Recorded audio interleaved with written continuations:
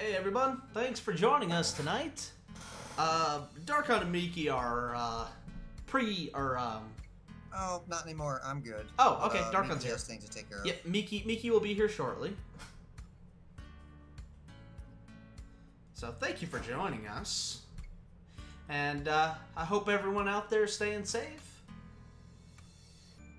Because, you know, that's important. Whew, excuse me. So, anyway, oh my god. Excuse me.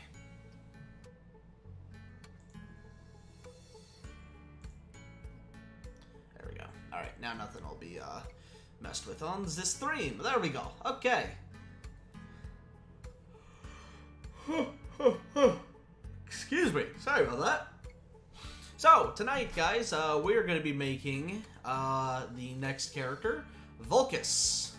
And his last name is pronounced Alekos. He is Greek, in case you were wondering. Hence the last name. And, yeah,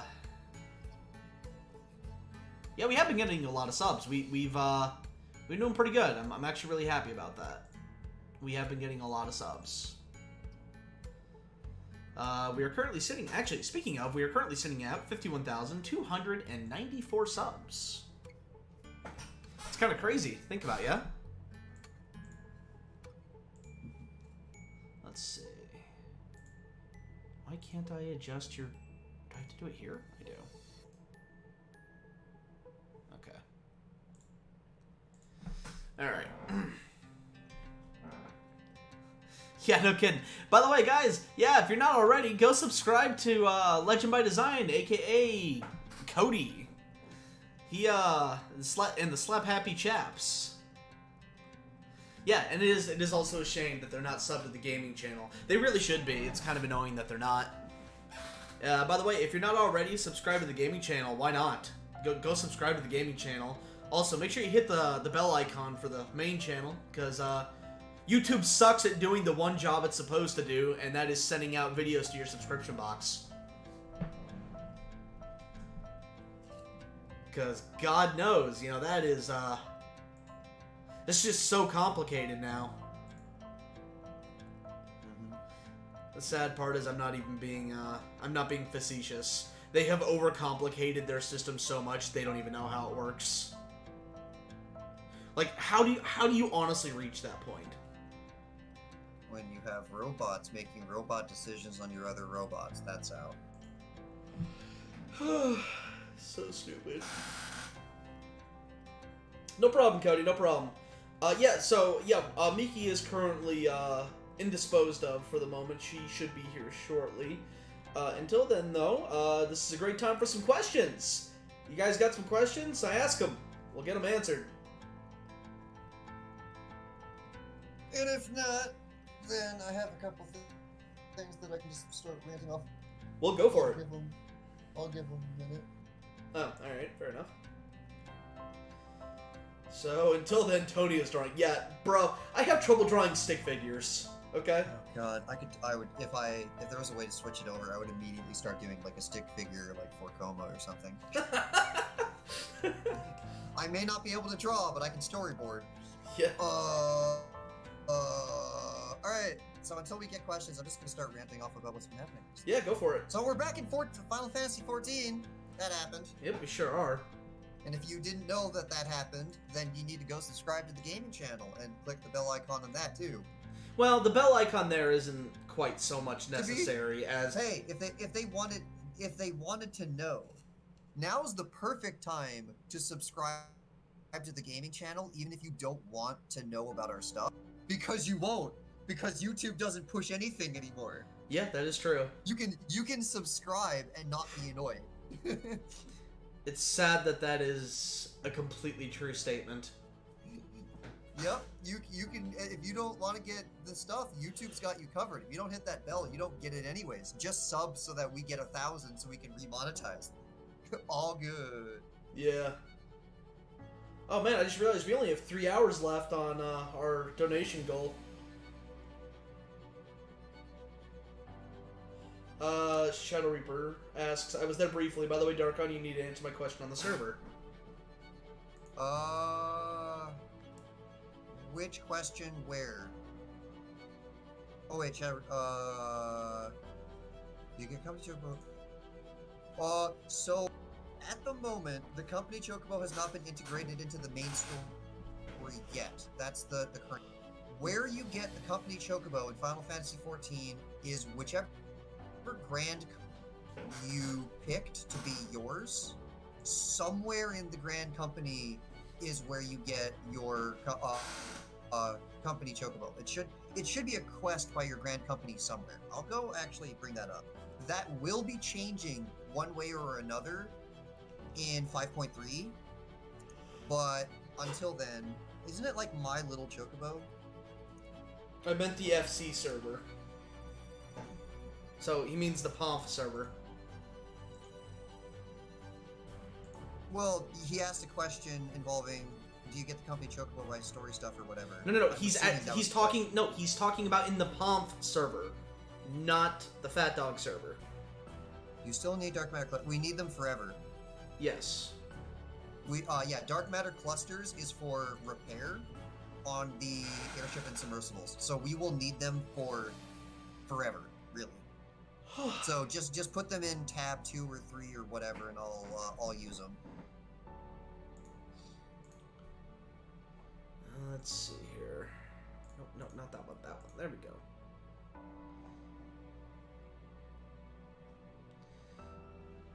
And as for the other question that was asked on the main server,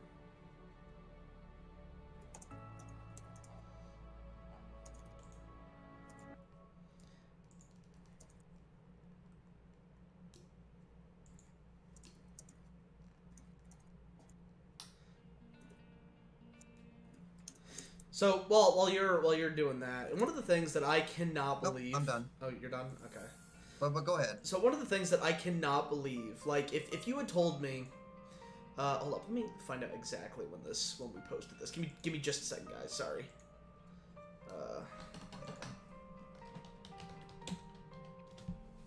When did we post this? So if you guys had told me 2 years ago, when was it episode 4? I'm pretty sure it was episode 4 that we started. Yeah. If you guys had told me 2 years ago when we started our Patreon that we would one day have almost 100 patrons, that blows my mind. We're currently at 88 patrons. That is insane to think about. That there are, you know, not only the fact that there are more than one of you that like us enough to throw money at us on a monthly basis, which is just like, wow. But there's almost 100 of you. You know, we're only 12 away from 100 patrons, and that is insane to think about. And it's even more insane to think about that they're not all $1 patrons. That's even crazier. Yeah. Like, wow. Some of you guys have a lot of disposable income, and the fact that you were going to use it on us, of all things. Damn.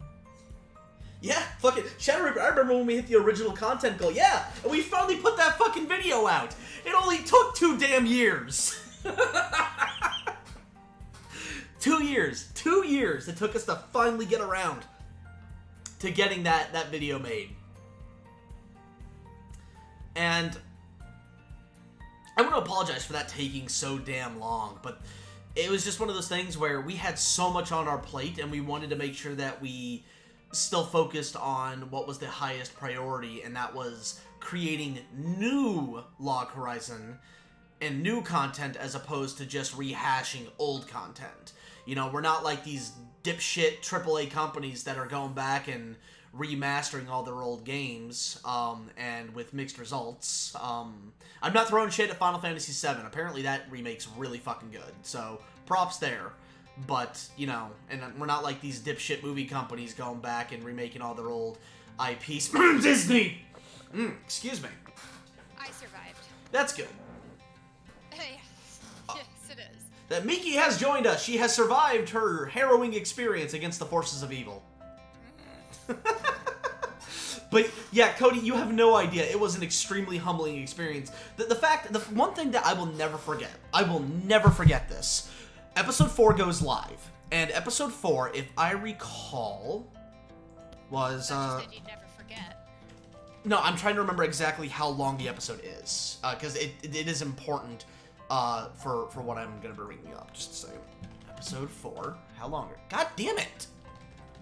Episode 4. Okay, episode 4 is 13 minutes and 24 seconds. Okay, I remember when episode 4 went live. Now this was before premiering. This was before YouTube Premiere was a thing. And I remember we go live, and there was a Patreon link in our description, and within 5 minutes of episode 4 going live, we didn't announce our Patreon until the end of the episode. So someone saw Patreon in the description and clicked it before the episode was even over and became our first maximum overdog. That's $50 a month, by the way. Before the end of the fucking episode. They saw that, like, oh, Patreon. Click donate. Okay, time to finish the episode. And I'll never forget that. I will never forget that. Just, wow. And Shadow Reaper asks, did you get some good loot, Miki?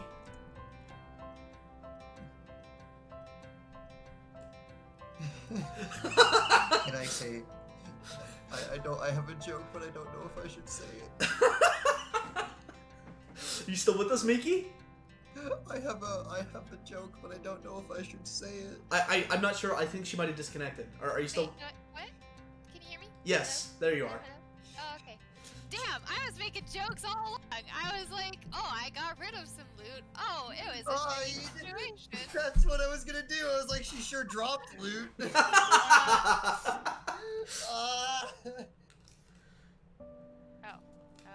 Wrong side of the pen there. But, Juan, no, you cannot have a piece of Booch's candy.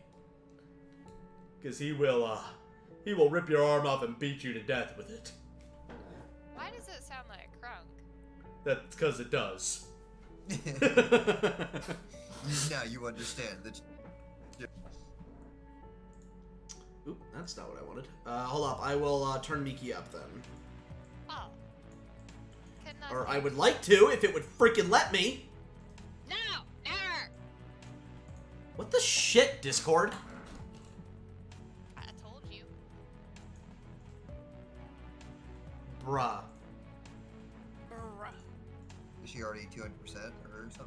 No, okay, so it wouldn't let me do it from our call. I had to go to the server, find her on the server, and turn it up from there. Oh, because she's sharing her screen, so you can't click her. No, I can click it. It wasn't moving when I would click it. It's moving for me. It wouldn't move. I right-clicked. Yeah, dude, it wouldn't move for me. Right-click the stream, and then it works. I did. I tried both. It just worked for me. Well, it didn't work for me. And the Discord. the stream will back that up. The stream could see it. Discord. I'm not saying you're wrong. I'm saying why. By the way, hashtag Miki save. That's a good fucking idea right there. Yeah, I'm seeing that new canvas, and I'm not liking it. That's not his name. So I don't think this has been brought up before. Do any of the main cast keep pets? Well, you know what? It's funny you mention that. It's funny you mention that because we had a character that was actually cut. And Darkon, are you okay with talking about this one? At this point, the character is most certainly not going to exist, so it's just history at this point. Go ahead. Okay, so we had a character that we were going to introduce that was going to kind of go over or kind of talk about... Was it a cat girl? It was a cat girl. Yeah, it was a cat girl. And her entire purpose was more as a example of point than a character. She was a a character, and we decided that's really a bad idea. Yep. But the whole reason for existence is we can go this far if we want to. But that was it. That was the end of the character. And it wasn't like a cute cat girl. It was a disturbing, like, oh gross, cat girl. Yeah, go look up it's not even as far as where we were going with, but if you can go look up Batman the Animated Series, the episode with Tigrix. Yep. It was like that. It was like, oh, you're bipedal cat. Ew. Yeah. Only much more realistic and much more disturbing. And she didn't have a name or anything like that, and so Lily was like, no, we can't just kill her. We gotta take care of her. And she doesn't have a name. Well, we'll name her Tack. This is just cat backwards. Yeah. Oh, sweet Lily. Yep, she was just gonna name the cat girl Tack. and Tack effectively took to her like a duckling to their mother, effectively. Yep. So, yeah, I guess that also goes to show the other reason why we dropped her. As we just said, she was more an actual real pet than a character. Than a character, yeah. Like she was a plot. We were making a point, and to make the point, we used an entire character to do so. And then we looked at it and went, all right, now what do we do with her? And we drew a blank until we got rid of it. Yeah, and she was capable of human speech, albeit limited, but she could do it. So it was one of those things where it was a neat idea, but it was a pointless idea. Because we could easier tell that narrative without dedicating a whole fucking character to it.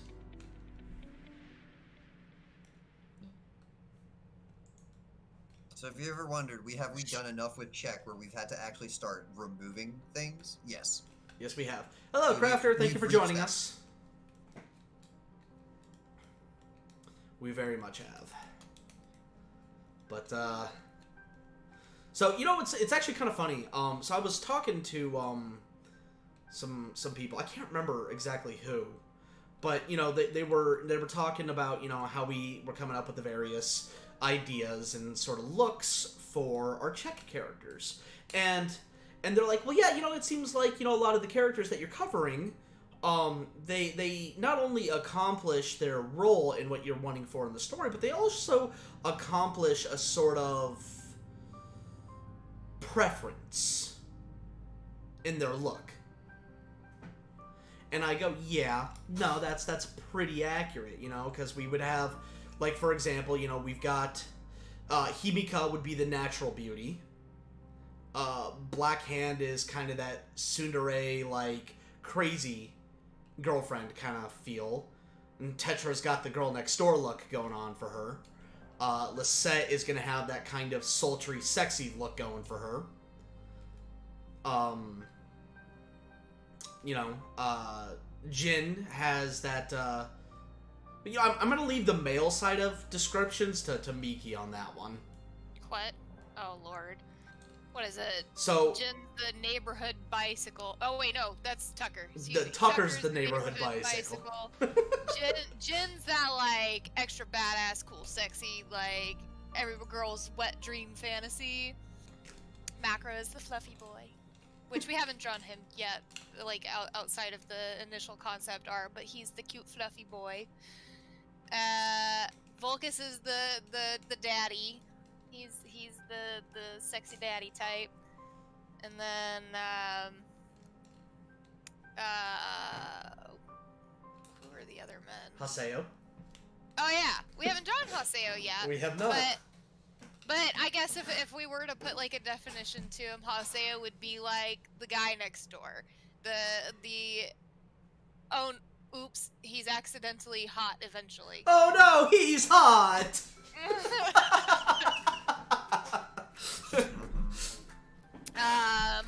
And then I think Dolus is the only other one that I could think of, which Dolus is just that want him to bend you over your knee kind of.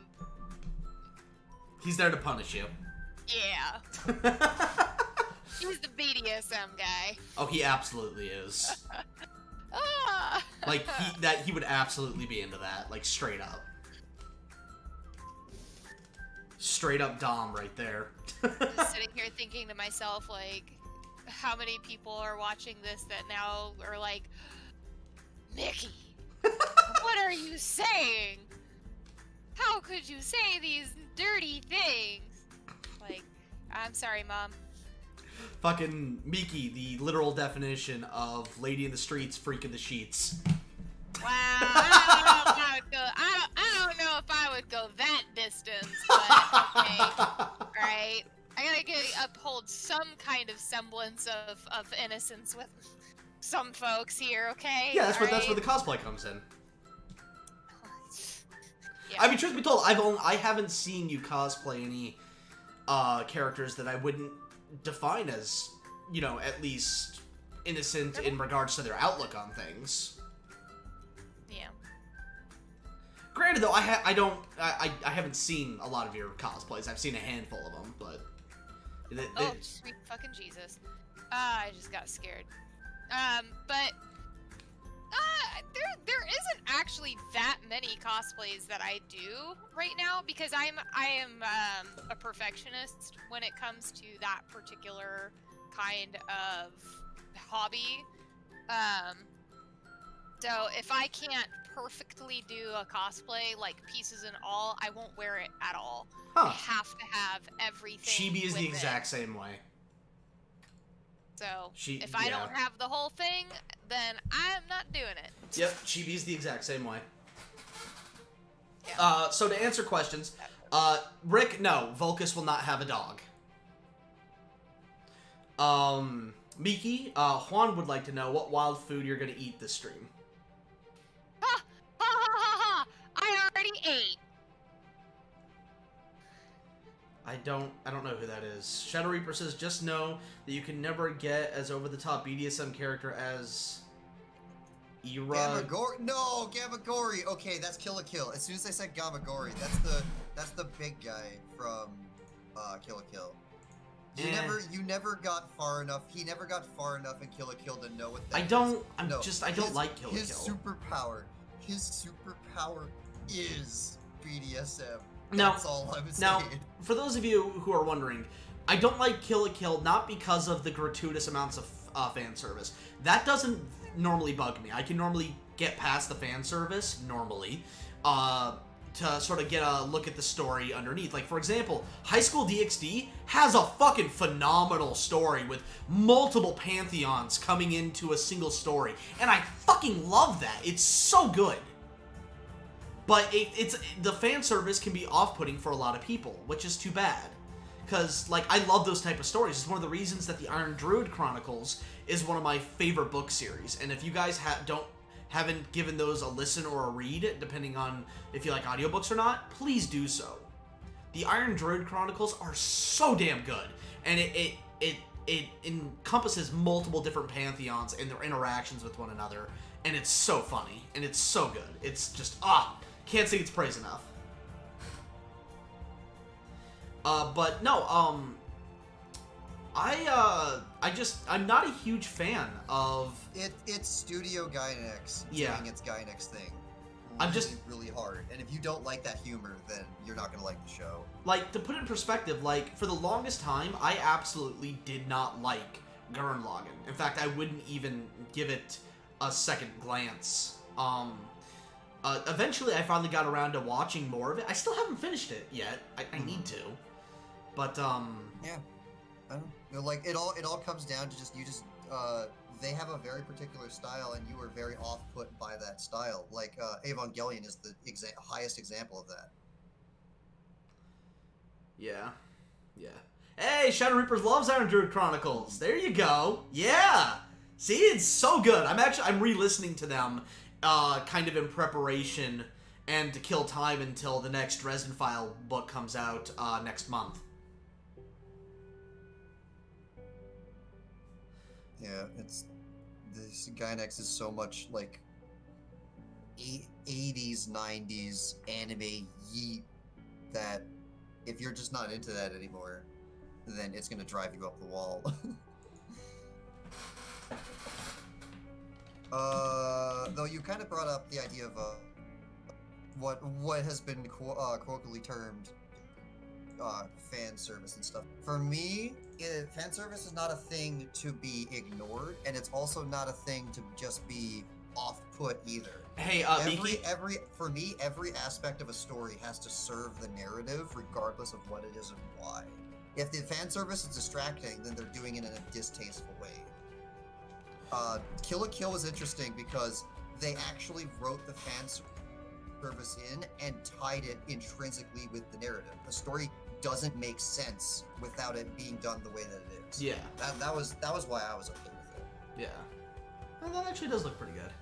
I was worried we were going a little too heavy on the scruff there for a moment. Wow. Doubting my capabilities again, are we? Hey, the way I see it is if, you know, I took everything at face value, nothing would ever improve. I'm teasing. I'm teasing.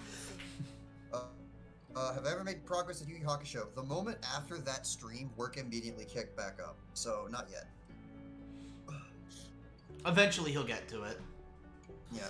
If I'm not getting another from work tomorrow, then I'm going to assume that something's going on, and we're going to go into another slow period, and maybe then I'll go back into trying.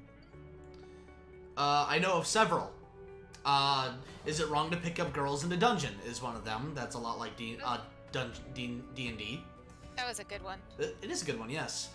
Let's see, what else? Yeah.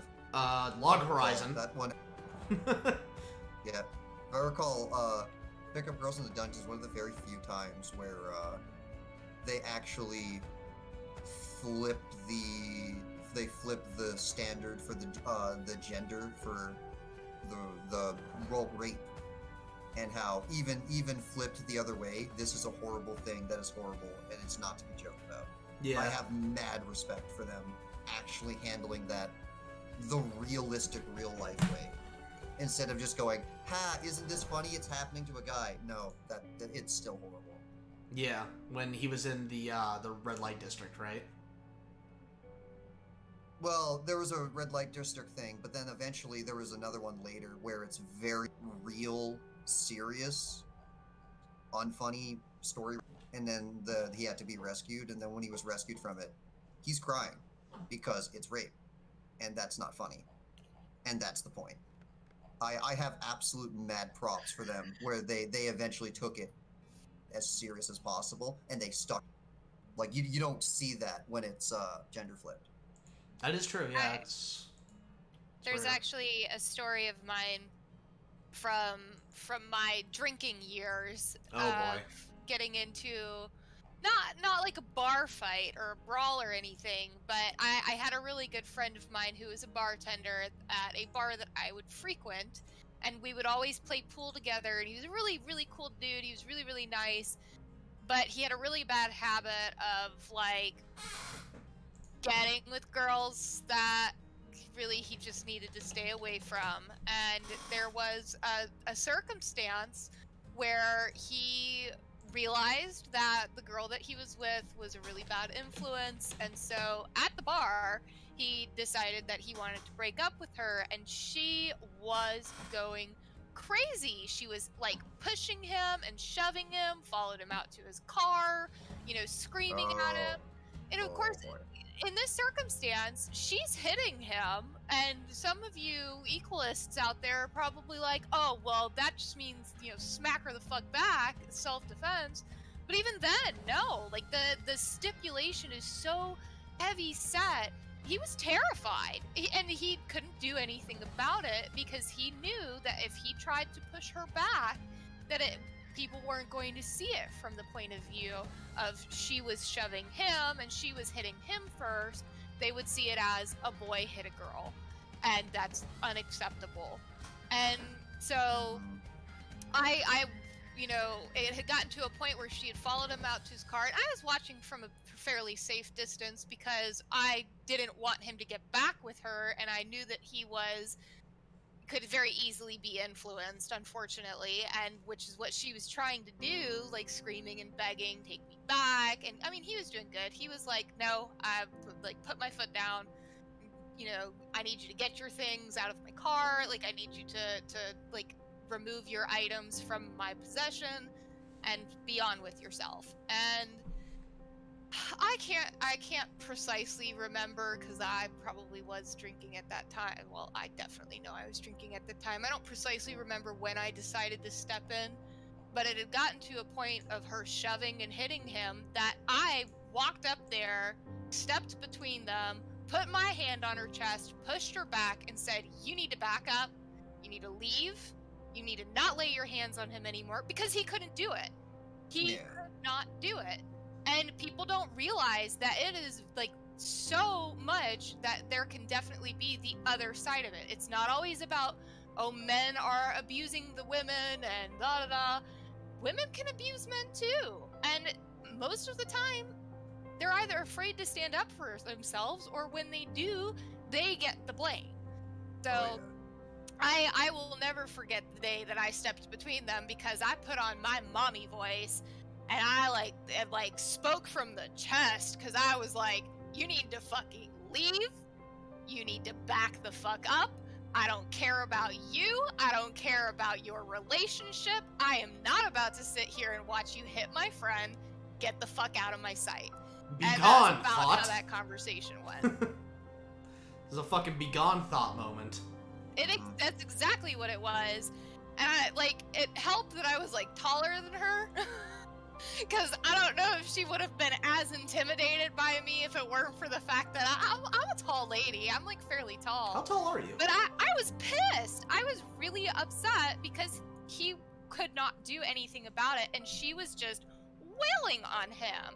So, granted, yes, I stepped in, and he basically told me and thanked me for doing that, and that he wanted to push her back but was afraid of what the repercussions would have been.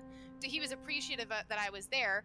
By no means is this my encouragement for you guys to step into situations that they're not your business, but definitely speak out if you see abuse or anything like that. Probably don't put yourself literally physically between the problem like I did. Learn from my example of that could have been very dangerous for me, because if she had a knife or if she was really unstable, she could have then hurt me. But don't just sit there and watch abuse happen, regardless of what side it's on. And that's my PSA. Mm-hmm. This has been This has been Words with Miki. Yeah, I don't put up with that shit. I don't care if you are a man, woman, whatever. You just don't treat people like shit, and don't physically harm people, and that's the end of it. And if you do, in my presence, you will get mommy voice. And mommy voice is scary. God. Unless that's what you're into. You immediately brought me back to the one time in high school where police got involved. I can say thankfully that I have never had a girlfriend like that. I mean, I've had bad relationships, mind you, but not any quote unquote psycho chicks. They're pretty fucking scary, man. And I basically told her to never come back to that bar again, and I laid out the whole this is my turf, don't let me catch your face here. I mean, I was pretty riley myself, but it was because I just didn't want somebody like that around my friends. I had become a very well-known regular at that bar because, again, these were my drinking days. I'm glad that I'm not in those drinking days anymore. But yeah, ultimately, I stayed back long enough to make sure that I had a good understanding of what was going on before I chose to get involved, and made sure that I was not impeding somewhere that I wasn't welcome. So there's a lot to consider in those circumstances, and just if you do find yourself in a situation like I did, just be careful, be considerate and courteous and cautious, unless they're a psycho bitch and then you don't care about their feelings, but still be courteous and cautious of yourself and the person that you're speaking on behalf of. So, but I never saw her again, so that goes to show she never did come back. So speaking of of past events. Miki, you wanna talk about what happened 3 years ago today? Oh my god, this is so funny.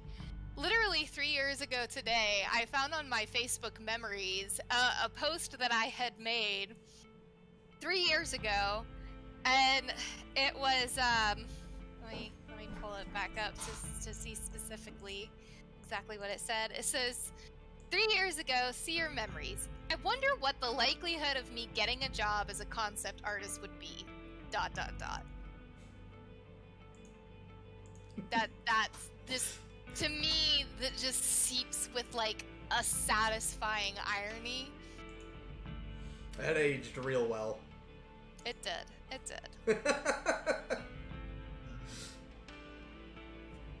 Why is it that your stories immediately brings up stories for me? Because people have a lot of very common occurrences. Both your "This is my turf" reminded me of a story, and also the situation on, well, more around the PSA on Duke brought up a completely separate story. I will admittedly say that is not the only time that I have ever spat the phrase or threat, "This is my turf, get the fuck off of it and don't let me see you here again." But you literally said, "This is my turf." Me of how my dad is the best dad ever. Dad, I love Dad. Love you, Dad. Best dad ever, Dad. Yep. Yeah, I think the other time that I did it, I was probably 12, and it was at like a shopping complex, and somebody had beaten up my friend, and my friend came to me with like bloodied elbows. Her hair was all messed up, and she was crying and, you know, scared, and it really triggered me as a angsty 12-year-old that I was just like, show me who did this to you. And then I went and I started a fight with them, and I'm a smart person. I will not get into a fist fight because I am strong, but I am still not strong, if that makes sense. Like, I'm tough. I like probably could throw a pretty good, actually I know I can throw a pretty good punch, but I don't have fighting experience.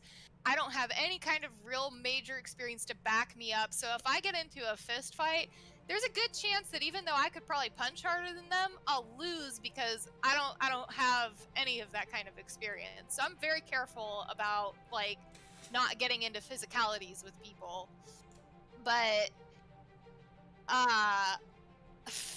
this girl was like, so I swear I'm gonna tell this story. I always like make myself like really pumped up about this, and then it's the ending of it's fantastic. So this girl is like a little bit bigger than I am, and so in this circumstance I'm the tiny one, but it did not stop me from going up and getting into her face and screaming at her like for beating up my friend. Why did you do this? And blah blah blah, like just like roaring at her, and she is like bitching back at me, like saying something about how my friend deserved it, which nobody deserves any kind of physical altercation like that. It's not deserved and it's not necessary. So I didn't care what she had to say, you know, unless she said my friend hit her first, and that would be the only thing that would kind of sway me to go, okay, well, you kind of asked for it, friend.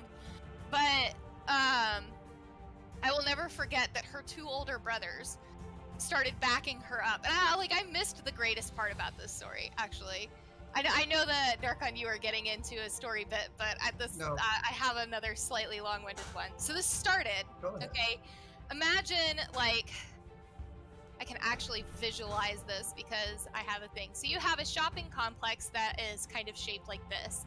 You have Walmart standing over here, Walmart, and it takes up this whole side. And then you have movie theater. This is so fucking backwards, holy shit. Oh my god. Whatever, you get the idea. Movie theater there.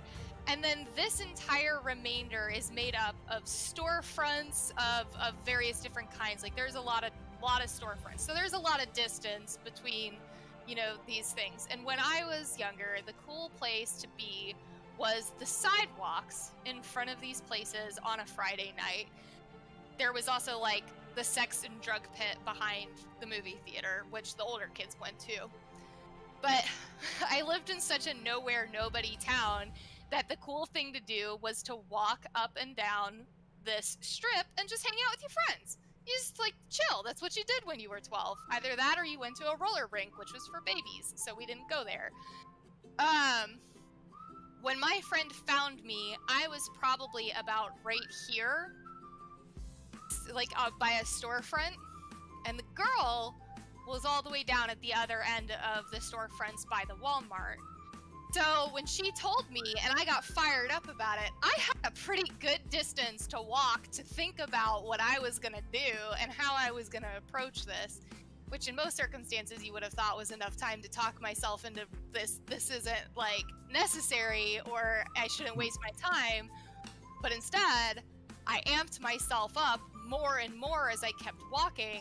As I'm walking, people see the look on my face. I am like livid because of what they have done to my friend.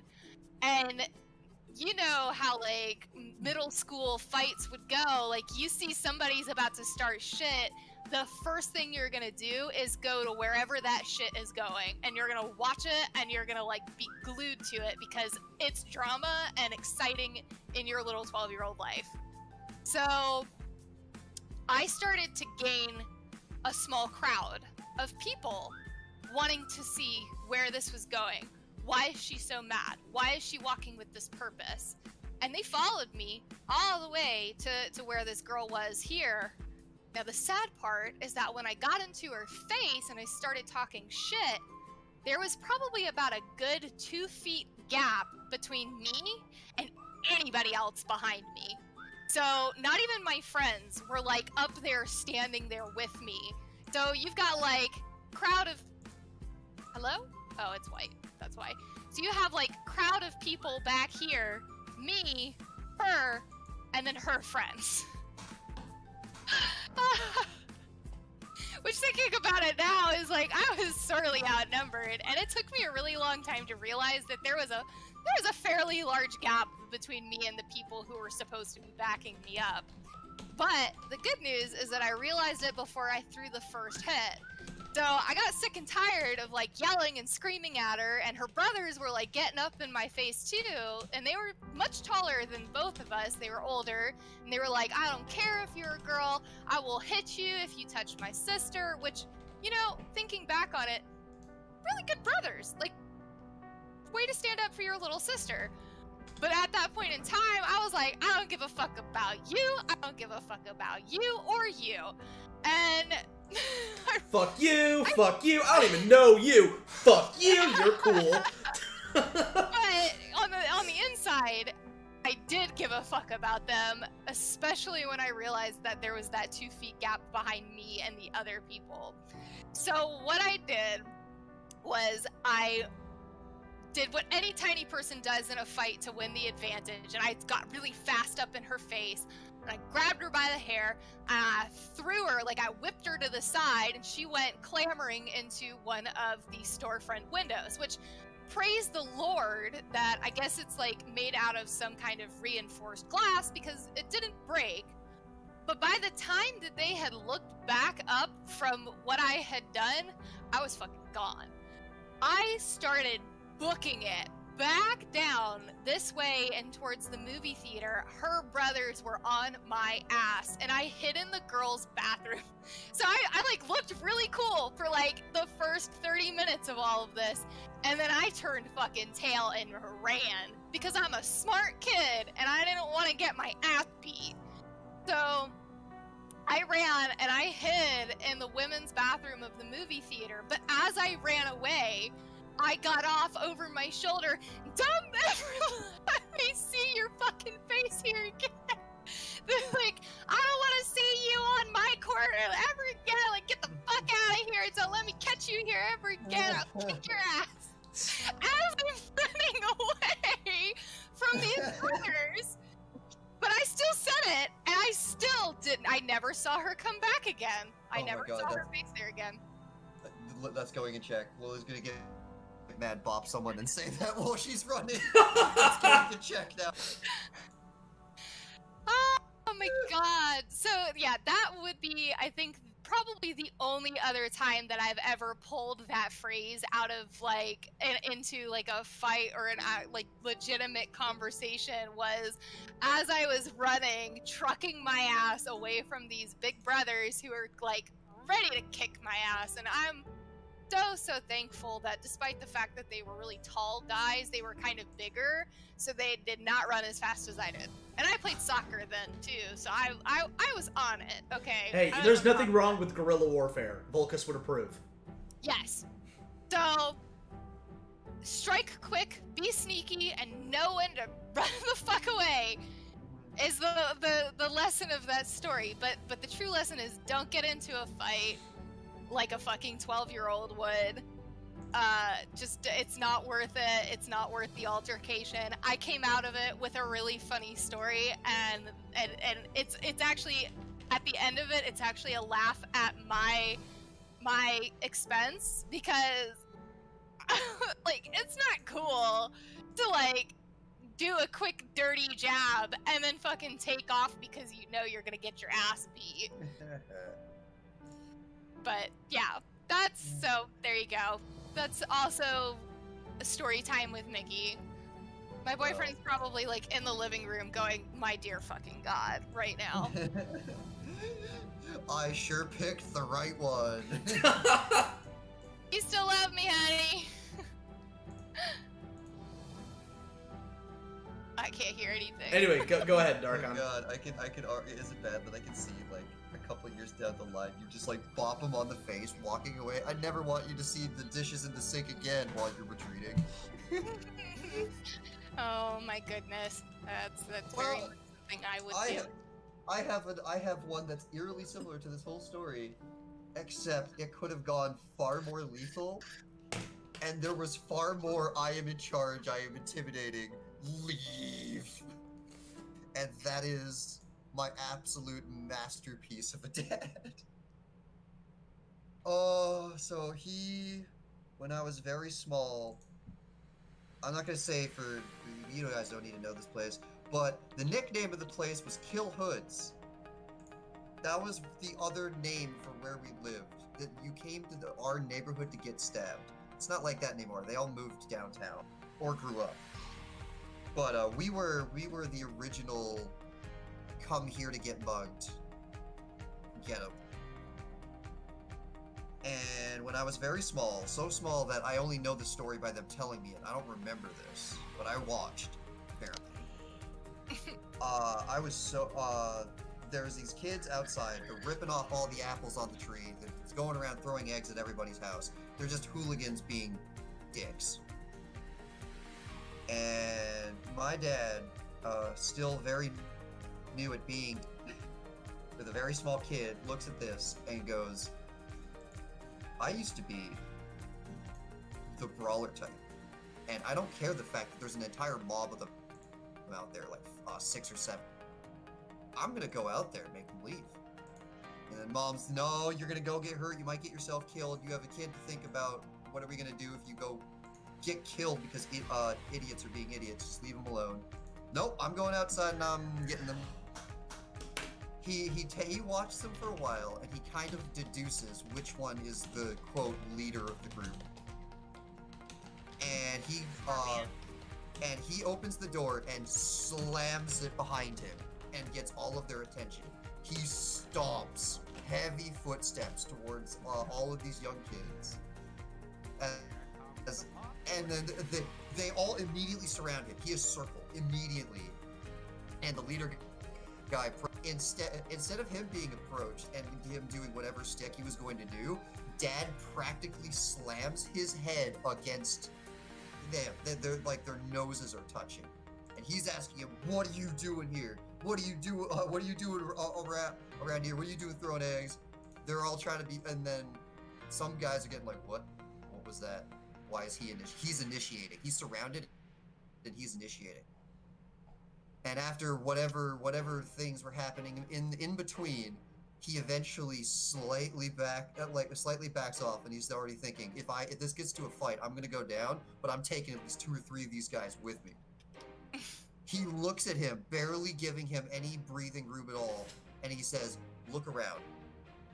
No, seriously, look around right now. All of you, look around. And then they start looking around. They're just like, okay, what are we looking for? Look. You see everything here? Everything around? He takes his arm, he slams his chest. It's all mine! All this is mine! Get out of here! Get off! He's surrounded by these guys. He's just slamming his chest like, this is my place. Get off of my stuff, like a monkey, just screaming at him. I never want to see you back here again. He got this. He was surrounded by 7 people, and all of them fled, and they never came back. Dude, that reminds just because this crazy old man's coming out, slamming his chest like a gorilla, going, "It's all mine." Bruh, you have no idea. The crazy tactic, like, even if they could take you on, it's not worth it. Dude, they don't want anything to do with this guy. that is straight up, man. It's straight up. This is what we did in PvP. It's straight up what we did in PvP. It's what you taught. Like, if you walk like you own the place, no one will question you. No, that's exactly. Yeah, no. Like when I was in high school and I skipped class a lot. There was this new movie theater in my town, and so the way that they had it set up was that they had the ticket booth, and they only did this during the week. On the weekends, they had the ticket place in a different spot. During the week, though, they had the ticket. They had the where you would buy the tickets, and then they had the person that would take your ticket right next to it, and then you would have the lobby, the concession stand, and then further back, you'd get all the movies on both sides, and then to the left, you had the arcade. So during the week, I would, when I was skipping school, I would go in there, and I'd be like, hey, I just want to get to the arcade. They'd have me sign my name in, and I would sign some fake fucking name. I'd go in, and I'd go play in the arcade for like an hour. Enough for, whoever was there to change, and not, they forgot about me. And then I would just walk into the movies. And I would go watch the movies, and I act like I belonged there. You would be surprised how much just the air of confidence will do to deter someone from questioning you. If you act like you're not supposed to be there, people are gonna ask questions. You act like you're supposed to be there, you act like you're in charge, and that's half the fucking battle right there. We're sitting here teaching children how to break into the movie theater. GG, folks. GG. No. If you don't already have the crazy mentality, you won't be able to pull it off. No. Empire. Do not even try, because if you do it to try, you will fail. You will look suspicious. Empire. That's the tricky part. Empire, though. It's not my dad. That was Darkon's dad. No. That was Darkon dad. That was it's all mine. But speaking of dad stories, my dad had a monkey growing up. That's pretty fucking boss. Yeah, he had a little squirrel monkey named Bobo. Let me see if I can go find the picture. Hold up. Let's see if I can find it.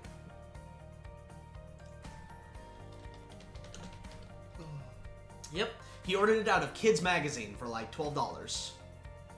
What? Yep. That's fucking insanity, man. Right? He's selling a fucking monkey on Kids What the heck? Yeah, Kids Magazine for $12. Oh my god. That's insane, isn't it? That is pretty fucking insane. Alright, hold up, I'm going through his pictures. I'm gonna see if I can find it real quick. I know he had one here somewhere. I was gonna say, I've forgot to mention that when I did tell my mom about stepping between that girl and the guy at the bar, she was not happy. So, just so you know, it's more so that she was not happy with me putting myself in danger. She was not very supportive of that. I can imagine. So keep that in mind, folks. It's like, you're doing valiant things, but you're also doing dumb things. So just please be careful. Where is it? Come on, I know it's here.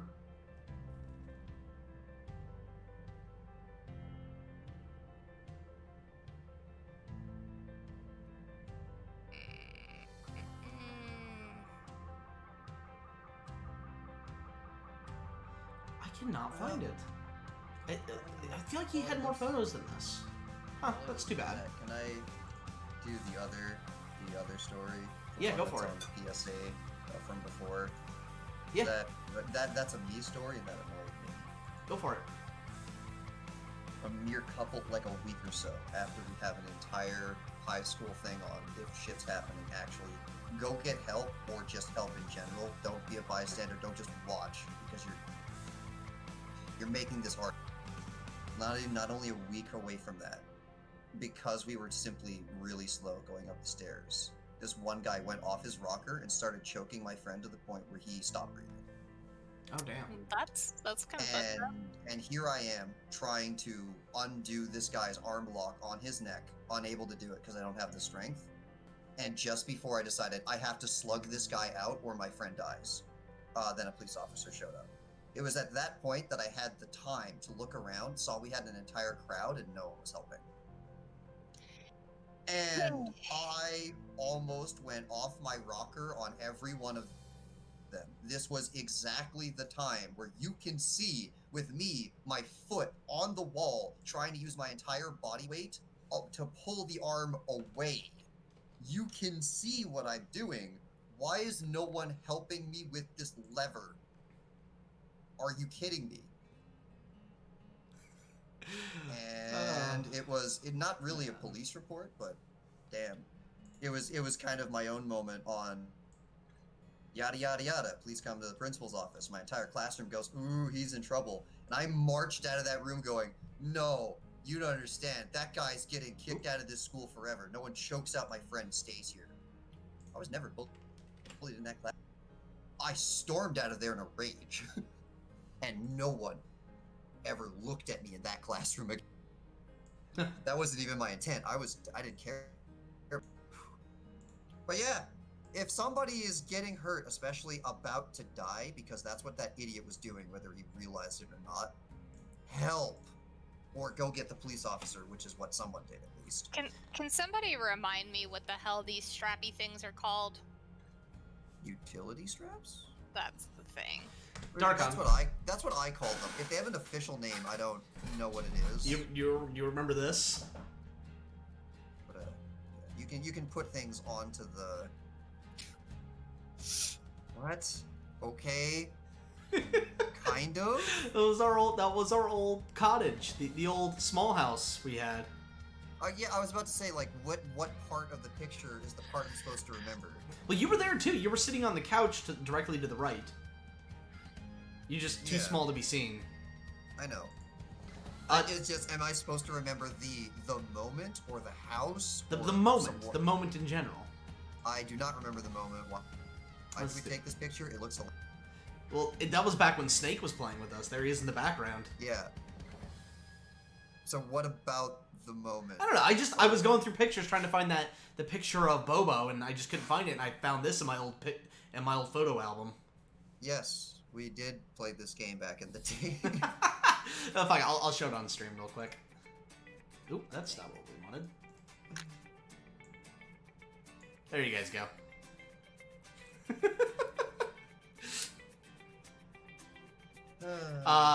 Distortion Devil, Chibi Tails, myself. You can't see him, but Darkon's where that pumpkin is.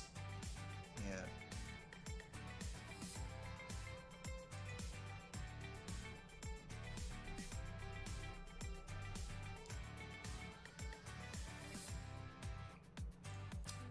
Okay.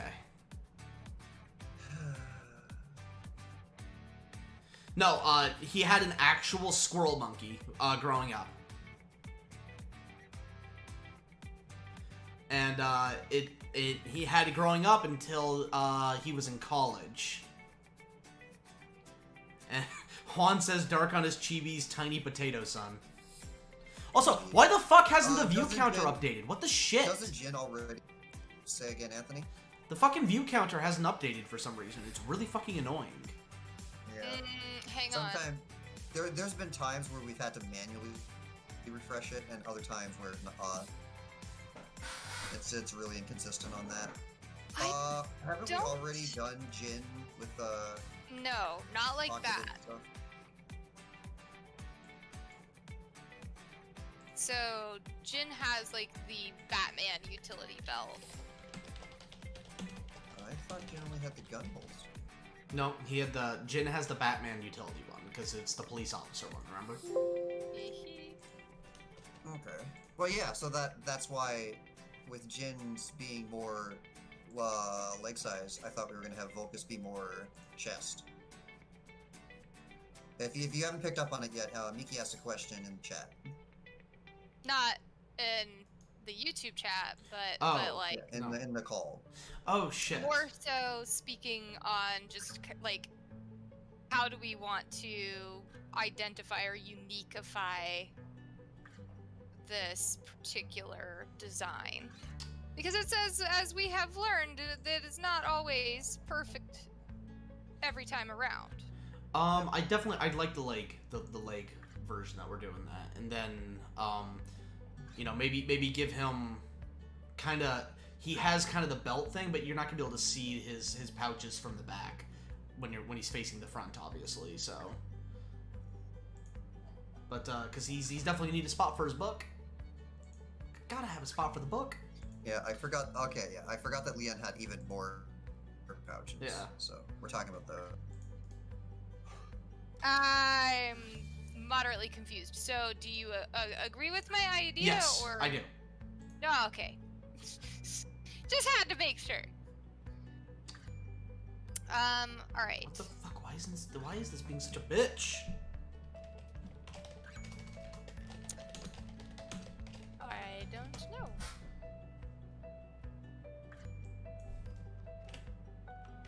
Oh, for fuck's sake.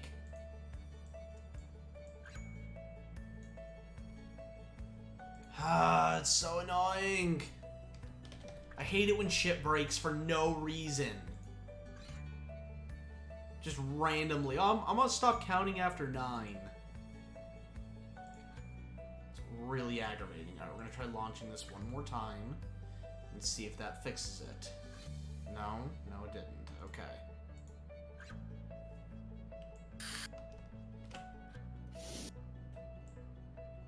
There we go, it's working now, so we're gonna... Ah! Okay then. Coming back to that.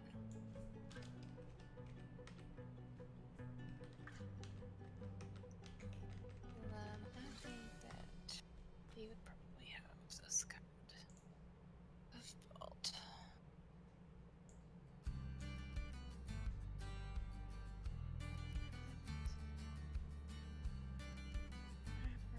Like this.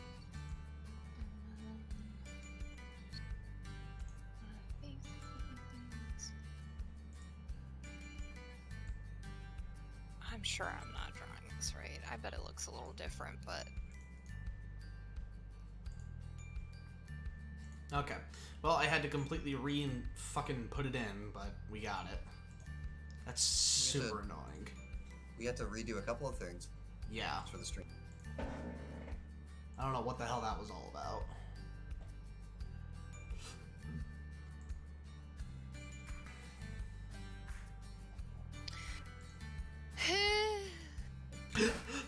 Ow! That hurt. Wow! Ow! What was that? Ugh. That was 2 hiccups simultaneously that didn't want to come up. You just like startled me with that. Ow. Sorry. It's like minding my own business, and then all of a sudden you're dying. Is like. Yeah, don't die, kids. It's bad for your health. Yeah, don't do But that. Juan, to answer your question, I've already eaten snake before.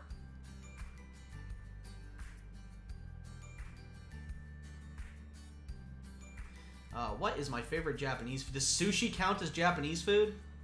Yes. Yeah. Then sushi. And Empire, no. We have not gotten the holidays things Oh my God. sorted out, and it won't be for a while. Unfortunately, it's kind of low priority. You said Empire, and it like registered in my brain that I needed to save. That's great.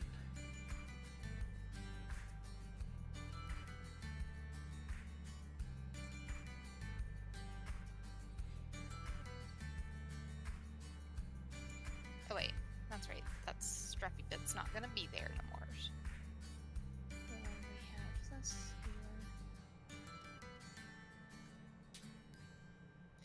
men's pockets or very deep pockets.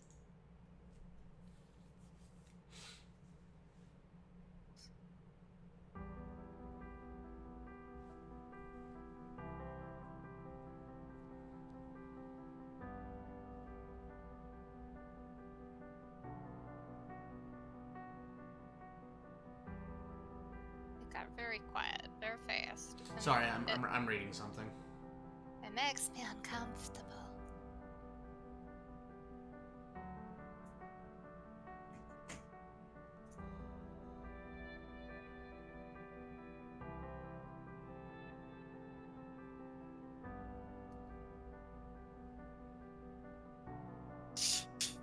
Oh Ah! god.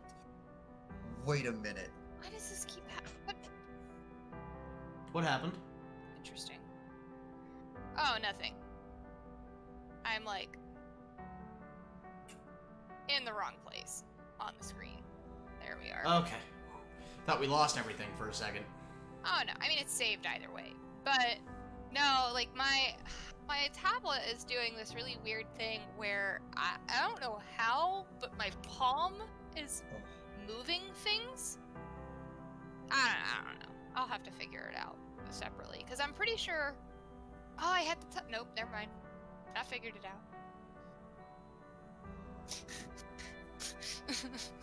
I had the touch on, which it's not supposed to be on, but it was. So that explains everything.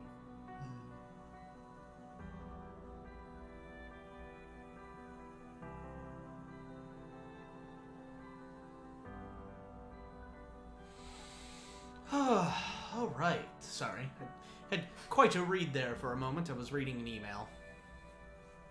Oh boy. Prepping for work. You know how it do. Yeah, sure do.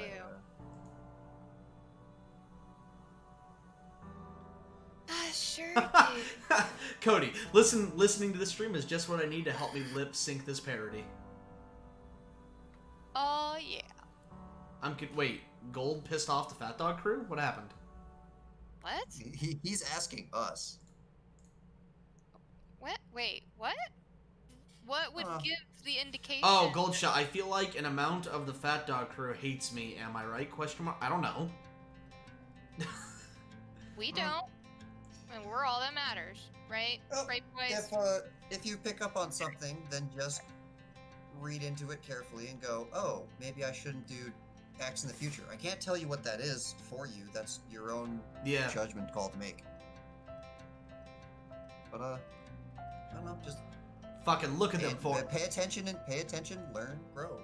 Look at the fucking forearms on this man. He is yoked. He is yoked. Straight up cock diesel. Simultaneously my favorite thing to draw and my least favorite thing to draw. I'm sorry? I said no. Say again, Miki? Muscly men. Ah. It is simultaneously my favorite thing to draw and my least favorite thing to draw. Huh. Why is that? So, muscles are hard when you're not, like, muscle-y. Yeah, I can understand that. Okay. Juan would like to know what your favorite animal is, Miki. Me? Oh, Lord. It's changed from time to time, but I think most consistently and most long-standing, my favorite animal has always been a Siberian white tiger. Ooh, nice one. Thanks. So it's I mean, it depends kind of like what kind of favorite you're asking. Is like favorite exotic animal, favorite house pet, so that can change and affect kind of what the answer is. But as far as like overall, yeah, I would have to go with the Siberian white tiger. Okay. So real quick, guys, for those of you who may have noticed, we have a donation bar on the top right of the screen. Richie's truck took a dump, or rather, things are bad because he needs a truck to work, and and working's important, because you gotta pay them bills. So you'll notice that we only got 2 hours left for this donation goal, and we're just over halfway there. That's a lot to cover, and truth be told, I'm not expecting us to reach this goal at this point. But you know, anything that we can reach within those 2 hours would be fantastic. And there actually are a few incentives to reach some of the goals there. We've already reached the $500 goal mark, which was Cells at Work one-shot live script read. So that'll be done at some point. You'll have to ask Richie when. $600, the Sacred Noble from, or the Scared, Jesus, I'm going dyslexic hard. The Scared Noble from episode 10 or 9 of Log Horizon will do the War monologue from Hellsing Ultimate Abridged. And then at $700, Menu will do the War monologue from oh my god. We'll do the War monologue from Hellsing Ultimate. And 800, Kermit the Wise will do the War monologue from Hellsing Ultimate. So, yeah.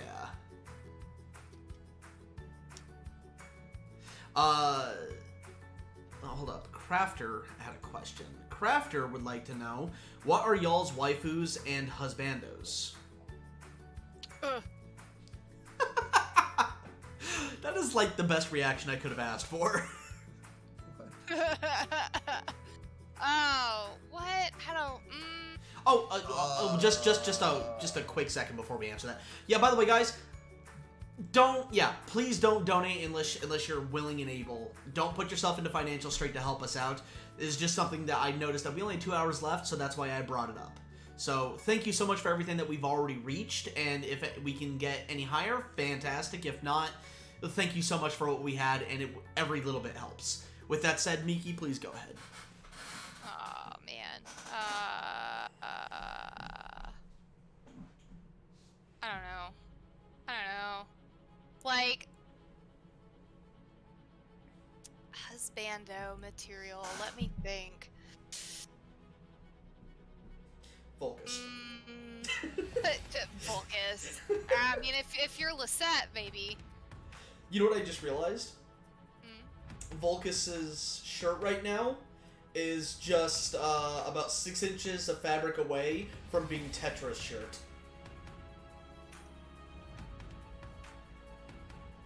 That's kind of weird. It's true though. Like if we could straight up give him a fucking belly shirt. I mean, we're not, but we could.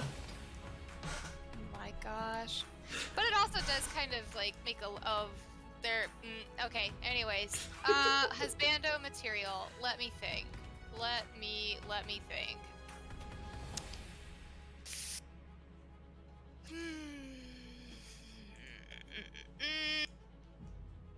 No, pass. You gotta come back to me. I'll answer, but I gotta think about it. All right, Darkon. Oh god, I don't do these.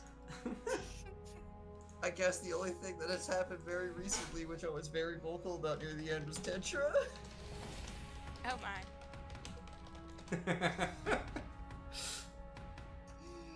I don't know. Tetric x Vulcas. Oh god, they're going off on these. Oh already. Jesus! Oh, I can't wait to see all these super crack pairings. Oh, it's gonna be great.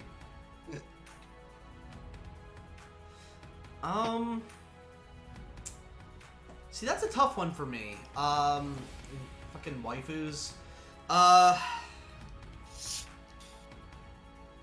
That's a tough one. Cause like I really, in terms of like personality-wise, I would definitely have to go with Rory from Gate, and Jibriel from No Game No Life. I love their characters and personalities and what they bring to the table there. I love that. As for just general looks, I gotta give it to the redheads. So like Rias or I was about to say, like, any redhead? That's very broad. like yeah, I think like Rias Gremory would be a top contender.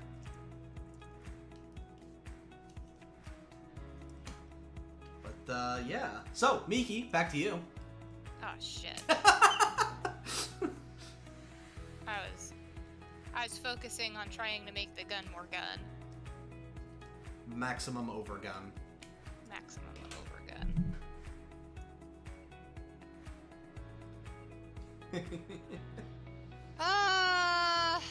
Okay. Alright.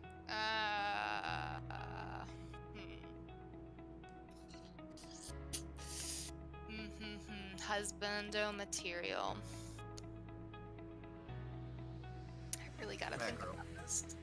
I mean, macro, yes. Macro material. He's my fluffy boy. I mean, I don't think that you guys understand from like an artist point of view of like actually like doing anime and doing it as long as I have a lot that have come up in my past where I've been like, that's my husbando, and I have a lot of my like a lot of people's OCs are also my husbando, so you would not know who they are, but I would say like original, like true to God original husbando was Inuyasha. You and Chibi both. It's like, you know, if you want to go like old school, like the OG, it would be Inuyasha.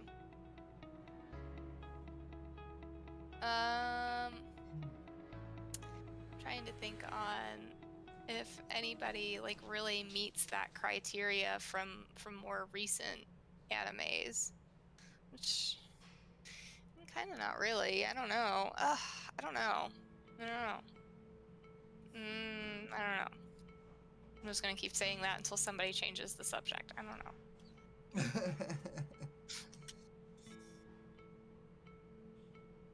If you say Kaname, oh god, Kaname Kuram from Vampire Knight, we need.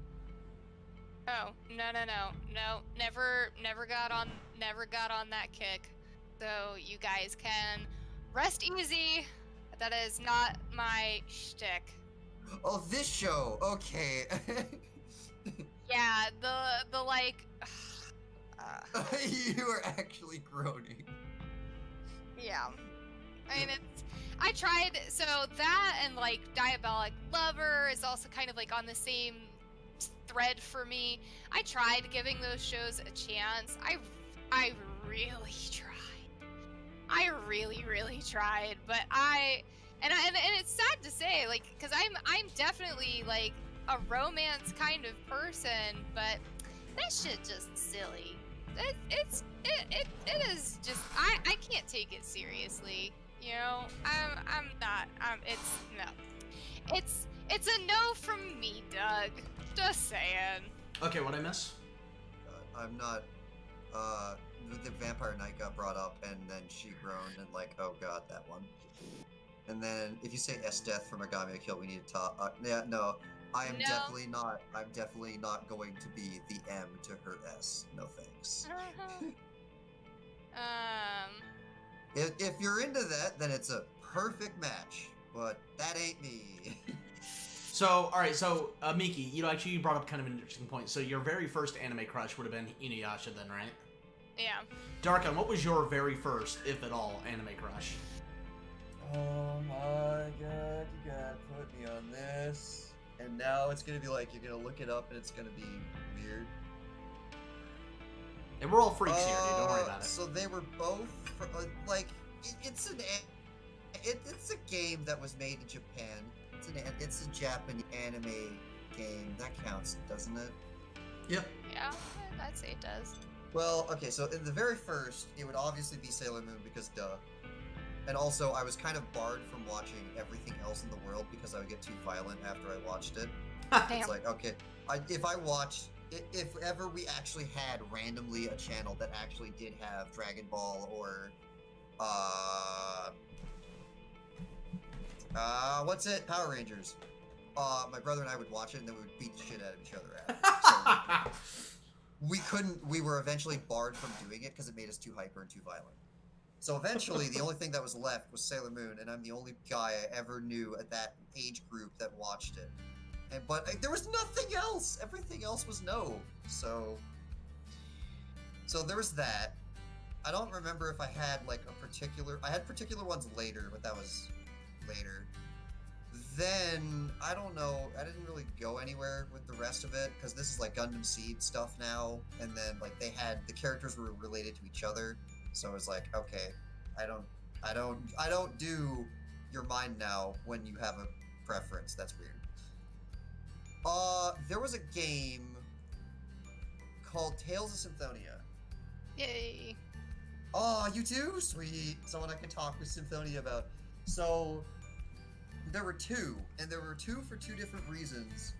But then one of them eventually became a no because I was more interested with the story instead of, hey, she's cute. Oh, but this is actually like it was either too heavy or too, okay. There was a character called Persea, and she was one of the few times in anime's history where the idea on I look very little, I look like at the time the same age group as the person playing the game, but I'm actually older, but taken seriously and taken drama on circumstances have robbed my these years of my life and I can't get them back, and what the hell these idiots are gonna pay for doing this to me. Once I figured that out, it went from, oh wait, she's actually like a real in the future number, like 25, 26. I think we're in the, like the same age category now. And I played this game when I was like, what, 12, 14? So once I figured out what was going on with that, it was more, we became friends and not a relationship. But for whatever reason, Rain, the fully adult woman, for whatever reason, I like loved her. When I was young, older women was absolutely the type, and she was a dork. She made sense. She talked about things that made sense. But whenever you got into the thing that she likes, like ruins and ancient history, she goes child ballistic, and that was adorable to me. That was my crush for the longest time that I never told anybody. And now it's on the internet.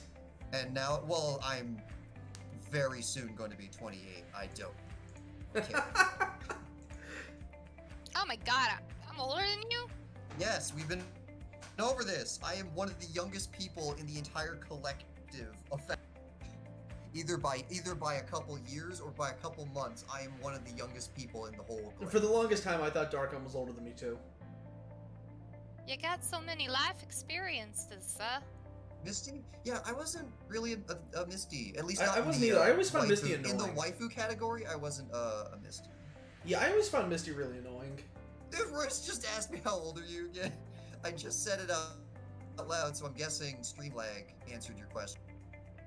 But and if it didn't, what's 28 minus 1? My very first anime crush was Haruka Haruhara from Fooly Cooly. Haruka is definitely waifu material. Right? 110%. Actually kind of like going along that vein, after I watched that anime, I desperately wanted a Vespa. And I even actually owned a moped for 5 minutes, y'all. 5 minutes? 5 minutes. This is a story. This is a very short story. This is a story that lasts 5 minutes. It hurts my pride. It hurts my very being. And I will tell the story purely because I know how to laugh at myself, but I will cry a little bit on the inside to remember. And that is that I got a moped. It was not a Vespa, sadly, but I did get a moped. And I got on my moped when my parents brought it home, and they had brought it home on like a little like car trolley thing, and they had rolled it off, and I was so excited that I jumped on it, and I was like, I'm gonna take it for a spin around the block. Oh boy. Because I just wanted so badly to ride it, and I had not had any formal training. I had not had any motorcycle training. I started my moped. I started driving, and this was to note. It was and I'm gonna keep you in anticipation of what happened. I bought this moped pre-owned, and one of the things that the owners told me is that when you first start going on the moped, until you catch up in speed, it doesn't like to turn very well. That it's very hard turning. Yeah. So I have this moped, I've turned it on, I have started rolling down my driveway, and I'm doing pretty good. I'm not falling over, I'm staying upright. And then I realized that my mother's car is in my way, and that I need to go around my mother's car. So I start to try to turn the moped, and the moped is not really turning because it is not really going fast. And all too quickly did I realize that I really need to turn or I need to stop, but I was freaking out because I now realized how very little time I had to react to correct my path. So I froze up, got really close, and realized then my brain triggered, I need to hit the brakes. I'm not gonna clear this turn. It's not gonna happen. I need to back up and start over. So Mickey's brain was doing real great. It was doing real great. It was like, all right, Mickey, you need to stop. Mickey's hands did not agree with this decision, and instead was like, we're gonna hit the brake and the gas at the same time. Oh no. So, needless to say, your brakes are only so good, but if you full throttle, because like it's one of those like pulling, like turning kind. So you turn the handle and it goes faster. You turn it the other way and it goes slower. So I'm pulling it's like bicycle brakes, and I'm pulling the brakes, but at the same time I'm twerking my wrist while I'm pulling the brakes. So I have fully opened up the throttle and put the brakes on at the same time, and the moped jumps into life, right into the front of my mom's bumper, and I fall over. The moped falls on top of me. I am immediately like, oh my god, I just did that. And at first, I'm really just like embarrassed. I'm very embarrassed, but I'm also very worried about my mother's almost brand new Lexus that I had just hit. And so, the Lexus was fine. It still has scratches to this day of my moped on the front bumper, but it did not really budge. However, I totaled my moped within 5 minutes of owning it by ramming it into my mom's Lexus bumper. And then it fell on top of me. My loving stepdad pulled it off of me, and they wanted to check to make sure I was okay, and I didn't even stay to figure out what happened. I didn't even turn the moped off. I immediately went to my room, and I just cried. And I cried, and I cried, and I cried, because I was still quite young at this point. And to this day, it will forever be one of my greatest shames, because I literally owned it for 5 minutes, and I totaled it. And the really like big salt in the wound part about this is that I got the moped from the money that I had gotten from the car that I had also just totaled in an accident. Oh my god. And insult to injury. I had no money, I had no car, and I had no moped. Yeah, but to answer your question, Empire, yeah, we were talking about Fooly Cooly and how Haruko Harahara from it was my first anime crush, and that got onto the topic of mopeds. Tangent. Yep. It got onto my tangent and my greatest shame. You know, actually, that kind of reminds me of when I first learned how to ride a bike. I had learned how to ride a bike and I finally got it going. And I remember my neighbor Jake was helping me, and he was a few years older than me, so he was helping me kind of get it. And we were doing it in my cul-de-sac. And in the cul-de-sac there were various driveways, but there was one driveway that went down a very steep incline, and so I just learned how to ride my bike. And less than 30 seconds later, I'm going down this very steep incline, and I'm going extremely fast. And fucking little, 5 or 6 year old me is not like understanding, bro, you gotta brake. And that just didn't happen until I collided with a tree, was sent sailing over said tree, and onto my neighbor's car. Ugh. You also just brought back another horror story for me. Ugh. When I was younger, I used to ride my bike around town all the time, and I was on my way back home from somewhere, and I was booking it. I don't remember why, because I was really young at this point, but I was fucking flying down the street. And I rode my bike past a friend's house, and they were sitting out on the porch, and they hollered my name. And I don't know what fucking possessed me to think that it warranted me slamming the front brake and not the back brake. Oof. Imagine you watch this poor child who is flying down the road, coming to a very quick stop and bouncing straight over, like the bike just did a whole fucking 360, and my face ate fucking pavement, and I was bleeding all over the place. There was a neighbor who had seen this horrid accident, brought out like a warm, damp rag. It was so terrible, and I was pretty fucked up for a little while after that happened. And I am like, I don't like thinking about that memory because it was probably one of the most painful things I have ever experienced. Oh man. Oh my god, I can't believe that we're talking about this. Actually Also remember to save. just before we started streaming. My turn? Thank you for joining us, Shadow Reaper. My turn? Yes.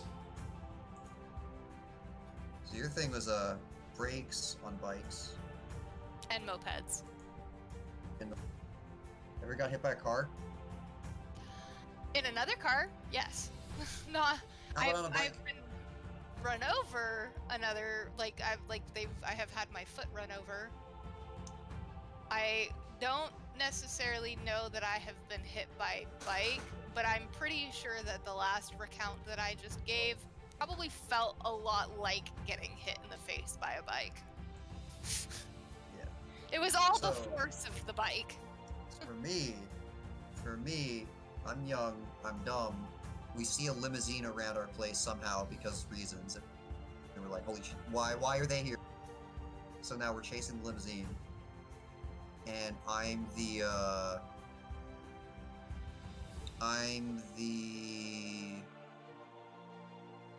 where am I going with this? I'm the only one that can keep up with the limo. Okay. I'm the one that knows how to go the fast on. And eventually the limo, it's a car. I'm not keeping up with it. So then when I realize I'm not keeping up with this limo, I'm gonna go back home. Instead of getting off your bike, picking it up, turning it around, and then riding back on the sidewalk, I decide to not get off my bike and make a turn. Instead of doing the smart thing on the turn and turning towards not the road, I decide with all of my laziness to turn onto the road. Out of nowhere. And the car coming did not expect that. And then all I hear is tires squealing on my left side. And as a pure reflex on I can't get out of the way in time, I barely managed to lift my left leg as if I was trying to dismount the bike on the car. If I had not done that, I would actually not have my left leg. The car hits the bike. The bike snaps down like a mousetrap, and then that launches me. And my memory said that I was in midair and did at least two full rotations before I hit the ground. In reality, my body had shut off my sense of touch because it's in shock. And I am rolling on the ground for 2 full rolls. And then the pain kicks in. And all of a sudden these like high school looking kids come out and they're just surrounding. Nobody knows what to do. And all I'm doing sitting there is thinking, I should have just gotten off my bike. I'm already thinking this is my fault. I could have gotten off my bike. I could have prevented all of this. Why did I go into the road? This is dumb. And as soon as I'm out, and as soon as I'm okay enough to not die, I'm going to be in trouble. As soon as I'm okay enough to not die. That fucking sentence. I'm already thinking about how mom's going to kill me if I don't die. So I can't, my legs are dead. I am now crawling on my arms and knees towards, it happened really right next to a school. I'm crawling on my arms and knees to a little really pointless chain link divider between like the school grounds and the sidewalk. And these the people are like, are you okay? No, stop, don't move, yada. They're saying things. I don't even really remember what they're saying. And I can't, my legs cannot support me. I'm using the side of the fence to support me. And my body's going into self-evaluation mode. Okay, I can move. Get over to there. Use your arms to get on your feet. Alright, I'm on my feet. We're gonna very slowly put the rest of your body weight on your legs, and we're gonna see if you can actually maintain yourself. It's not a conscious thing. My body went through an entire subconscious checklist on, we're gonna see where the damage is very slowly, very carefully. I was just on autopilot. I was on autopilot diagnostic mode. That was amazing how the body works like that. I have confirmed to myself, I think I am fine. And then I realized, oh, mom's here. Oh, they're talking with the other people, going about whose fault is this, what's going on, yada, yada, yada. And the only thing I'm thinking is, I'm not fine they're anymore. They're gonna find out this is my fault. They're gonna find out that I went into the road because I'm an idiot. So I come up with the greatest solution to the problem. I am going to bed. Goodbye. No, you're not. You're going to the hospital. You really should go to the hospital. We don't know if you actually are okay. This was one of the dumbest decisions I've ever made in my life. And they should have called the ambulance. They should have called the police. Yada yada. What's done is done. I just said in a mantra, I'm going home. I'm going to bed. I'm going home. I'm going to bed. And I just started walking. And mom followed because I have to make sure this kid doesn't kill himself going to bed. Later that night, they actually came back and stole my destroyed bike to steal the evidence so we can't sue them. Bruh. Wow. Yeah, the bike was in our backyard, and it was bent. My entire bike was as if like the anime joke on you go to a metal barn. It was almost like a 90-degree bend on the bike, and I am somehow alive. And that was gone in the morning. They came back to our backyard and stole it. Good grief. And that was Canada. But as far as I'm concerned, I never knew who they were. We never got names. I never got a license plate, I don't think. So, I didn't care. The only thing that I cared about was nobody can find out that this was my fault. I had already decided that this was my fault, and this was the only way I could do to save myself. But yeah, that was probably the single, that is tied to whatever in the world happened that was basically felt like a heart attack in my basement. Those 2 moments are the most pain I've ever received in my life. Don't get hit by cars. Get off your bike and turn them around. Check both ways when you cross the road. Just be careful in general. And also, again, do not hit your brakes when you are going at a fast speed. Or if you do, hit the back tire first. Just don't go over your bike handles, because that was an awful experience.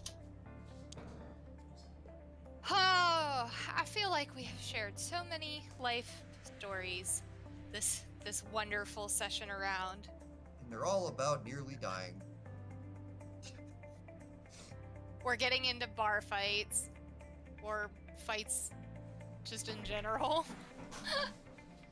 Oh, sweet Jesus.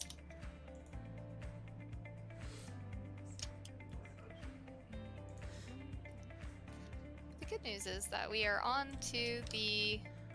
Okay, so, Empire would like a summary of Vulcas, which yeah, okay, give me a moment, let me pull that up. Speaking of almost dying, Vulcas. Right? He's And hot, whatever he's story dad we decide to material. make that thing on the back of it. What? I was just giving the description for Vulcas. He's hot and he's dad material. Look at him. Yeah, alright, so, Vulcas Alekos, he's actually 29 years old. He looks much older than he is, because fucking... Life. grown up where he did all fucking age overnight. So That's he... why he's still so fit. What?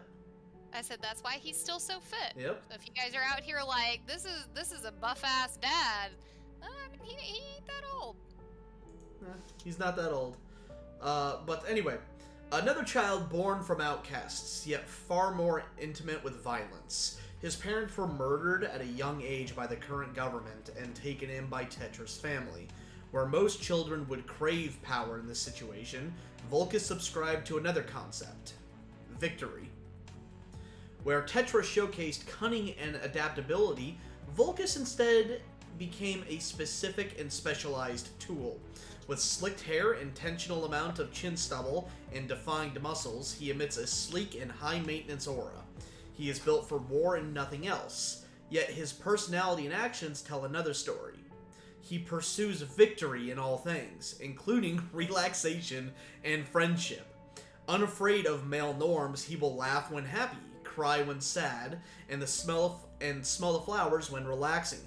He will choose for himself what victory means, no matter how unusual it is to the male persona.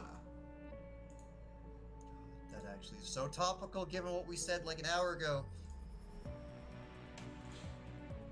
Yeah, he's definitely in the Kazuma thing on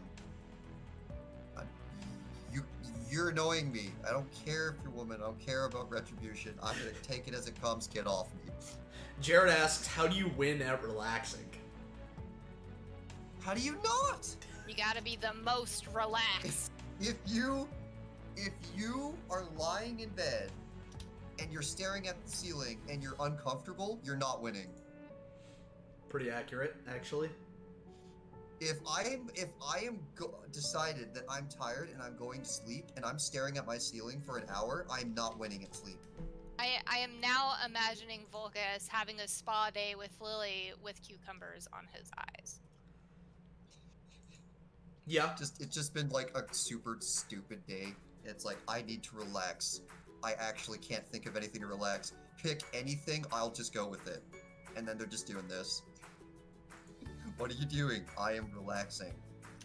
Is it Is it working? He's definitely the type of person where you can just go in and you can just ask him, regardless of the context, are you winning? And he'll have an actual answer to you. Yes. That's Keep great. him Are away you from the winning? casino. Yes. Keep him away from the casino. Oh yeah, he's gonna probably hates casinos because casinos, the win ratio. Well, that's stupid. Why would I bother doing that? Why would I do anything where I'm not in control of the victory condition? That's dumb. Why do you do this? So Vulcas is also one of those types where he is very he's a pretty serious dude. He's a pretty serious dude, and he's intimidating. And he is the second in command of the main group for a reason. And there's going to be a lot of tension from certain characters towards Vulcas, just because he's kind of hard to read. You know, it's kind of tough to figure him out a little bit. Like, between Jin and Vulcas, there's going to be a lot of tension. I don't know if he's more a competitor side of things, because then when you have a competition, it's like, well, now the rules are set, now he's got to win. I don't know if he's much a competitor as much as it is I will define victory. But if he has defined victory and you're in his way, hell yes, competitive. God, I can already imagine they're like talking about anything. It doesn't even matter what. And then Lily's getting mad, and whoever she's talking to is getting mad. They're getting louder and louder. I can just see Vulcas coming in with a megaphone, screaming once, and then a panel later, it's I win. How can you win at sleeping? By going to sleep. If you have slept, then you win. Sleeping faster than anybody else. It doesn't have to be. It doesn't have to be a competition. You don't have to have a competition to have. Just because he unless strives for unless you victory choose so. doesn't necessarily mean there needs to be a loser. Yeah.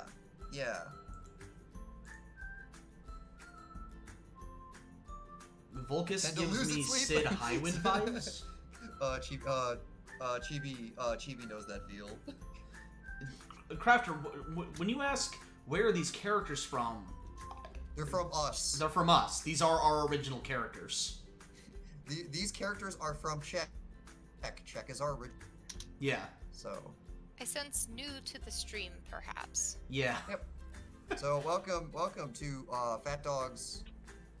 Well, I don't know if it would be specifically PhatDog's, but it's Anthony and I's original work. No, it's PhatDog. Okay. Does that mean Vulcas will strive for victory even in death? Yes. If he decides so, if something is so important that his life has to be given for victory, then he'll do it. But he also is in the idea on what is so important that I have to have. This is my last win. He may be victory prone, but he's also a long-term planner, not a Dumbo, not a death seeker. He has things he wants to do, and he wants to live, just like a lot of people want to live. It's Yep. probably not considered winning if he dies. So, we do have a new one. Crafter does not know what Czech is. So, real quick, before we go over what Czech is, let me quick show you what we've made so far for Czech. So let's see. Let's get off to the side here. So right here is the logo for Czech. All of these have been lovingly made by the talented Miki, by the way, our lead artist. So we have the logo for Czech right here. We have one of our main antagonists, the Black Hand. She crazy. She cray cray. Next we have Himika Sakura. She a badass, and she will fuck your shit up. She don't fuck around. She'll kick your ass. She is a strong, independent woman who don't need no man until she does. This is her older brother, Jin Sakura. The Sakuras are just badasses by genetic. They just exude badassery, and he is basically the one-man army. He does shit and gets away with things that he has no business surviving. That's him in a nutshell. Next, we have the Beacon of Hope, the literal Beacon of Hope, and kind of a reminder of what our main group is fighting for, Lily Lou and her trusty dragon plush toast.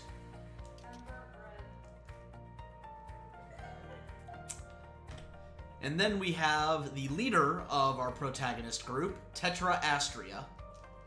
And, well, she's cute but deadly. I think is the best way to put it. She's cute but deadly. She'll fuck you up. And the lecherous playboy sniper, Tucker McKinley. And, like Miki said earlier, he's the village bicycle. Everyone's had a ride.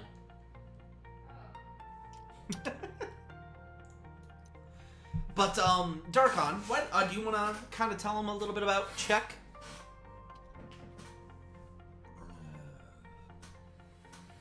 Vulcas will have an epic death scene if he ever gets one. Yeah, if it's, if he goes that route, he's gonna have to win all the wins all at once. Talk about Czech in what sense? There are several. Just, kind of give an overview of what it's about.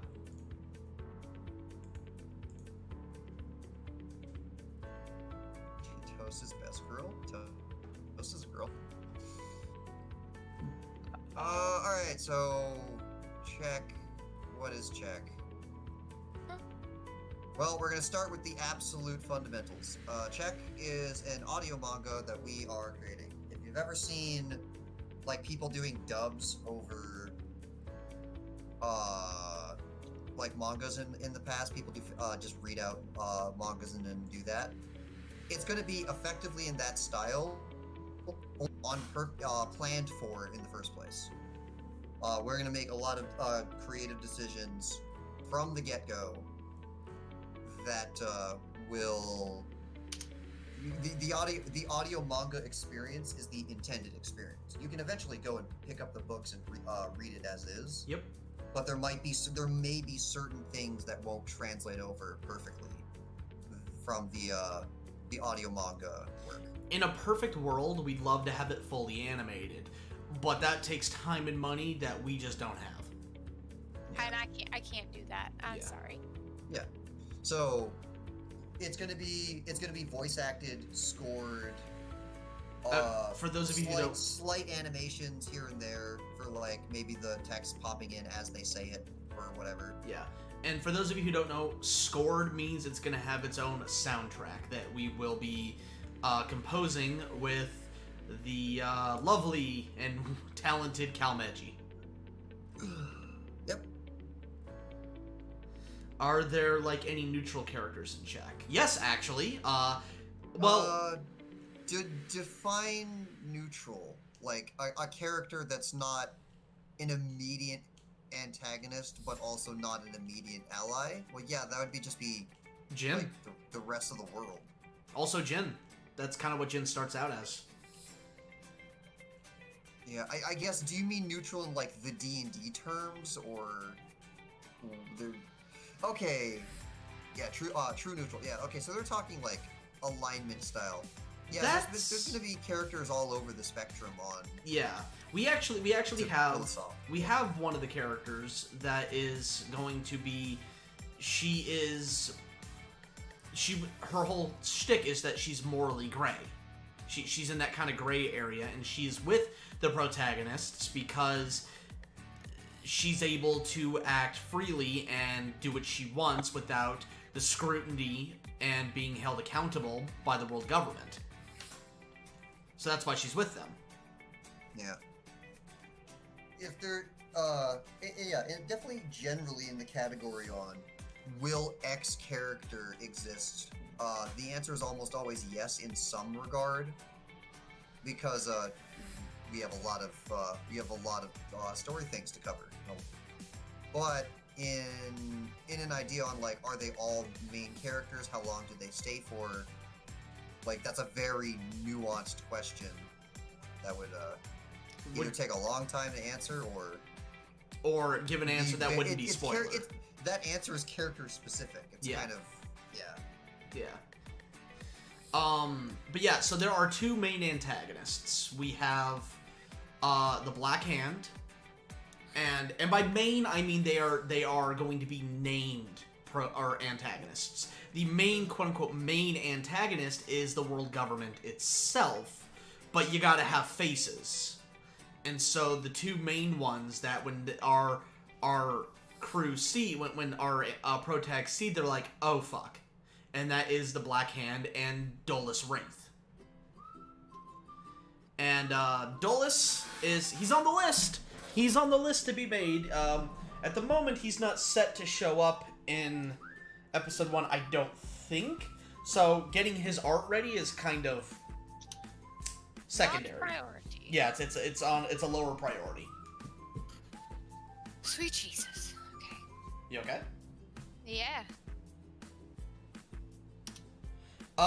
No, actually. The world government is, when you get right down to it, no, it's actually not evil. It's certainly corrupt. You keep calling it the world government. It's a lot more nuanced than that. It's kind of a habit of ours from the older times when it was just a singular entity. But just like real life, it's one of those answers on it's complicated. There's spots where it's fine. There's spots where it's not. There's spots internally that are very nuanced that are good or bad.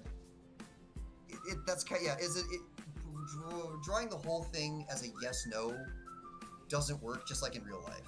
Yeah. Is kind of the unfortunate answer to that question. And clearly, best boy is Macro. Yes. Sorry, the question was directed at you, and she would answer Macro. Oh. Yes. Yeah. Like the UN, yeah, like Kind of all like the governments that. of the world are now getting along, but they're getting along because if we don't survive as a species. It's much more. It is. It's not really a we became friends. Well, it's much more unified in the sense that they work much more closely together. There is significantly less secrets, if at all, among the various nations, out of necessity.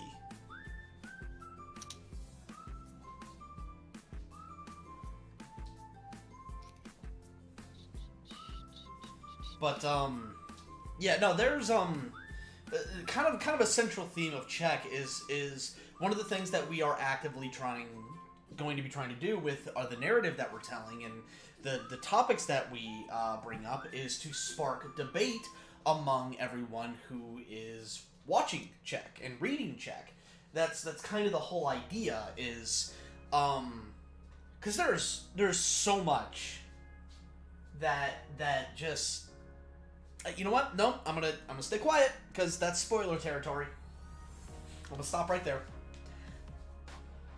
But basically one of the biggest things that we're gonna try and do is spark conversation and debate among our fans.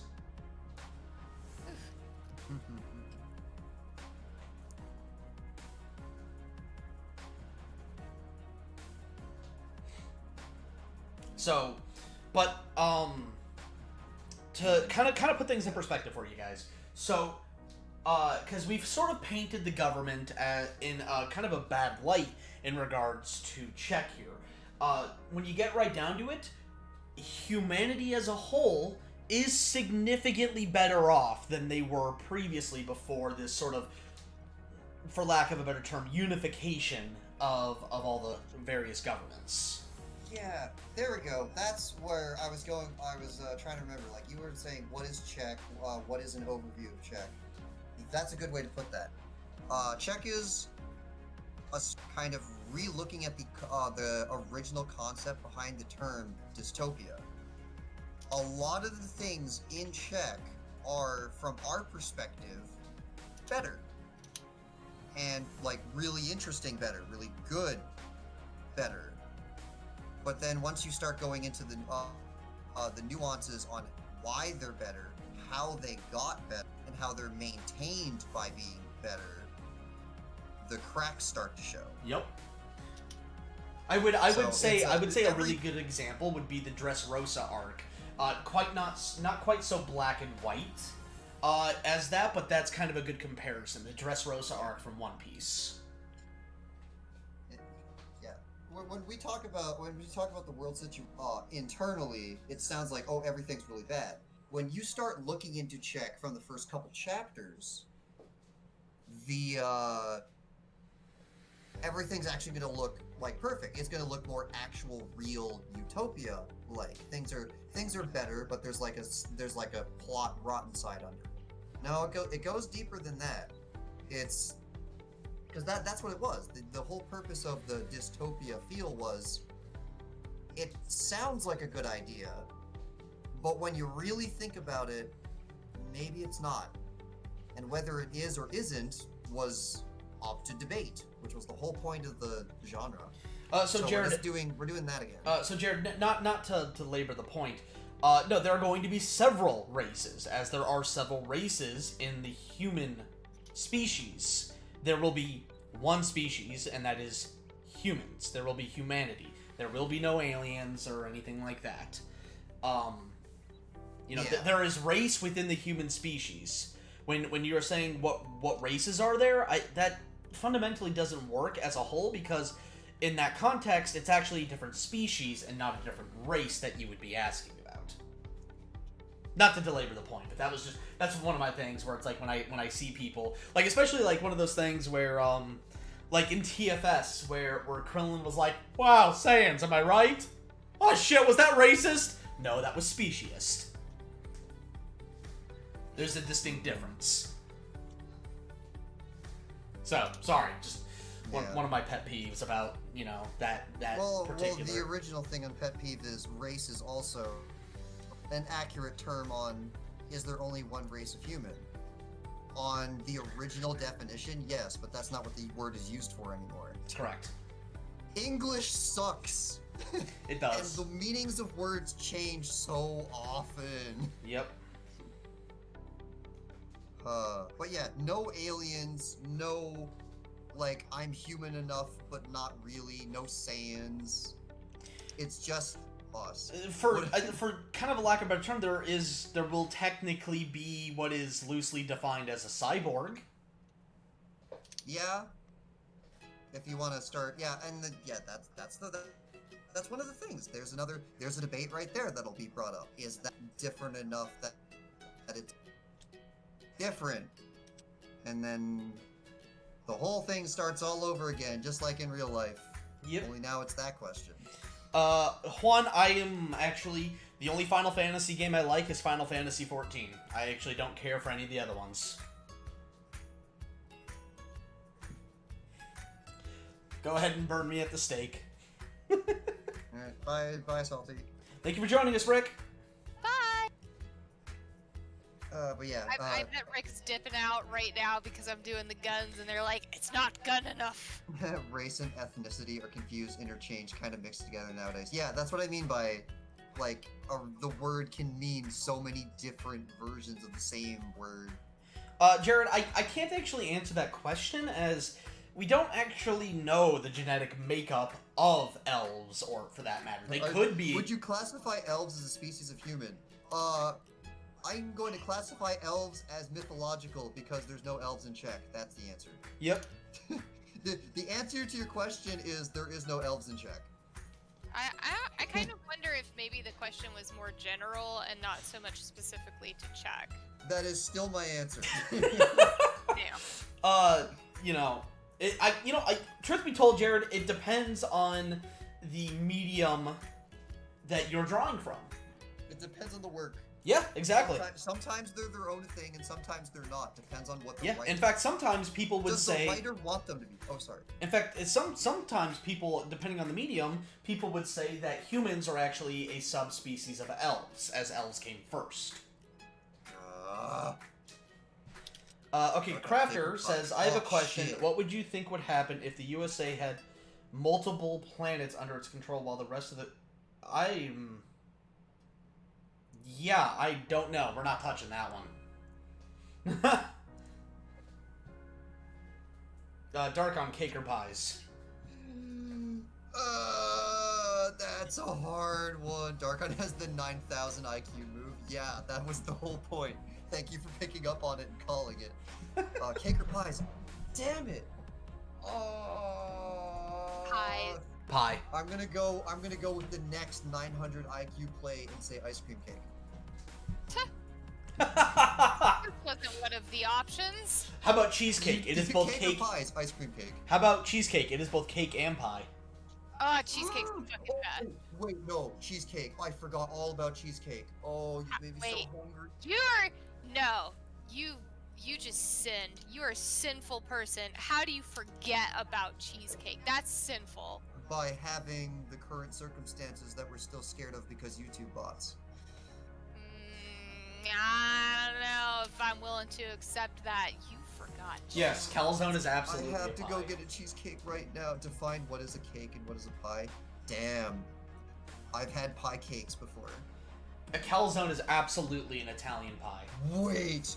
There's I'm something going to called go a dump pie that is actually, or a dump cake. So a dump cake is essentially a pie cake, That's... and they're delicious. Can I go the negative 500 IQ play? Is cookie cake a cake or pie? Cake.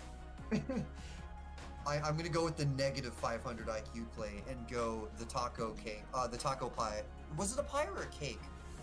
I made a thing that was a taco, but I did it in the cake roll, the one with the tube in the middle, and then we covered it in the soft taco shells, and we baked it like a cake, but we made a taco cake pie. It just sounds like a sin. Miki, Again. angel. Was delicious. Oh, sorry. Miki, angel cake or devil cake? Neither. Ooh. She would have the I'm- human cake. I am going to kind of like probably ruin myself in the eyes of the peers. I don't like cake. You know, I'm kind of in the same camp there. Like, I don't mind it, but I much prefer pie. There are very specific types of cake that I am willing to accept. And this is very strange to me, but the reason why I don't like cake and most pastries is because they are too rich. I love hard candy. I will eat hard candies all day long that are just straight fucking sugar, but when it comes to things that are rich that make my mouth tingle or pucker because they're so rich, I can't eat them. Yeah. And it's weird because my favorite cakes when I was younger was strawberry cake or red velvet, which are two of the most rich cakes that are out there. So maybe it comes or stems from that, but I do not find joy in eating most cake products. Now, chocolate cake is okay as long as it's not too rich. It has to be almost more like a brownie. I love brownies. Love brownies. And then, I would say that there are some vanilla, like if it's a cake that is not extremely rich, then I, yes, absolutely can eat it and enjoy it. But cheesecake is hands down my favorite. I love cheesecake of almost all kinds, really. I don't not much know that there is a cheesecake that I do not like. I love cream cheese too. I'm a huge cream cheese kind of person. Okay. So there you go. So, whatever the bowl that you use to make a bunt, BUNDT. Bunt cake, yes. Yeah, that. And I posted it in the chat we have up here, the concept call. I made this, and it's just all the taco goodness, but it's a cake. Okay, I gotta see this. Oh my god, they're going so in on the frickin' hashtag. What? Save. Hashtag Miki, is there a drawing that needs to be stopped for the reviewer? Oh my god, it's all one word. It's so hard to read, you guys. Okay, What does I'm it back. say? Save. Miki, there is a drawing that needs to be preserved so that your effort is not lost. So that's the hashtag Miki save. Save? And then the other one is hashtag Miki saving is required by chat. So, oh, I can't read that. Something person who likes sweet cake will not lose all of their progress. Character Vulcas. Okay. So, all right. That is- Oh my god, the hashtag keeps getting longer every time. Carl would like to know, Miki, how old are you? Oh, I am 28. I am not too entirely ashamed to admit that I am on the verge of old ladiness on the inside, though. I have like I knit or I crochet. I've got like old lady habits. I go to bed at a very specific time. But I do not allow that to fool you. I am 28. I am still 28 years young. My birthday is in January, so I still got a little while before 29. But I think you might be older than me. Don't say that. No, but not by much. You were born in 92, yeah? Yeah, 92. So yeah, because I was born in 92 in February. So I was born January 25th. Okay, yeah, So. I February 9th, so you're not much older than me.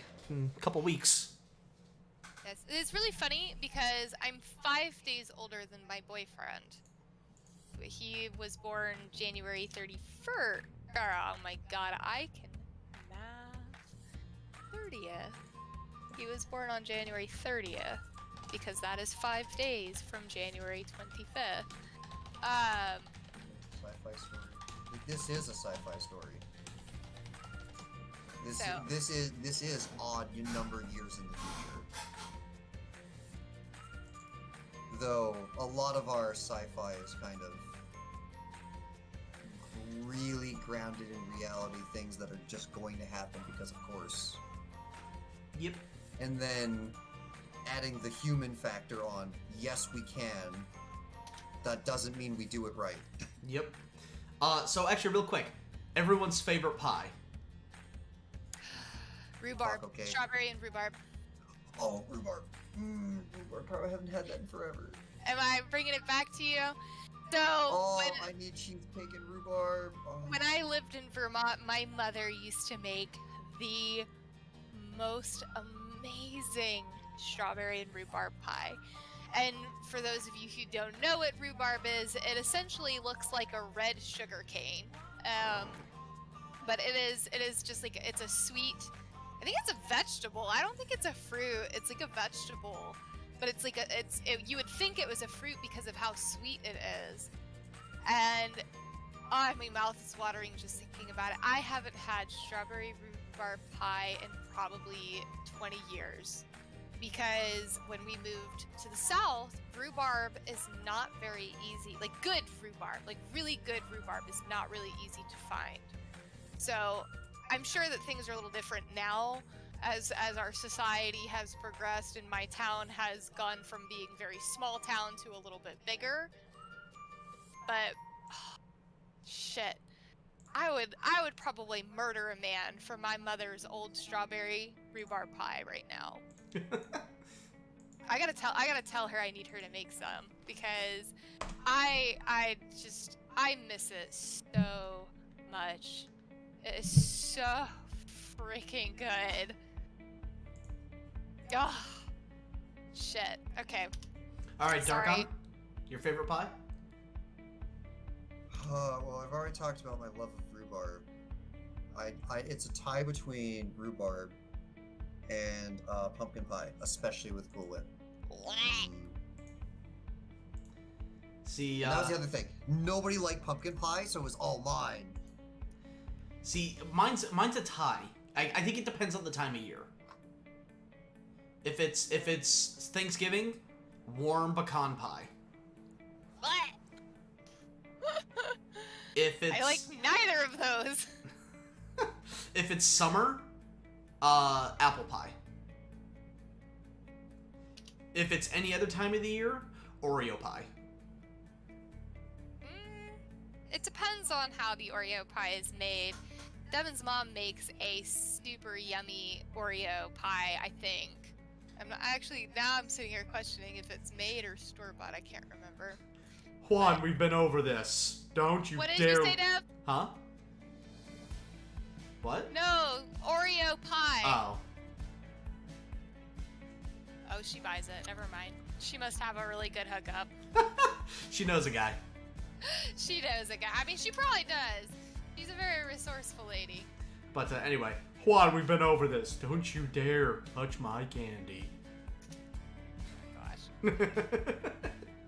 Oh yeah, no. If you want to talk about sweets though, I am in love with like all kinds of hard candies and like actual like candy. So give me all of your sour gummies and all of just like little like root beer candies. I don't know if anybody like remembers the little like Oh, yeah. barrel shaped root beer candies. Yep. They're so good. Those were. You know what I miss for the candies actually, and I can't find them anywhere anymore. The old like strawberry cream savers. Can't find them God, anywhere. The ones that were the little like white and yeah, and, white red and stroke? pink kind of thing. Oh my god. They were made by the same company that makes the caramels, right? Yeah, the caramels are still there. Caramels are still there. I find them all the time, but I can't find those little strawberry cream savers anymore. I love those. Shit. Can't find them anywhere. Oh my god. This is a really weird one. There's a candy that I love, and it was, I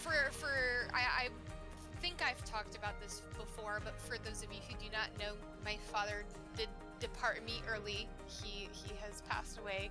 But one thing that I wish that I could find is that there were these Altoid type candies that they would come in an assortment of like lemon and raspberry and like orange, and they'd have like the little imprinted shape of the fruit that they were.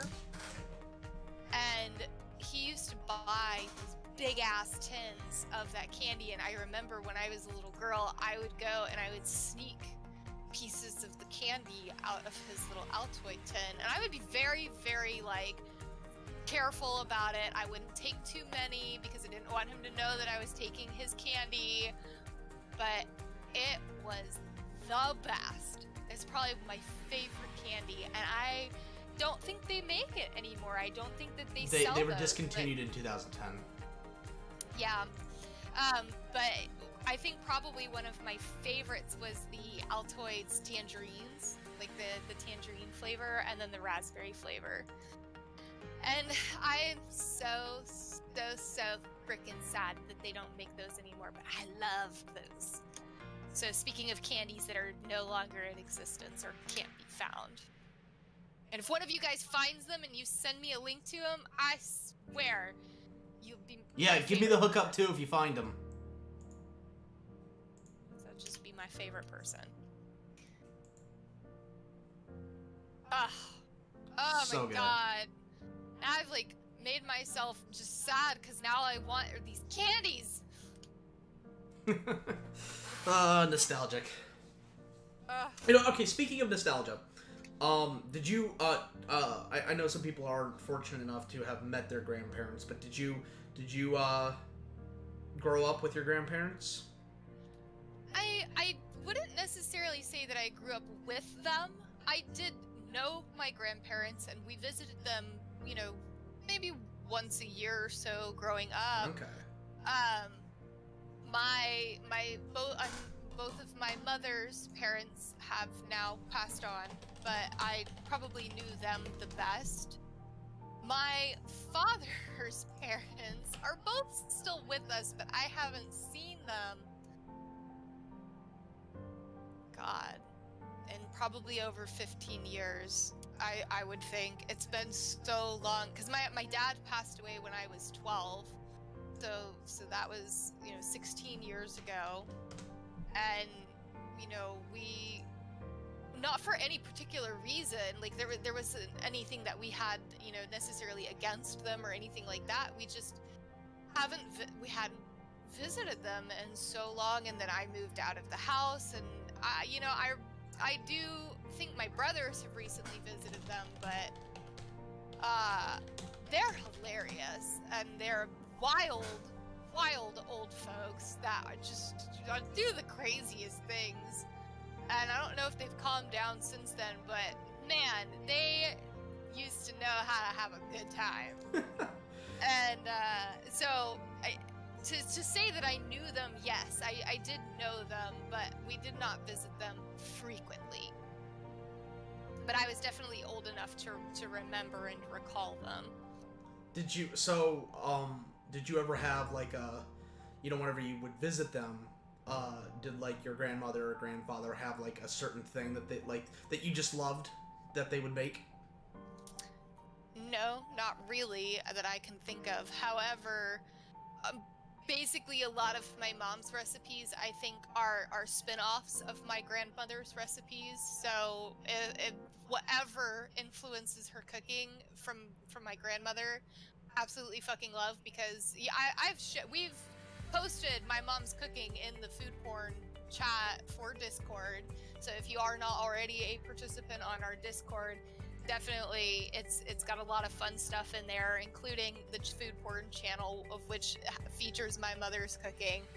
But you can see she is a fantastic chef. From my grandparents' side, I don't necessarily know that I recall them being, or from my father's side, I'm sorry, that's what I meant to say. From my father's side, I don't necessarily remember them being like fanciful with cooking, but what I do remember is when I went to visit them on my own once, I got picked up from the airport and they took me to a pizza place. And this was in Connecticut. They took me to a pizza place, and one of the pizzas that they ordered me was spaghetti pizza. And it was the most foul, disgusting thing I think I have ever had in my entire life. So that's something that I remember very specifically, like a food experience with them. That is really gross. Disgusting. I come back to spaghetti pizza. So I'm half Italian and half Irish, and my dad's side is the Italian side of my family, and they hail from Sicily. Anyway, so my grandmother had this compulsive need to always feed people. I mean, always, like, Classic grandma. Yeah, so I remember one time where we all went out to, like, this buffet. Like, this big-ass buffet to celebrate something. For the life of me, I can't remember what it was. And we all go back to their place for dessert, or not really dessert, but just, like, just sort of just to chill, right? And dessert if anyone was still hungry. And so we get there and we all sit down. We all sat down. We were sitting down for maybe 3 minutes before Grandma gets up and goes, oh hey, is anyone hungry? Let me go make you guys something. I go, Grandma, we just got back from a buffet. Just let us digest. Let us, give us an hour or two. And but like when I was younger, when I was a young kid, and they would babysit me before I was old enough to be left alone. I mean, shit, some would argue I'm still not old enough to be left alone, but well, that's neither here nor there. But she would. I remember every time I would visit her, she would always make, two things. For dessert was she would make vanilla pudding for me. A chilled vanilla pudding. It was so good. I looked forward to it every time. And then for lunch or dinner or whatever, she would make a dish called pasta calotte. Basically, it translates to pasta with milk and butter. And it sounds weird. But it's an Italian dish, and I grew up with it, and I love it. And it's one of those things where, like, whenever I'm feeling sick or, like, I'm just kind of under the weather, that's what I'll make, and it always just helps me feel better. Oh, you'll have to send me the name of that, because I'd like to. It sounds interesting enough, and I'm a huge pasta lover. I love my carbs, so I'd be interested to see if I could make it. Because for those of you who also don't know, my mother, yes, was she is a very, very, very good cook. I also dabble in the arts of cooking and culinary, and I am not half bad, I would have to say. I would consider myself to definitely be a good cook. Are we talking like Top Chef good cook? Fuck no. But nobody leaves my house unhappy about the food that they ate. Let's see, you know what? I'm gonna find out how to spell that, because I'm actually not sure how you spell that. I have no idea. Yeah, I wasn't gonna try to guess either. That's why I was like, you'll have to send me the name on that one. But do we have any other folks in here who like to cook? Is there a favorite dish that you have to recommend, or a dish that maybe you would like to hear about one of us cook sometime, like something to recommend to us to cook? I would love to hear your recipes or interesting meals.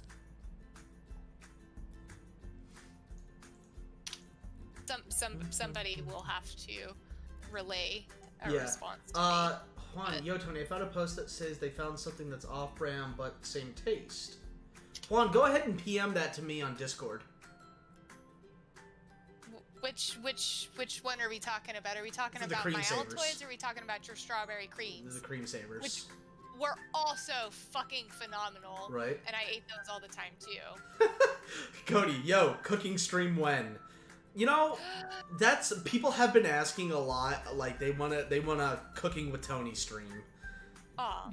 I might do that. I don't know. We'll see. That's you know what?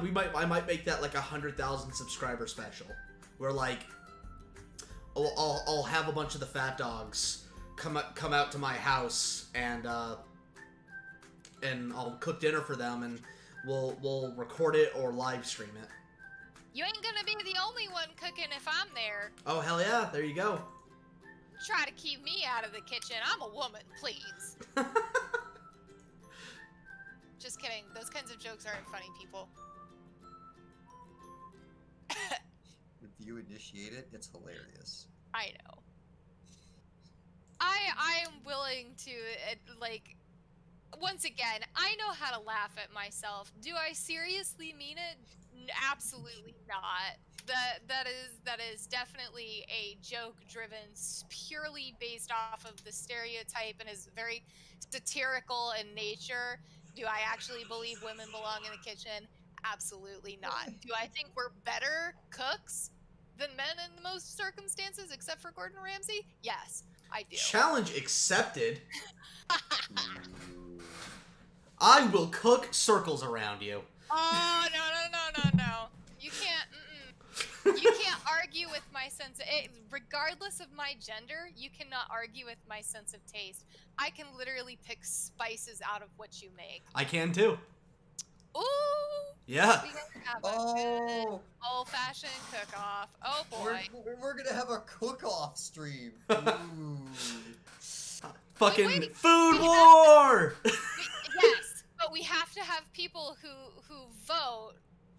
But I don't know how this is gonna go, because I feel like people are gonna be more partial to you because you literally own this whole thing. Oh no, I would. Fair. Given our fans' responses to you and your introduction, I think they'd be more towards you. But the fans aren't the ones who can eat the stuff.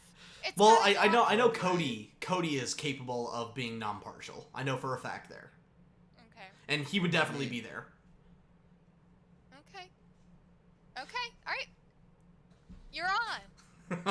Let's see. We'll have to get two other judges. I'm fairly certain, because Doger's a co-founder, so if he can make it, I know he would be impartial. So there's one other one. We have to figure out a way for this to be fair, because at the same time, like, you and Haley have known me you and Chibi have known me for a long time, but everybody else has known you a lot longer too. So that's fair. That's fair. We'll have to. I think I found the spelling. Give me a moment. Okay, cool. But yeah, no, I would want complete impartial, because like. Yeah. What about me? Would you be impartial? I was gonna. I wouldn't give if something tastes like crap. Something tastes like crap. I would be willing. I'm totally be willing to let Darkon participate because I feel like me and Darkon have connected on a couple of things at this point. You know, I'm the first person that apparently, according to you guys, that didn't hate him first before I loved Yeah, him. no, that is a first. That absolutely is a first. We got a special bond. Why is that a first? I don't. Yeah. You broke the running gag, Miki. You broke it. Sorry. I don't. Good. It's about time. I was gonna say it just means you're improving. That's all. Just improving. Unfortunately, Marak, my kitchen isn't big enough for that to be possible. What are we talking about? He said put the food into a double blind. No one knows who cooked which dish, and they're served blindfolded. But we can keep them out of the kitchen. Unfortunately, with how my house layout is, that's not possible. They can sit outside. Well, hopefully by then I'll have a patio. That'd be nice, and they could chill out there.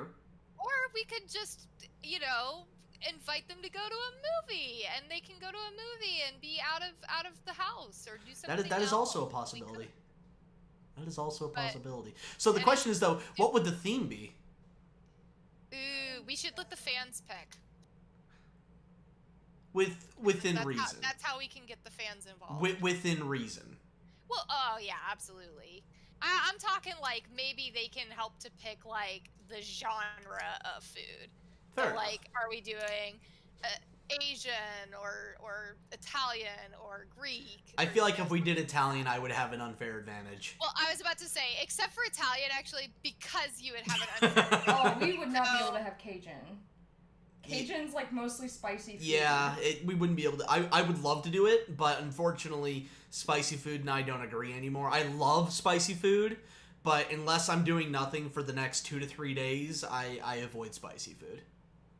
Yeah, so we will, there are Cajun dishes that are not necessarily spicy, so we'll just have to be very considerate of the dishes that we pick and make sure that everybody is able to eat them. For instance, I fucking hate mushrooms with a passion. You cook me Really? something You don't with like mushrooms? in it, Damn. I will throw up. Oh, And that's it's- too bad. Here's the thing, is it's not because of the taste, because It's the fact that it's a fungus. I'm so excited. No, it's the texture. Really? Oh yeah, I Everything can about understand mushrooms. that. You know moment what? that One of these days, Miki, you should let me make you morels. I think you might like how I make them. So, as like, because there are mushrooms that I will eat very rarely. I will allow myself, like shiitake mushrooms. I'm okay with those. But the second that I bite into a mushroom, if it has that squishy, grimy texture that like a portobello mushroom would have, oh fuck no.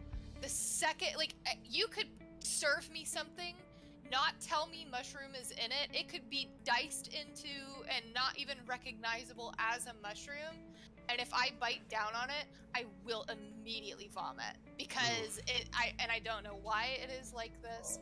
It is just something that I have never been able to get myself to eat.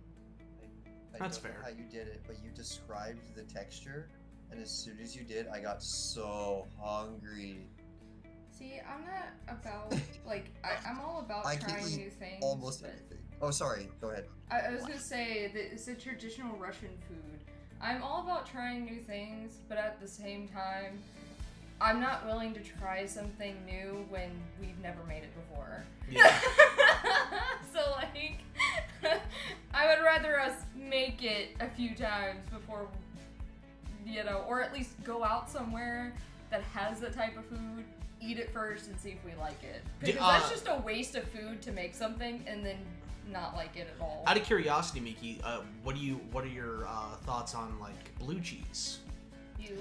I'm not a big fan of blue cheese, but I love other cheeses. It's specifically blue cheese. I'm just not a big fan of the flavor. Ooh, thank you for agreeing. It's the You same. like? You took me a while, but you like the dish that I use that makes Yeah, blue but I cheese. don't like blue cheese by itself. Oh yeah, no. Yeah, blue cheese by itself is disgusting. And like There definitely is specific circumstances in which I will. So I fervently believe in science, and I know that science has proven that people's taste buds can change. I have lived that because I used to hate onions. I used to absolutely 100% fucking despise onions, almost as much as I did mushrooms. Me too.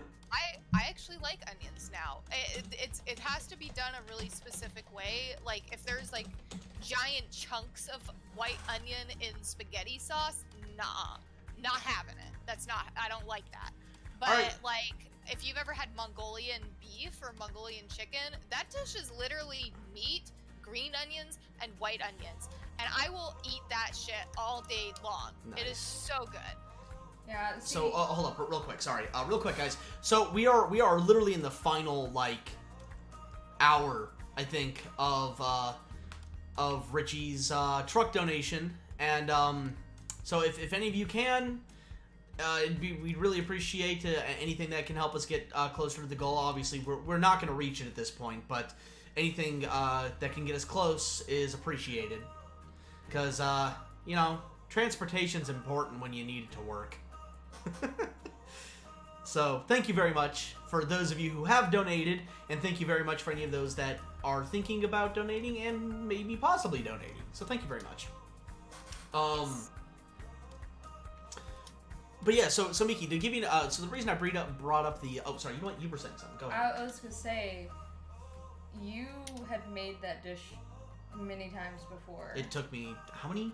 I don't Like 2 years to get it right. I can't tell you, but you have made it so many times before, and I have brought up so many ideas to try to get that, like, the blue cheese taste. Well, it was out of it my was fucking it was, mouth. it I was was like, you know, maybe add some chicken or like something. Add something to get this taste out, and it just was not working. And I'm like, all right, how much of this blue cheese shit are you using? And it was the same thing about like how much garlic you were using in your garlic noodles. You know, you used to put so much garlic in it, and it was just like, I know your Italian blood is all garlic, and it doesn't bother you, but it was way too much for me.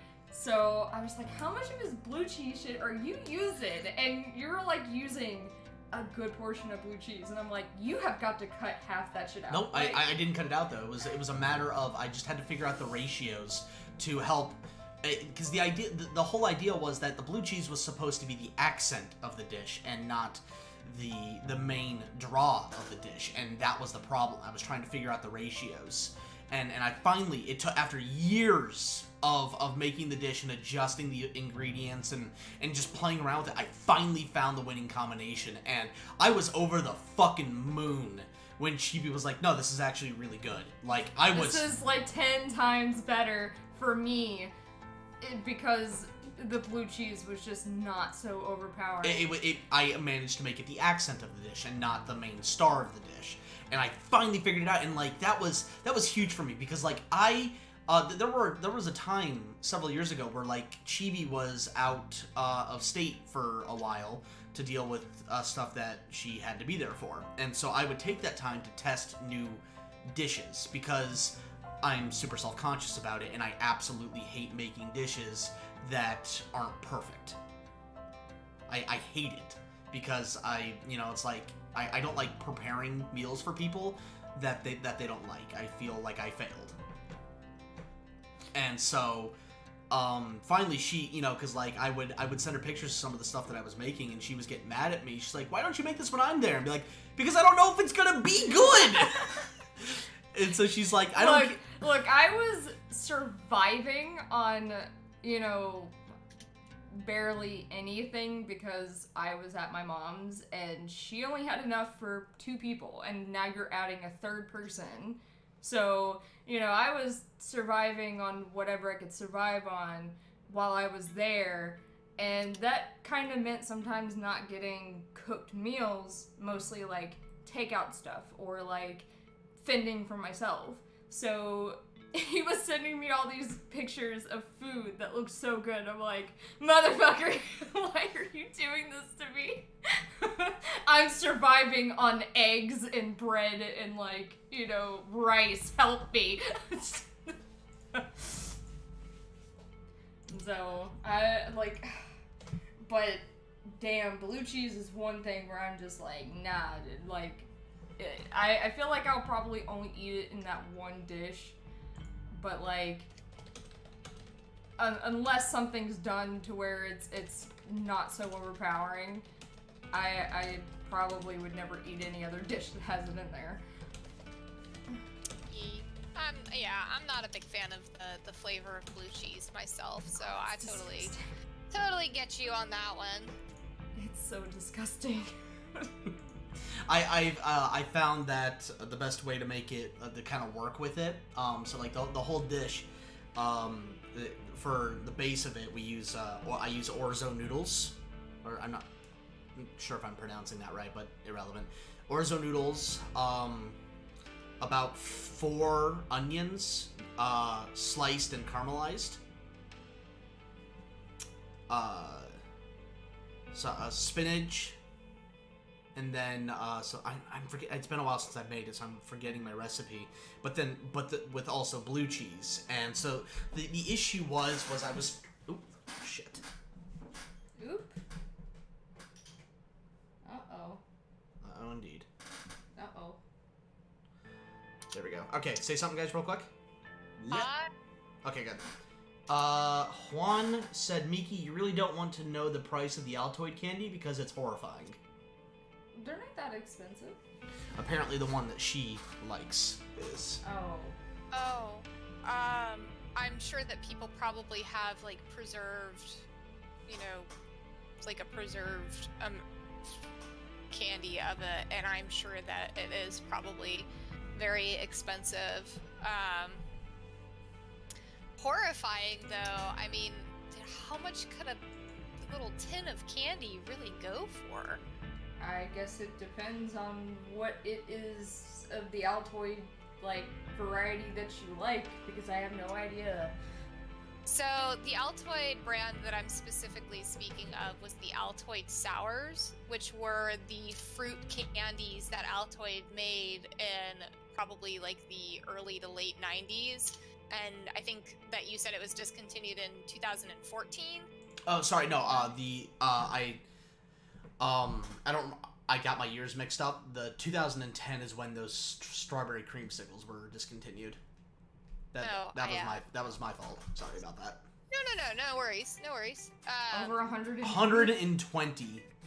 459 used on eBay. Why would you want used Altoid? No, USD. Oh, I thought it was like used, and I'm like, bruh, why would you want used? Look, it's eBay. I wouldn't be surprised. It's fucking eBay. I just, for the nostalgia's sake and just like the reminder of my dad, I'd almost be willing to pay it. I can't remember the Altoids that I like. These were so delicious. They were not minty at all. So like, if you guys are like trying to kind of imagine what these taste like, and you're thinking Altoid is a mint company that creates the little tinned mints. These are not minty at all. They're literally just like sucker, like hard candies. Little lollies. So let's see. How's it looking so far? I actually have been kind of zoning out on the progress. Wow. Well, we're at his junk area now. Here. Actually. Where were the working on the most important part. The package. You see that? He's packing heat. You see that peen? It's right there. Also, yeah, remember to say it, Miki.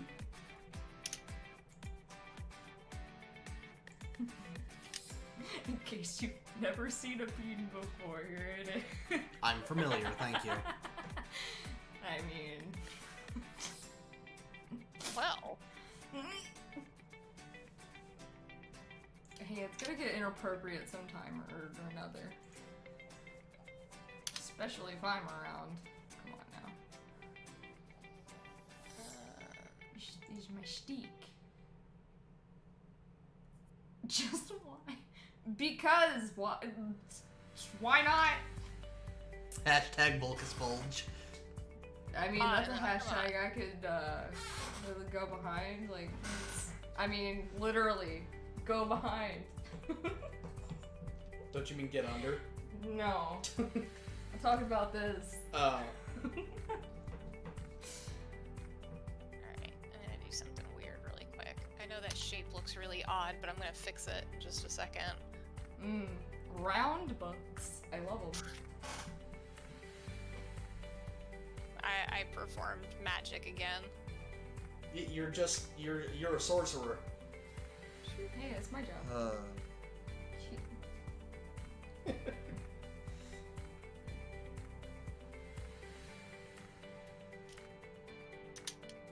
What book is he reading?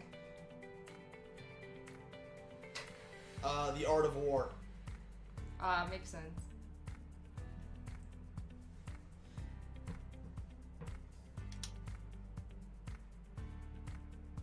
The Lotus Sutra. No, Oh. definitely not.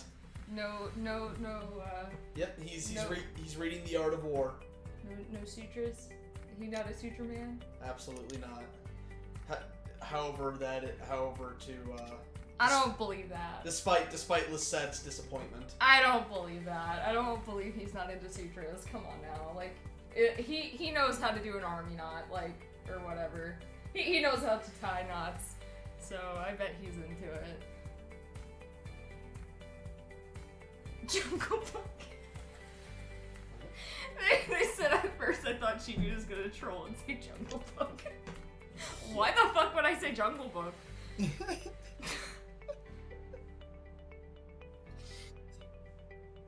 I'd have probably been like... I can already see Lily getting upset at just like, what are you reading? I'm reading The Art of War. What is that? You don't know this? This is super important. That's for kids. Then she gets mad. She brings out Jungle Book. It's like, what's that? It's Jungle Book. You don't know Jungle Book? Oh, you're such a loser. You lose. Now he has to read Jungle Book to win.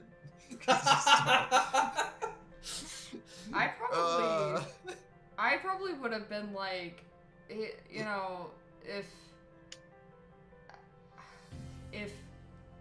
I don't know if Sex and the City has a book, but if it does, that's what he'd be like. That would have probably what I would have said is like, oh, Sex and the City or some stupid like book like that. I wouldn't have said Jungle Book. My dad. I remember when Sex and the City made their movie.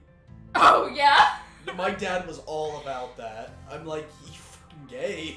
Oh, I kind of find out, by the way, it's actually Sex and the City and not in the city. Oh, whatever. But Tomato. I like to say it anyway just to piss people off. Tomato friggin' tomato. Whatever. I actually never knew it was the other way. Yeah, no, he's not Kakashi, despite having an eye scar. Oh, right. And it's in the same place. It's in the same fucking place, too. I just realized that. Fuck. That's great. Fucking Vulcas will cut. If we ever do like a Halloween edition and they're fucking dressed up Can as Lily be Himawari? Cause oh my fucking god, that would be adorable. I wasn't sure if we would have them all be from Naruto, just be like various anime characters. No, she has to be Himawari. That is a That is a sunflower child. You hear me? She is precious sunflower child and must need protecting. Chibi, Juan Chibi makes all of our thumbnails. Oh, what? Well, 99% of them anyway. I mean, Richie's the one that kind of puts the slime ones together. I just put the border and the number on it. That's why I said 99%. But everything else I pretty much make unless Tony puts it into his own hands and then... Which is always a bad idea. Yeah. So I have to be like, okay, let me do it because yeah, like she'll walk in to my office and here I am fucking on the default paint program trying to fucking, jerry-rig this thumbnail to not look like crap, and she's like, what are you doing? I'm like, I'm working here, and she goes, yeah, but you're doing it shitty. No, I wouldn't say that. I would look at it and I'd be like, oh god, oh honey, let me help. Yeah, it's more like I look at it and I'm like, oh my god, please just let me do it.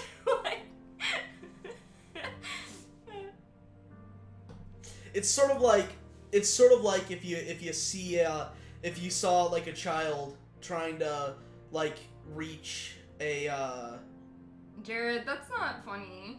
what? Lily as Nina. Bruh. No, that's not funny. Fuck you. That is getting so fucking old and I'm tired of it. That scene fucking made me cry. Like, Now I want to literally watch Full Metal cry. Alchemist now. Please no. I cannot recover from that. You know, speaking of that God. that tired cliche joke, yeah, it's been run into the ground, but I did see a fresh take on it recently where it was like, Please don't mention it. Please, I can't. Okay. I literally can't. all right, I'll stop. You know, last year, didn't see high and hair of it, and then Holly had passed away, and literally the day before we had to have her put down, someone posted it on the server, and I was like, I can't fucking take this.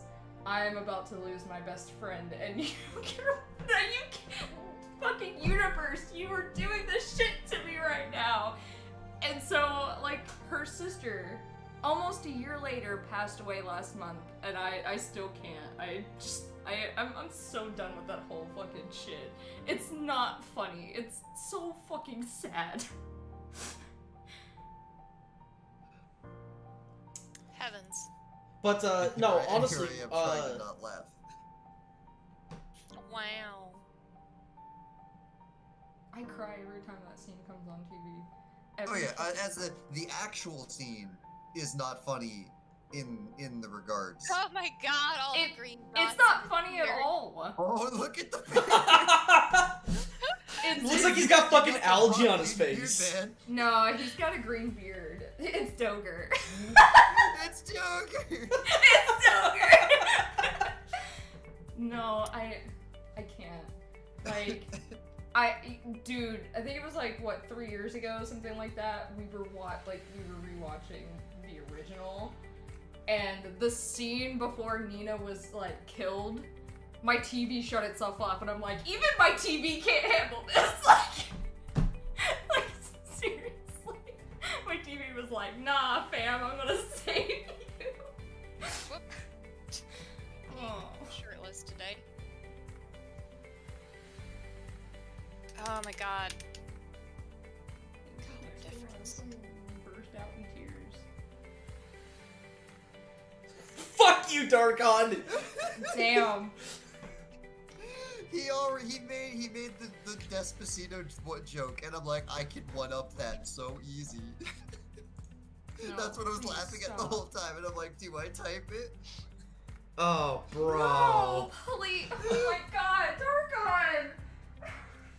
It was to Nuke, not you. You're not supposed No, to she read saw it. your private message to me. Why did you show her that? Because I didn't know what it was! I saw I had the notification! You fuck! I sent it to you specifically so that Chibi wouldn't. She's see standing it. over my shoulder, dude! What the fuck do you want from me?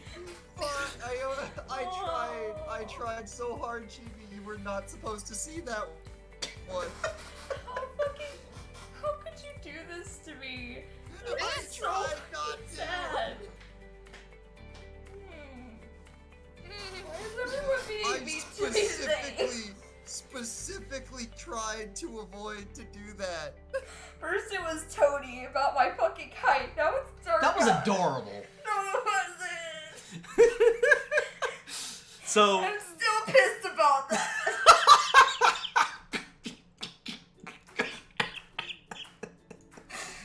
Dude, she's gonna slit both of our throats, man. probably. Oh, This I'm hurts. sorry. I'm actually genuinely sorry. If I had thought about it and realized you were gonna see it anyways, I would not have sent it. I'm sorry. but, Chibi very small.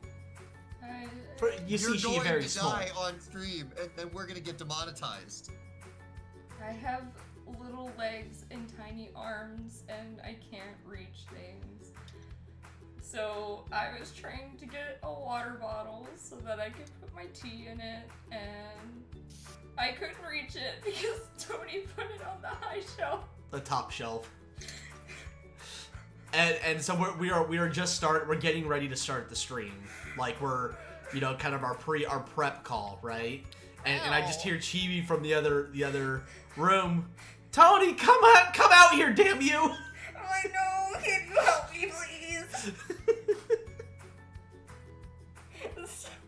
And I come out there and I see her. She's just doing a little hop, trying to get the damn cup. And I'm just like, there's a fucking stool right there. Why don't you use that? I didn't think it was on the top shelf. Okay. Oh my God, if my mother is still listening to this stream, I heard her watching it downstairs. She's probably dying of laughter right now. 'Cause you are almost the exact same height as each other, to my understanding. You and Darkon Mom are the same height. 5'3"? Yep. I guess I'm the same height as Jared's mom too. She's small enough that if anything's on the second shelf, sometimes she can't. And if it's on the third shelf, there's no chance. It's impossible. Yeah. That is not possible. Oh, I bet I know. Oh no. I bet I know. I bet I figured it out. I bet it's from these motherfuckers right here, letting the paint leak out. Wanna bet? Bruh. the fucking, oh, that's satisfying, like, oh, yes. Angel punches me if I put something up high. I think I need to start doing that. And now, just punch you every time you put something the on my ultimate shelf. double crossover transition. I'm sorry, Haley, say your thing and I'll say mine. She's just saying she needed to punch me. Okay. Now the ultimate final crossover where we tied in all of that and then Full Metal Alchemist and then Cook. The entire plot of Full Metal Alchemist is resolved inside of a cookbook. Oh, Jesus. And now everything comes together, same universe. You know, Anthony, you've seen me do that before. I have caught Chibi climbing on the fucking counters to get to fucking shit, and I'm like, use the fucking stool or call me. That was back when we were in the apartment. We didn't have a stool. Oh, that's right. Just call me over and I'll help you. Just like, why are you on the damn counter? Stop it! I'd be on, like, I'd have one leg hiked up on the fucking stove trying to get up on the counter because the plates are at the very top. Who wants to bet this isn't gonna work the first time around? Me! I bet it's the belt loops again. No. Oh. Uh-oh. Uh-oh? I think the stream died for a split second. What happened? I will double check. Stream resumed. Yeah. We died there for a second.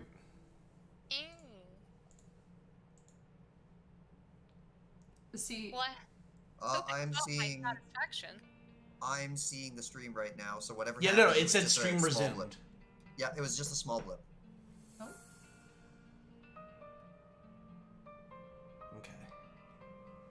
I have never had to have someone help me get down. Though, I've had to ask Tony to help me because I can dislocate my left shoulder and... At will?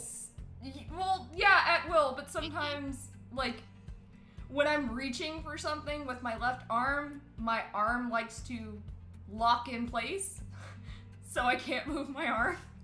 So I've had to have him,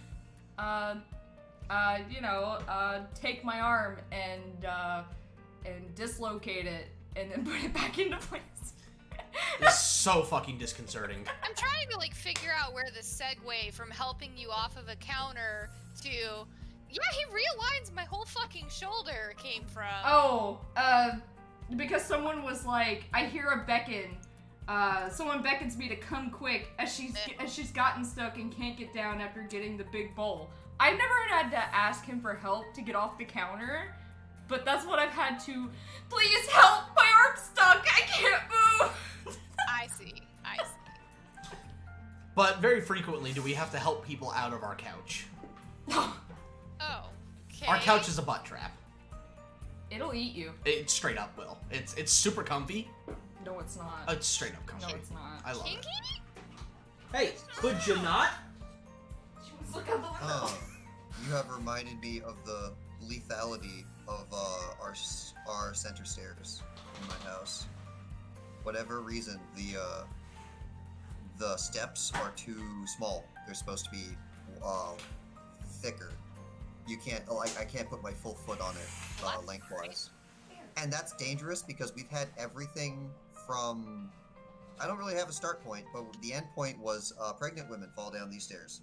Oh. And there's like 20 plus steps, and they fell the whole way down. Oh my They're- god. Yes, very. Oh my god. And those rails have been popped out multiple times of people trying to save their life, and then it can't handle that much weight. Yeah, that would be Haseo and Tetra. Oh, I just read your guys' response to the picture I posted. You posted that before. Yeah, Wow. oh no, it's Haseo and Tetra, but given where we're going with this, which is the which? It Yeah, could go good point. either way depending on where we want to go with that. But you posted that. I know, but I saw that, but I'm. Yeah, you posted that before, and I was like, Heathers? And you were like, what the fuck is that? And I'm like, it's a musical, dude. Bye, Havoc.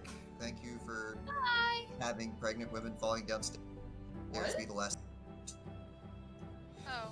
because that is certainly the last thing he heard, and that amuses me.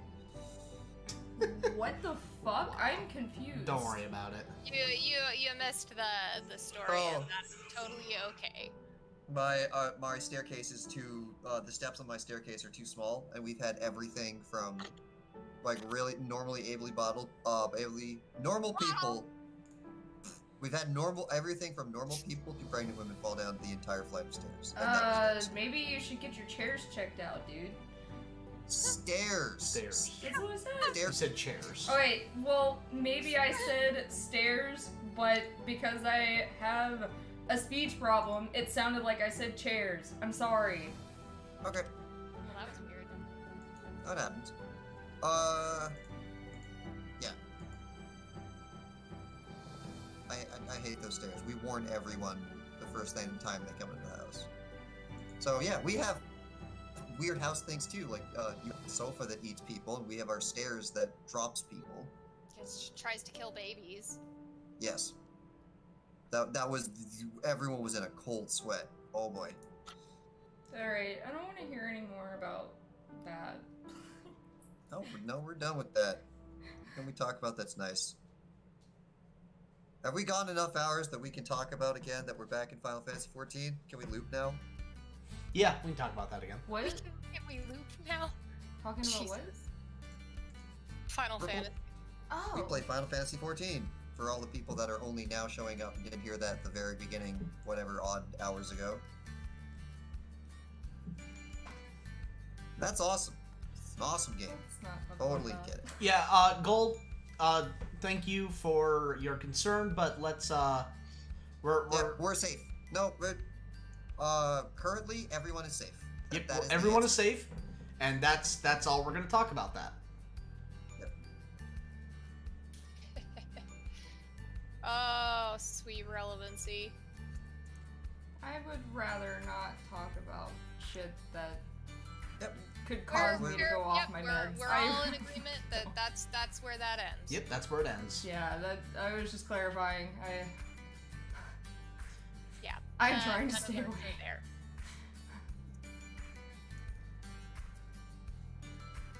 Righto. Juan, I can't stop imagining Chibi jumping.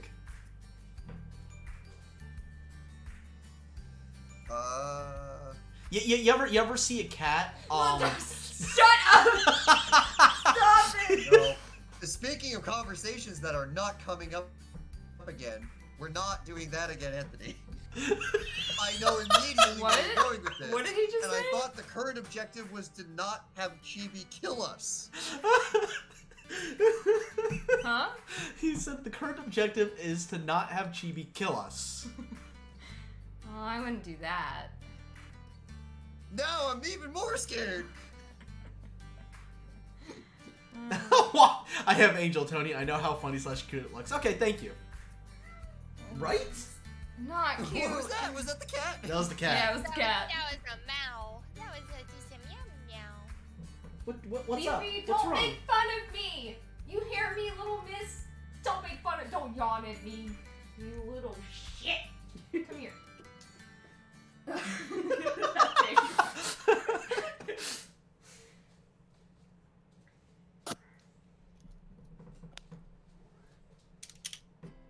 Man. Yeah, one of our Joy-Cons is all but unusable because of the drift. Oh, right. The left one. And then we went to Walmart to replace it, and they were sold out. And I was like, Completely sold out. I was just like, you have got to be shitting me.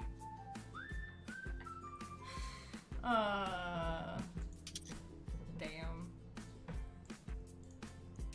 So, like, me, I have to play Animal Crossing with a controller that I can't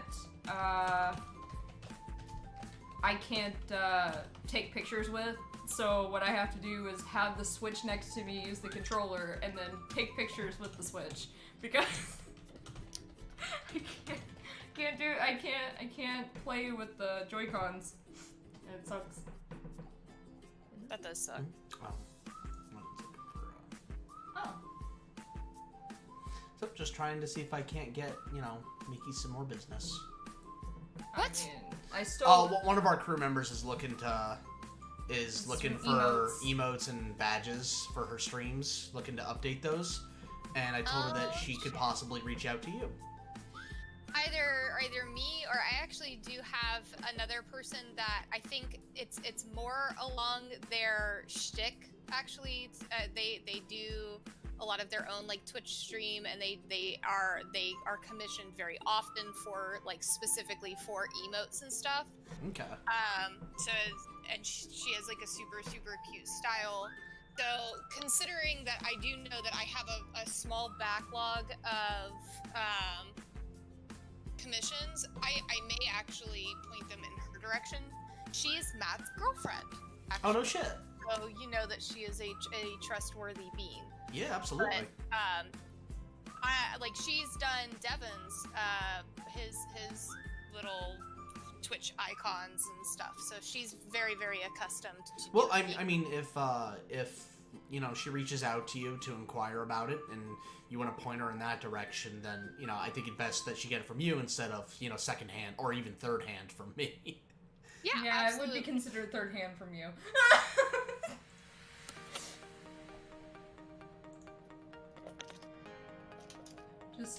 Just how you end up transferring information so incorrectly sometimes. I do tend to paraphrase. Or like completely get it wrong. Yeah, tomato. No, shut up. The tomato dead six. Because I was not jumping when you came out. I was like on the tips. I was on the tip of my toes. And I was like. I was looking. I didn't have my glasses all the way up, so they were kind of tilted down. So to me, with my impaired vision, it looked like you were jumping. I was like this. I was just like kind of pivoting on my foot while trying to reach it. But I was jumping before I called for you, though. I was like, can't reach. God damn it. That's kind of what I was thinking Was the cat jumping up and running in? The let me in cat jump. I can't remember. I've only been outside for 5 minutes. Let me in, please. Yeah. You know which one I'm talking about, though, right? Leafy nose. Leafy nose. Yep. She's like, I know, Dad. I know. Tony, there is a distinct difference. There is. He'll like come up with something off the top of his head. It wasn't even anything that I said. You would just come up with whatever fucking words, and I'm like, dude, that's not what I said at all. But yeah, Leafy is a loud cat when she They're wants. all loud. Yeah, they are. Yuki. Yeah, The worst part is though is was, that like Leafy will do shit that she knows she's not supposed to. Like, she knows she's not supposed to because like, she'll do something, she'll knock something over, and just bolt. Because she knows she's not supposed to be knocking shit over. Alright, I lost our middle child. I don't know where he is. Yuki? Yuki, yeah, I don't know. Jared, I'm 8 levels until my free trial runs out. The trial doesn't run out for 14. The game just doesn't let you level above 35, but you can stay there forever. You can actually go and level every single job to 35, because there's not a timer on the level on the free trial, and you getting 35 on a thing doesn't just like set a flag and say you're done. Which is one of the very nice things about the Final Fantasy 14. Hey Miki, do you have a link to like a portfolio? Oh, for Megu? No, for your stuff specifically. Oh lord. Wait, what did that just say? Critical system update. Your system. This is on my Save. phone. This is on my phone. It's Okay. on my phone. Installation is on my I phone. heard system update, and I'm like, oh shit. I heard critical system update, and I'm like, that's a virus. No, it's like my Motorola software update. It's like telling me that I'm critical update right now. Okay, anyways. No, oh my god, if I got a virus on this computer within a month of having it, I would scream. Yeah. Not that I don't know how to get rid of malware, but I am not naive enough to do things that would get me something like that. Yeah, they don't do updates in the phrasing that you were describing, so immediately the first thought is, if that's on Windows 10, that's not a Windows update. No, heavens no. I don't really have like a portfolio per se, which at this point in time, I'm starting to think that maybe I should. You really should. What? You should what? Get a portfolio. You know, it's cool. It's fine. But my Instagram is probably the best place to see my most recent artworks and stuff. So, there's that. I guess. Chester has blessed me. I have been blessed by Kitty Buddha. You the fucker's immortal. Might as well be Buddha. That's what I said. He blessed me. Bless you. Bless your furry face. Juan would like to know, chibi, cake or pie? Why not both? So cheesecake. Why not both? I like both. I can't. Because the ambassador's the one that always gets shot first. Damn. Both? That's my answer. You will not make me choose. If I'm at a party and there's cake and pie, I will get both. Chibi, a woman of simple tastes. A person of simple tastes.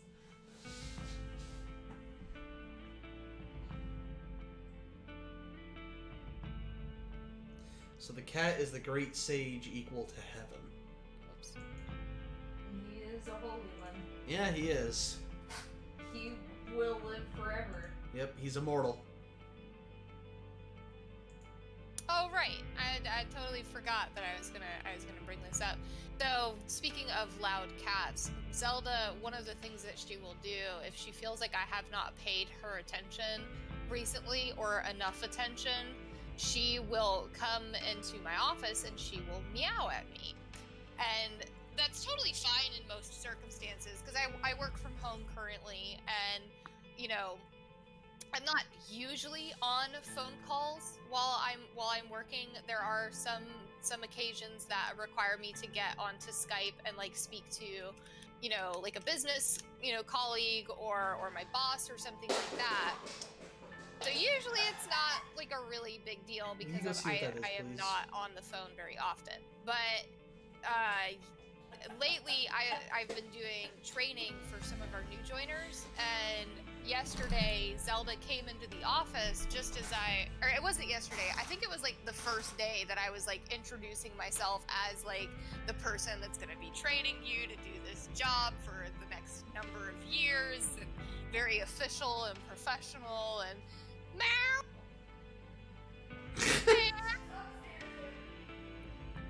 Zelda just like came in and she just decided, fuck you, Mom, you haven't loved on me enough today, so I need you to know.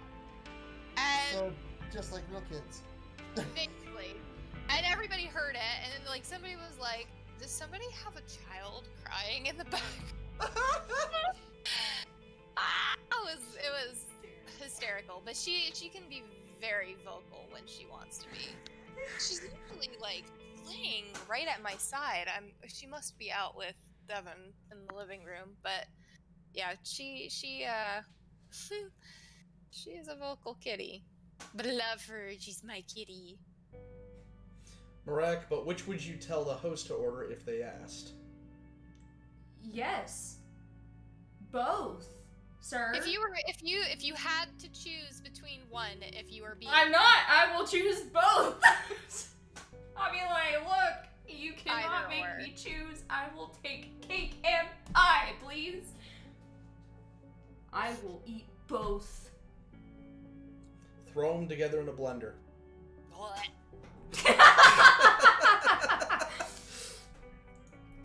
Some red velvet with pumpkin pie. Oh my god. Either red velvet or I'm cheesecake. nauseous. Or not cheesecake, but carrot cake. Carrot cake's my other favorite. Carrot cake's okay. There is a very like specific type of carrot cake that I can handle. With the thing is with cake, like for me to like cake, it has to have the cream cheese icing. Oh yes, So the that's one just a given. Like I cannot stand that that kind of frosting that you get on like the prepackaged cupcakes you get. The vanilla. Oh, it's just so gross. It's like makes my teeth ache. See, you would like carrot cake then, because it's got. Yeah, I think carrot cake specifically calls that for the icing cream on it. cheese icing.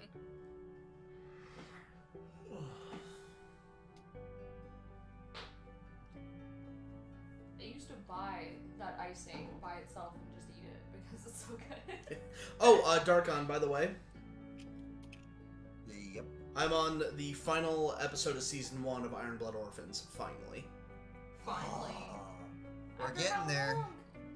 like I thought you finished If- it. nope. If your favorite Ready style is fine, that is the most final Gundam I've seen since like Zeta, and that was the point. And Zeta murdered everybody. They're not as murder happy because the writer's not going through imminent depression, but it's very final in their choices. Juan, do I like what? And Ruben Jackson, yeah, absolutely. I need to go to the dentist, but unfortunately, It's fucked. shit's fucked. Yeah, I do need to go to the dentist, but shit's fucked, and Me too. I'm also, unfortunately, due to my absolute needle phobia. Oh, both of our needles over. The only way they can really do any real work on me is by putting me under through an IV, which is really, really, really hard to find in my network. Well, that and if they try to gas you, like, The gas has no effect on me.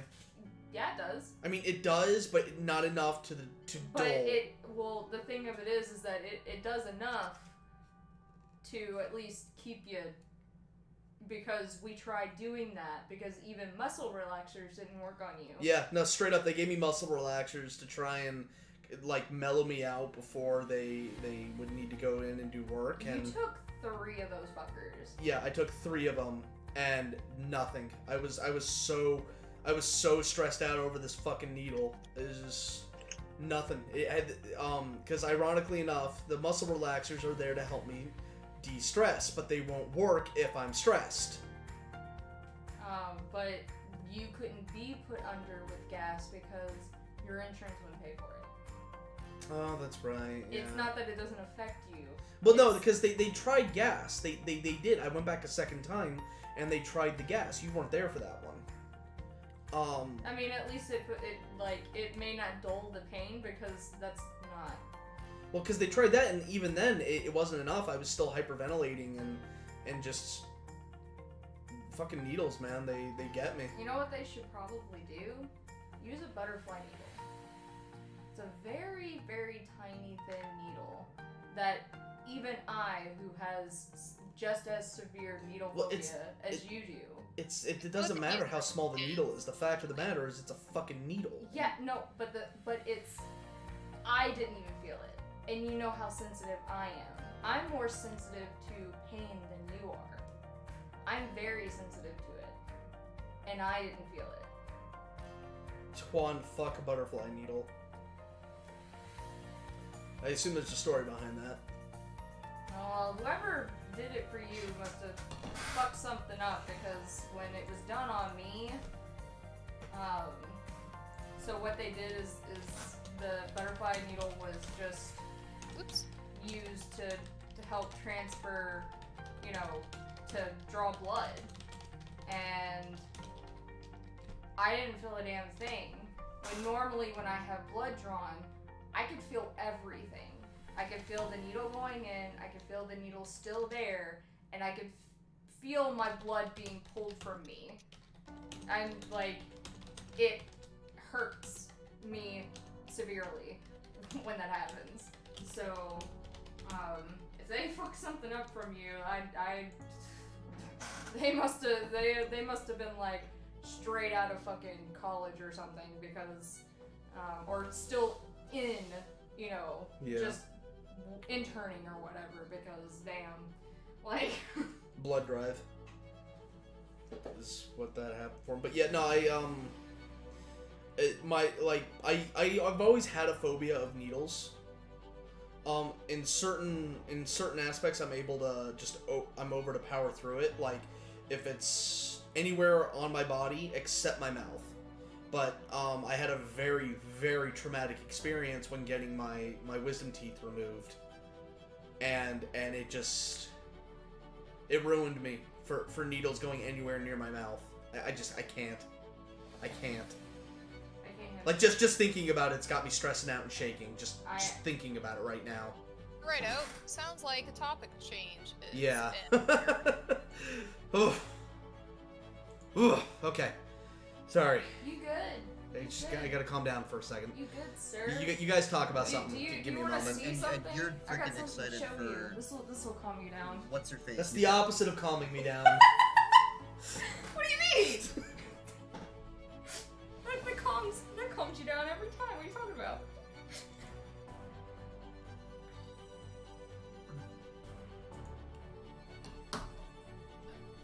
Good old awkward silence. That will fix it. Just a moment. I'm updating things. This doesn't really calm you down? No, it absolutely does the opposite of calming me down.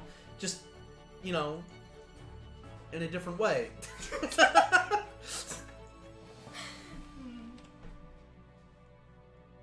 see.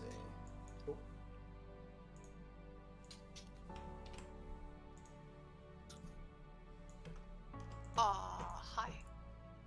Hot damn, look at that bicep. Look at it.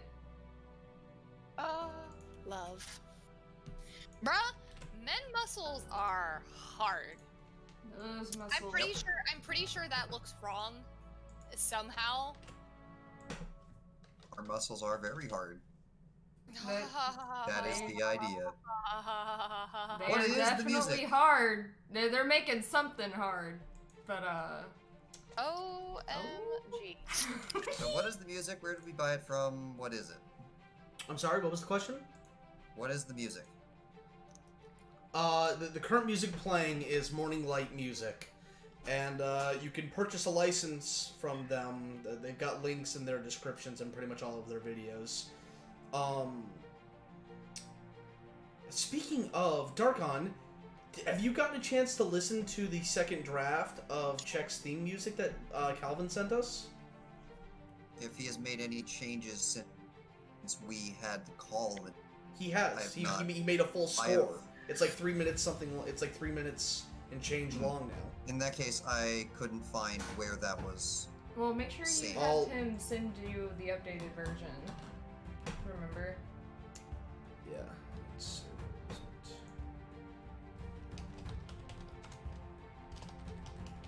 Oof. Hell, you know what? Miki is in that one. Oh, that okay. Yes. There was I think an Infinity Lights stream maneuver that I helped with a little while ago. This is a different one. This is a different conversation.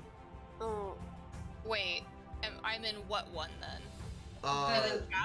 The Czech theme song. Right. Private So call. where I was going with that is, sorry. I think that that maybe Calvin included me in there because of the input that I gave on the Infinity Light music. Yeah. Okay. Also, the Sugar Glider people. What? Also, the Sugar Glider people. Yeah, I did that too. But that would probably be less of a reason why I would be involved on musics. The calming beginning of it again reminds me of Tales of Symphonia. It makes like it.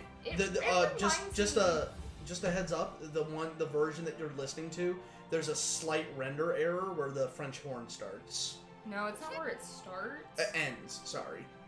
Okay. It's like 209 or something like that. Yeah. So just if you hear something that's like a weird skip around the 2-minute mark, that's what happened. It was a rendering error. I am so happy that I called that out. Like, not that I called out the rendering error. That you could catch it. But not the rendering error. But I specifically told you, I was like, it's either French horn or trumpet. I can't tell. They're really low, but it's a brass instrument. Yeah. Oh, by the way, Miki save. Yes. And for those of you who would like to hear some of the Czech music, it is available on our Patreon for all of our patrons.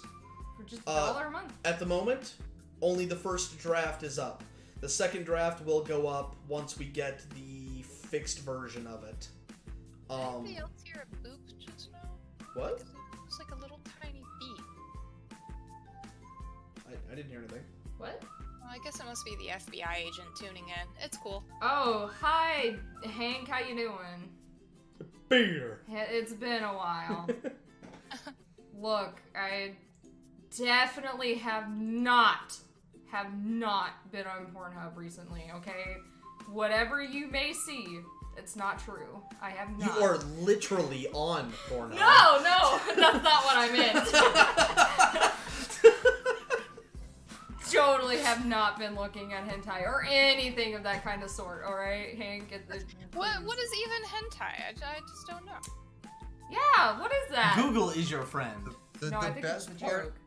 The best part about that question is I could have easily, immediately replied with, but I actually don't know, and he would have believed me. There's so much stuff in that category that, like, when I bring it up, I'm just like, but Anthony, I actually don't know what that word means. You have to start explaining now. And then everyone immediately replies with, never mind, don't talk about it, don't Google it. You're not allowed to know. See, you're supposed to stay pure and innocent. Yeah. My son is pure, alright?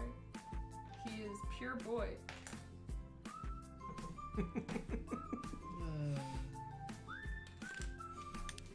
He is not small, but he is pure. How tall are you, Darkon? He's taller than me. That's a low I think bar. after this particular conversation today, I am beginning to gather the notion that I think many people might be taller than you. See, she said what I said, but just with more words. Look, I have known some guys that are shorter than me, okay? Fuck all y'all. Alright, Goldshot, his hair isn't violet. It's It's like a raven, right? This is the beginning of the magic setup, to my understanding. You just watch. You guys are learning! I'm so proud of you. It's like supposed to be like a raven, isn't it? Yeah. Like, I was looking at the eyes, I was looking at the hair, and I'm like, those are Oh, really I love bright the colors. eyes. That means something magical's gonna happen soon. That's hilarious. But- You guys are really funny. The grayish blue eyes. Your Yep. monotone Fucking love does it. not fill me with confidence. Darkon, you didn't answer my question though. How tall are you? Oh, I wish God. I remember. No, so you're like Anthony, got it. Yeah. Average to slightly above average for male, I think, maybe. I haven't measured myself in years. You silly moose, you. Well, if you're able to reach something on the top shelf, Oh yeah, I know. can do that. He's at least 5'8". He's at least my height. I'm a little surprised that that looks violet, though. it might just be. It I can doesn't. see where they would get violet from. It's not what I would put as violet, but I can see where the... It doesn't Yeah. look violet to me. It looks is definitely supposed to be a cool-toned black, so it is not going to be a perfectly desaturated gray. So kind of in the art world again, as far as true black, there is no such thing as true black. There's always going to be another color that is slightly more predominant. So it's not very oftentimes that I will actually like take this particular color all the way into the grayscale. I usually will actually err just a little bit off of the grayscale because that's in real life. It's kind of like if you ever have a black outfit, you're trying to find a shirt and pants that match, but you have two different types of blacks. You have a warm black and you have a cold black. Warm black is going to be more along the lines of like towards the oranges. So just like to give you an idea of the differences. We'll go down a little bit further. So this would be considered a warm black. To the naked eye, this kind of just looks like a dark color. Like if you weren't putting it up against anything and you're looking at it from afar, it just looks black.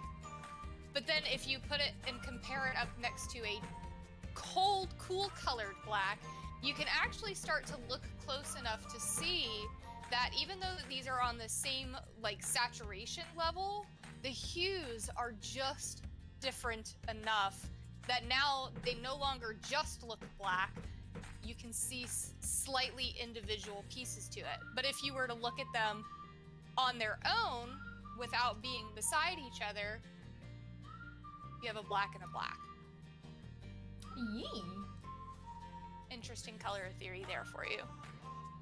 Like that's why like when you get like a black marker and you run the ink out, it turns purple or like, you know. Sometimes brown. Yeah, Because you'll like have it just depends on what color they used. Sometimes I've done that and it was like a dark purple or like, you know, it just depends.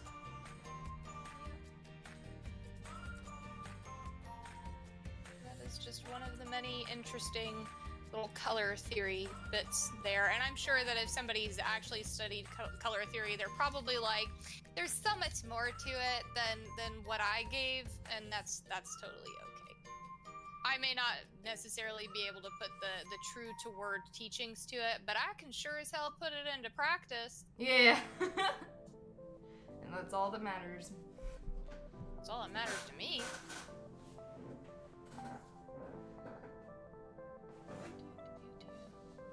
Though if there is anyone that's more, you know, knowledgeable about that, I mean, hey, you learn something new every day. I was gonna say, I'm definitely not against, like, learning, Yeah. for sure, but don't nitpick me, because I am the queen of nitpicks, and I will straight fuck you up. Oh, damn, same. Hey, nobody asked you! What? Devin said from the living room, it's true. Rude ass. It's okay. I made a joke at my expense to my trainees earlier talking about so my particular job being very in tune with semantics and staying on top of the wordplay and how something is specifically phrased is actually very important for my job. We have to be very, very specific about the way things are worded and the way that we interpret the way that things are worded and so forth. So in a lot of circumstances, my nitpicking on like words that are used and how things are phrased or how things are said comes in handy. So I was telling them that being kind of nitpicky or being very semanticsy is something that helps me to format the way that we say things. So if you're ever like unsure of how to write something up to sound a certain way, to run it by me, because I would be more than happy to review it and see if it, you know, falls in line or you're saying what you're really like trying to say. So I basically would give word advice. And so the joke that I made was, you know, I'm very particular about semantics. I read really far into things, and while that's really great for my boyfriend hates that, but it's really great for my job. It's just like a good moment of ha ha ha, because I like Devin could tell you all day long about the times that I have literally just like sat there in a conversation and be like, did you mean this? Are you actually trying to say this? Are you sure about the way that you've said that? Think really carefully about how these are phrased. So, I know. yes, I know you're sure. Thank you, Ghost. I now for understand why we got subscribing. along immediately, because that's what programming is, and my programming tendencies also come out in how I speak. I'm very, very specific with my word choice. Me too. To the point where it drives Anthony crazy. And it's just, why can't you just word it like X? Because X means something else. Well, that's not what I think it means. And See, I have to tell you to dumb things down very, like, Frequently. very frequently, because, look, I may have graduated high school, but I barely did that. So you're gonna have to really, really dumb it down and simplify everything. The English language is definitely an art of which I love and am fascinated with. And if I feel like somebody is using a word wrong, it is not that I am trying to call you out on the incorrect usage of a word or that you could have better phrased something to express what you were trying to say this way. It's because I care about you, and I don't want you to go and say that to somebody else, and then that other person is going to think the same shit in the back of their head, but they're not going to say anything about it, and they're not going to give you the opportunity to try to actually convey what it is you were trying to convey. So, yeah, sometimes it's not necessary, and I probably don't have to do it. It's like not something so crucial that, you know, it's gonna fuck up the very fabric of your existence, but then other times it's like I will say it out of kindness because I don't want you to turn around and say something like that to another person where they will interpret something out of your words that wasn't meant to be there, because you have a third party who is hearing your words and they are basically going off of none of the context that you have in your head.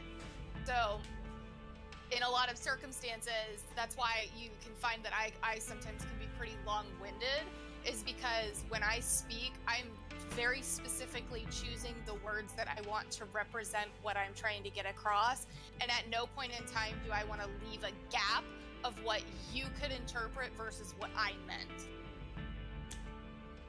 and acceptance. I have kind of a love-hate relationship with the English language. Yeah, you like to correct me, but anytime that I correct you, you're like, oh, tomato, and I'm like, fuck you, man. But, so, Tomato, Dr. Pepsi. right? Juan would like to know, Darkon. Dr. Pepsi? Wait, what did I say? I didn't even need to do that. Juan would like to know, Darkon, how did you meet Tony? Oh, God. All I wanted to do was transition this into a couple hours ago. We had this exact same thing about the word race, but now you're making me have to do things. I met Anthony as a third party when Doger and Anthony were starting to team up for a bridging. I was Doger's real life same school friend, and then we were doing things because we were really, to be blunt, bored. So whenever Doger and Anthony were doing something, I was kind of just there, and he had to deal with me whether he wanted to or not. And all Anthony wanted me to do was just be a voice actor and never talk to me again. And I picked that up on, uh-oh, I've done something to annoy him. I am going to change what I am doing that annoys him to fix this. Could you not? I just want to hate you and then we'll move on. No. We're gonna be friends, whether you want to be or not. I'm Why? going to force you with kindness. And that is the very short version of how we eventually became to like each other's tumors. Yep. See, I had to tell Darkon, bro, what the fuck's up? Do you, like, not like me or something? Like, you make me feel very, like, so out of place because of the way that you speak. And you were like, oh no! Oh, immediate panic attack. And ultimately followed by, no, you tell me specifically what I did that made you feel uncomfortable, and I will kill it. If you don't tell me, I will not. And that was continuing the trend of people start off hating Darkon, but then they like him. But, like, it's not that I hated him, it was just like, you know, I think it was, I already had my feelings of, well, I'm kind of the outsider looking in, everyone is doing the abridging stuff like that, I'm the new girlfriend, like, you know, I already had that in the back of my mind, so I already felt that way towards some people, and Darkon ended up being one of them because just the way that he said things and, like, you know, it kind of made me feel a little bit like the shit that I'm saying didn't matter, and I was like, okay, I will sit here and be quiet then. Cool like, beans. I hate I was gonna say, I was waiting for the opening to say cool beans. I have killed that dead. Dargon, did you see the magic? It was very limited. Oh yeah, I saw it as well. But it was there. No, look at that changes the whole dynamic of it. Now you can just tell it's like, it's a slicked black. Oh. The eyes. I love the eyes so much. Dead chat. Yeah, it quiets down near the end. The bluish gray eyes. Like, so pretty. I'm sorry, I have brown eyes. No. Damn. See, that's where I come in. I'm the one with the bluish gray eyes. So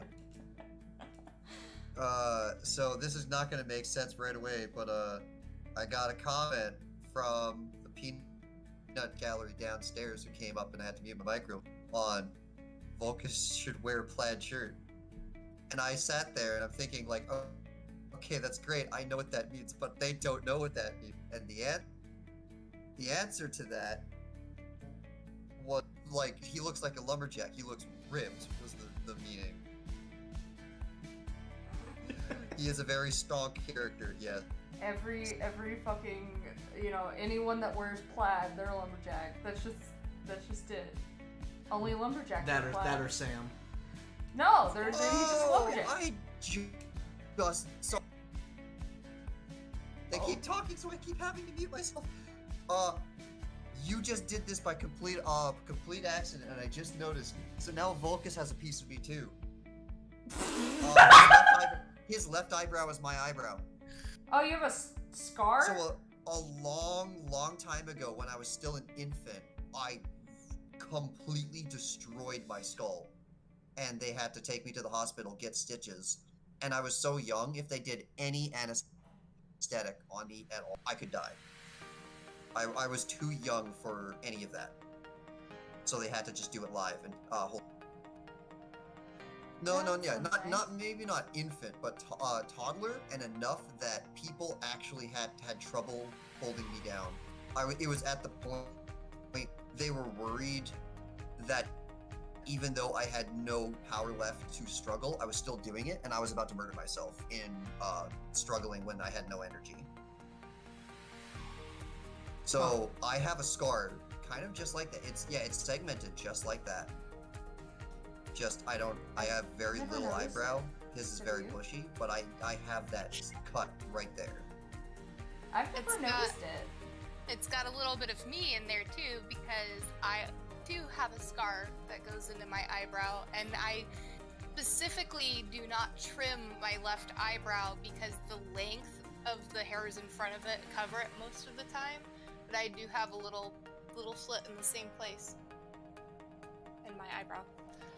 So See, I'm not cool Fun like fact. that, but I do have a scar on my chin. But, you know. I don't know if I'd call it cool, but Well, see, it's so cool that people like to imitate it by shaving part of their eyebrow off to imitate it. So, I mean, like, I've got okay, I have a knife wound on my leg, and I don't ever remember getting it. yeah, see, I don't remember getting the scar, like, on my chin or, like, on my lower back I have a scar.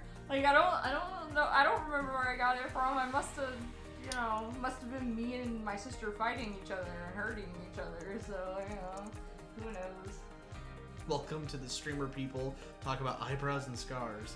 Juan, thank you for joining us, bud. You guys, you have a great night and stay Good safe. night. bye. Tell Angel Knight as well. So, There's your magic. Miki, we have about 10 minutes until we're at that our normal stopping point. What do you think? Okay. The only thing left is the Shading. is the shading on the And a few points with the guns. It looks like they haven't been, and the watch. Other than that, though, though the book I don't think has done anything yet with. nope, that is correct. So I have a thing that I am going to do for the book. No worries there. okay. Well, I was asking, how you want to play it. Do you think we'll be able to finish it tonight, or do you want to break this into a two-parter? Realistically speaking, I would love to finish it tonight, but I agreed to start my shift early tomorrow because I actually have some serious work shit that I gotta get done, Okay. and I need it done sooner than later, Okay. which I'm kind of like really, really kicking myself for, and but I couldn't stay at work late today, so there just kind of was no real choice there. But I'd like to see what I can get done Okay. today. Because I figure, if we need to reschedule it. I don't think we have anything planned for this Saturday. We could probably knock it out then. Yeah. Okay. Cool. Does that work for you, Darkon? Will we have enough for another stream? And also, there was a bit of droppage on my part or step on. Well, I would say so, because we've only got about 9 minutes left, and only so much can be done in that short amount of time. That's not what I asked. Do we have enough? And would just shading in the book be enough for an actual second half? I would say so, yeah. Okay. And then you and I would have to discuss whether when things will happen, because again, I don't know my schedule until the night of the night before. You would work on Saturday? Possibly. Especially given the fact that we have to do things whenever we can get them. If there are things that are Saturday only, then that's just Sunday is usually like 99% always free, unless there's something crazy going. Okay, well, we'll aim for Saturday and just keep it fluid. If Saturday doesn't work, would Sunday work for you, Miki? Yeah, that'd be fine. Okay, so it'll get done this weekend, regardless. You okay? Let me see here, because I was also kind of thinking about it. As far as the speed paint is concerned, we generally try to release the speed paint on Saturday. Saturdays, so. But, it's whatever. It's not a huge deal. Besides, you don't need me to be there for the follow-up. True. but I'd like you to be I there. can replace you. Damn. You know, thank you're you for about joining the us, only person Empire. I would trust with that. Thank you. And yeah, Gold, there will be a second parter to wrap this up later this weekend. Maybe. We'll see. I mean, I can join in. You really think you can finish this in the time? Well, I mean, I would obviously be putting a little bit more than 7 minutes in, but maybe. Yeah, but the thing is, Mickey, you've got a lot of shit to do tomorrow, and from what you were telling me, this is some heavy shit. I don't want you putting that at risk on account of us. It will not be on risk. Trust me. Ya homegirl knows how to do her work. Okay, well, just... Not to mention, the sooner that I start my shift, the sooner I can get off of my shift. So that means that I get to nap. So, Okay. just As long as you're sure. yeah, I would not put myself into a Jeopardy kind of circumstance. God, what's that like?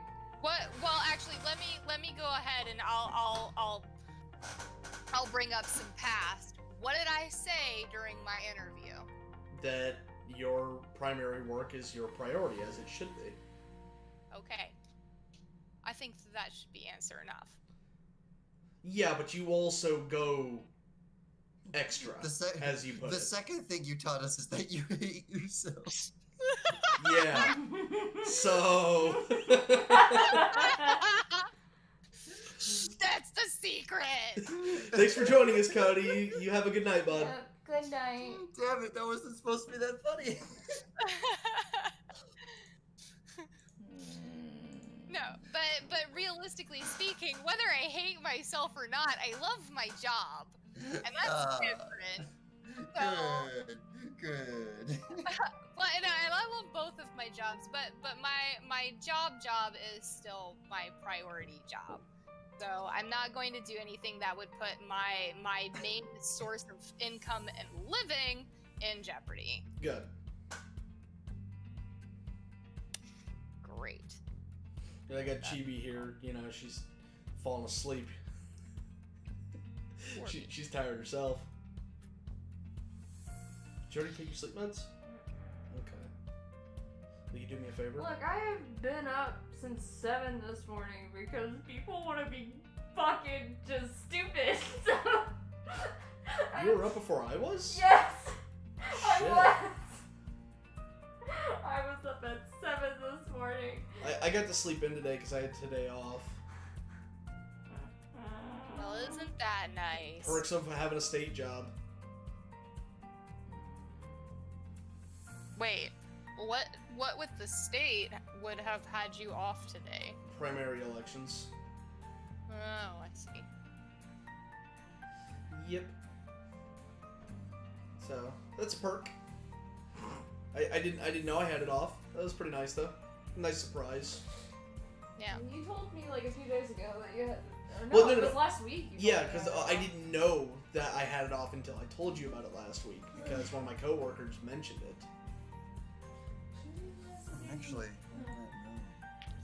Man, this is I wish around the people time when actually my boss messaged tells me me free of this work. week. Anyways, what is going on this week? Yeah, something's happened, and we either got caught up and ran out, or some got canceled. 'Cause what's going on?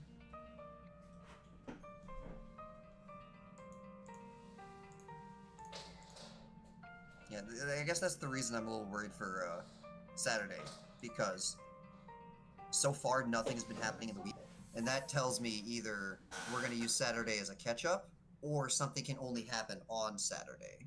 Okay. I'll be right back. I'm gonna grab something to munch on. I'm kinda hungry. Okay. Heck, at this rate, Friday might be better. But again, I'll never know until Thursday night. Yeah.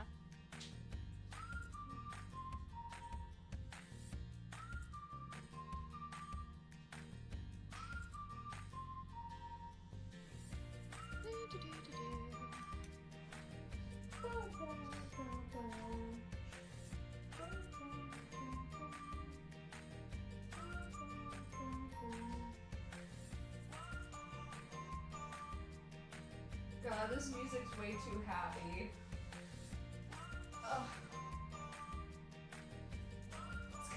helping me out. Well, Look, I can't help it. I'm like, wow, I wish I could be that happy. Bumps me out. I can't help it.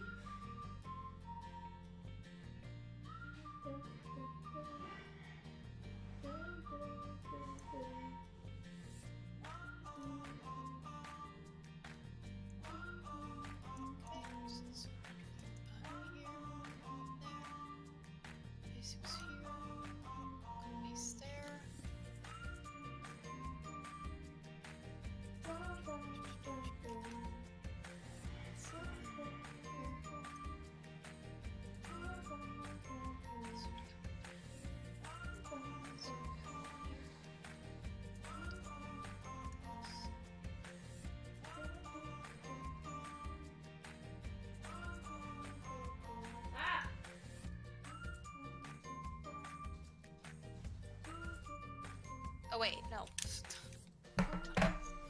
Ugh.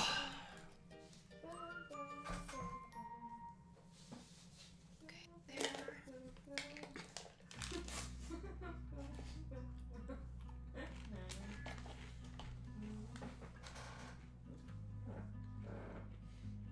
Thank you for joining, Smrack. And Miki, remember to save. Oh, yes. Thank you for joining us. Yes. Thank Shit, you, as and the always. viewers are dropping like flies. Damn. Say what? The viewers are dropping like flies. Oh, well, I mean, yes, it is getting a little late. It is late, yes, you're right.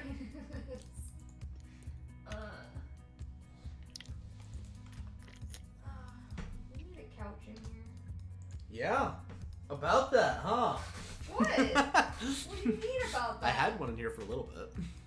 Yeah, but we also needed one out in the fucking living room. True. True. So, you know, you can afford to get you a fucking futon couch in here. Yeah, probably good. No, there is no probably you can. Well, no, we'll look into it. We'll look into it. I'm like laying on the floor. Because there's nowhere for me to sit and be comfortable. I mean, hey, floors can be pretty comfortable. You just gotta give them a chance. Not when you have scoliosis. Bruh, I feel you. Where is yours, in your upper back or lower? Lower. Same. Man, I don't know what's going on with you then, because I got scoliosis and laying on the floor just like against a flat surface, making my spine stretch out. The best fucking feeling in the world. It probably has to do with the fact that my lower spine is like, kind of to the side. It's not like straight. It's curved like tremendously to a point where my right hip is higher than my left. Mine goes kind of like whoop. It's like I also have, a like, little weird, like degenerative- kind of like curve at the bottom where it just kind of goes out of line, and it causes the biggest problem is that it causes pelvic. Oh God, what was it called? Posterior pelvic. So it basically just means that my hips don't sit right, and because my hips don't sit right, they pull on my muscles in a strange way, and it's like the weirdest thing, because you'd think like my back and my pelvis, like my hips would be what hurts, but it's my tailbone. I have a very, very sharp ass pain in my tailbone most of the time when I sit for too long, but that's what mine does to me. But yeah, my back has just like this weird little curve to it. It's not like mine... horrifically noticeable, but it's there. Mine is it curves to the left, so it ends up making my right hip higher than my left. So my right leg is actually shorter than my left. I wonder if this because of it. worked. No, it did not. And So then this I also curve have is degenerative discs. Not quite So this. Nope. So yeah, I like that's when I first noticed that something was wrong. It was middle school, but because I was a dumb middle schooler, I didn't think anything of it other than, maybe everyone else feels this. But if I laid down and tried to do sit-ups, I couldn't get off the ground because my back would, like, I had to, like, arch my back and, like, my breathing would be stunted because of the pressure of laying on a flat surface. Yeah. Thank you for joining us, Crafter. Yes, thank Yep, you. thank you. Thank you.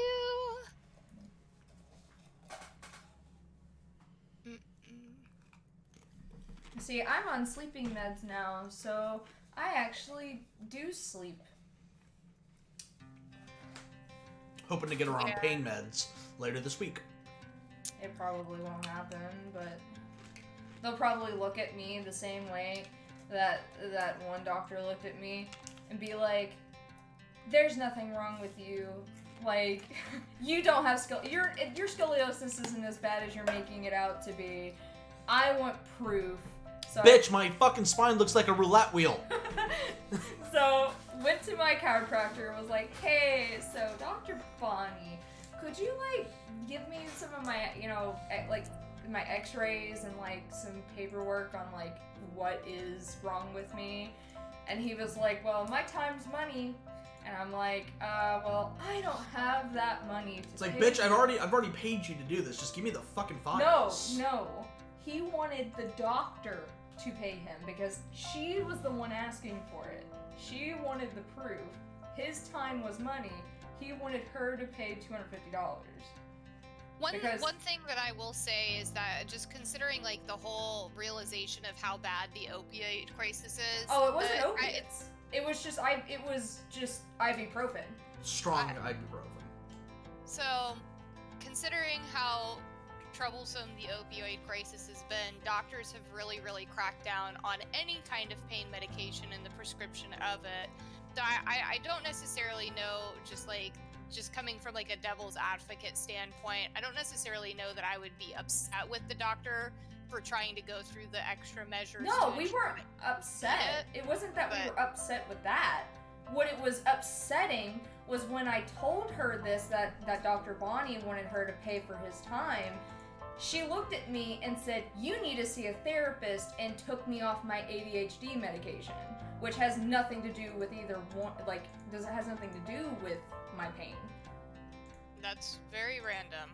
Exactly. That was what I was pissed off about, because she got mad and was like, she didn't want to pay that, and I wasn't going to pay that, and I was just like, hey, I was given this because I had the flu. I was getting migraines from the flu, and not only was it helping with the migraines, it was helping with my lower back. Do you think this could be prescribed to me?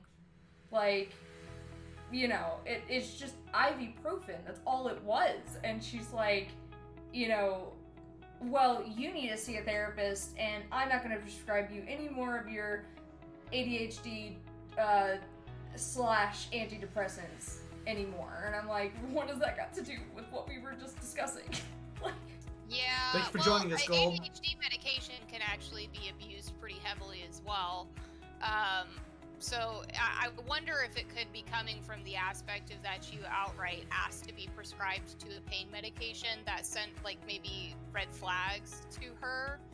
But like ADHD medication is actually very commonly sold as like a what's the word I'm looking for? It starts with an R, that means recreational.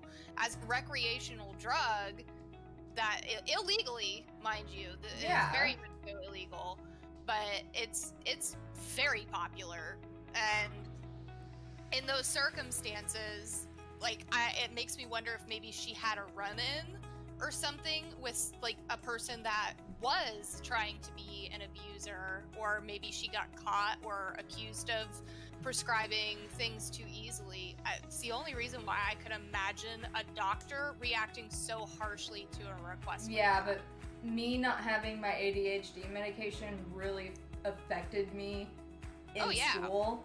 and fucked me up because I couldn't get anyone else to fucking prescribe it to me. So, like, Yeah, absolutely. trying to find doctors that would prescribe it to me, you know, it was really difficult, especially since this program that I was a part of, they were the ones that were prescribing it to me, and then they graduated me. And then when they graduated me, things started going really fucking south. And my mom was like, you know, she was doing really good in school and everything. You know, she you know, this has affected her a lot because we feel like she was graduated prematurely. I would like to put her back in, and they were like, oh, you just want us to parent your child, which was not the case. And so my mom searched high and low for a doctor, and she finally found one. And I was seeing that doctor for a while, like, I mean, a few years after that. And then because, you know, we told her that my doctor, that my chiropractor wanted her to pay money for his time, she was like, well, I think, you know, you need to see a therapist, and I'm no longer going to prescribe you this medication that you desperately need. So, it was definitely like oh, okay, but, I've been taking this medication since I was 8 years old. I need this. Please don't take this away from me. Yeah, I don't know. That sounds like something must have happened. It's just not, that's not like normal. Cause I mean, I remember when they used to be like prescribing ADHD medication like it was fucking candy to every kid who was disturbed or troubled. So it just kind of seems like something is not clear Well, about maybe doctor. her telling us, you know, other than just like once I told her that he wanted her to pay, she just automatically was like, well, you know, and so, you know, that there wasn't no, she didn't like try to be like, well, you know, here's the dangers of this or whatever. It was literally, she looked at me, and the way that my spine curves, it curves inwards, so you can't really tell. You can't tell that I have scoliosis until you do an x-ray on me. And when she found out that he wanted her to pay for his time, it was like all of a sudden a fucking switch went off and she got highly upset, and you know. I mean, that just seems like really unusual too, asking to pay for x-rays that should belong already to you is a little bit unusual, because I know many people who get x-rays that they're just given the x-rays after the fact. It's because that he would have to completely do, because he was by himself. He ran his own thing. It wasn't like he worked in an office, like a huge, you know, he had his own little small business, and it was just him and like 2 or 3 other little nurses that he had. That was it. And he had plenty of people coming in, so he would have to give some of his time to put everything together, to have every document, every because I had been seeing him for a few years before this. So every little thing, every little change, whatever, he needed to document and whatnot, and his time is money. Like, How long ago was this? Because as far as a long ass time ago. This was a long ass time okay. ago. I was gonna say, as far as like normal practice nowadays, like my gynecologist knew I like went to the doctor and got a fucking flu shot, because they are able to very openly share that information amongst your physicians. So to me, it just seems like really, really unusual that a medical professional, by himself or not, would be unwilling to provide medical records by a physician in regards to a patient. That seems so strange. Yeah, not to throw shade at a geological location, but it's fucking Kentucky. Yeah. And literally every single aspect that I have ever seen come out of there, in terms of what would be expected of a professional fucking attitude, has been non-existent. In literally in regards to me, like in every single interaction I have had with someone who is supposed to do a goddamn job in that state, every single time, it's been just, it's like, there are no words for the level of just unprofessionalism. Yeah. There is none.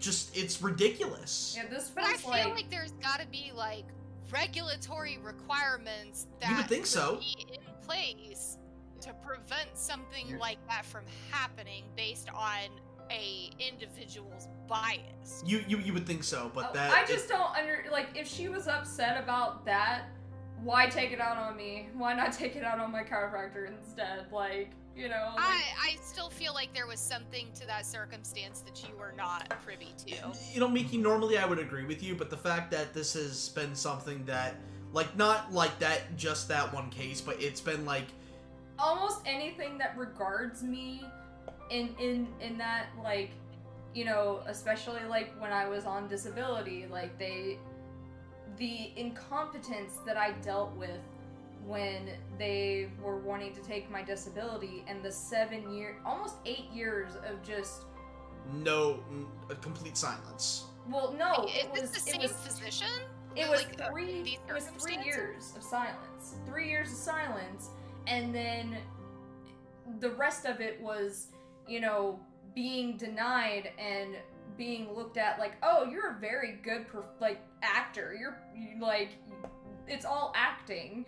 And I'm like, yes, me being on the floor, hyperventilating, can't move because my limbs are numb, is me acting. Yes. Oh, that's definitely me acting. But hey, you know, what do I know? I didn't realize you were such a, you know, entrepreneur when it came to actors or whatnot. Like, I didn't realize you were a professional in that field of seeking out. But is this the same physician who? No, this is a multitude of different things. Yeah, it's just a multitude of things of everything that has, you know, and when it's in regards to me, shit just goes wrong. Every fucking time, whether it be medical. I wonder if somebody's put something on your medical record that you're not aware of that these doctors or physicians are seeing. Because the fact that it's not just one, but multiple physicians who are treating you in this capacity, I can't attest that to. It's Kentucky. That seems very unusual. Something in the Kentucky system has flagged the entire thing. Like, suspect is what the word I would use to describe the situation. Something in the Kentucky system has been written up involving her that has caused legal exploding problems. What that thing is clearly something they haven't been privy to. Well, I'm going to tell you, somewhere, you know, I was, back when I was like 23, I believe, I was actually given the diagnosis of being on the spectrum, but apparently it was already in my files, but no one wanted to clarify to my mom that I was on the spectrum. No one told us a single damn thing, and she, you know, had always asked, is there any more, like, is there any other type of, you know, like, is there any other evaluation that needs to be done? Because I want to make sure if there's anything else that she does get that would require her to be able to function, you know, as a person, like, you know, get the help that she would need. And they would basically look at her, and if it wasn't their idea to do it, they wouldn't do it. Well, finally I got a doctor that was like, I want to evaluate you for being, you know, just evaluate you. And when she did, she was like, you know, I had concluded that you are definitely on the spectrum, and I have looked through all your files, and apparently someone has put it down that you were, you know, diagnosed of being on the spectrum. And I'm like 23 at this time, and I'm like, why the hell did no one tell me? Yeah, it's the first I'm hearing of this. Yeah, I'm like, what?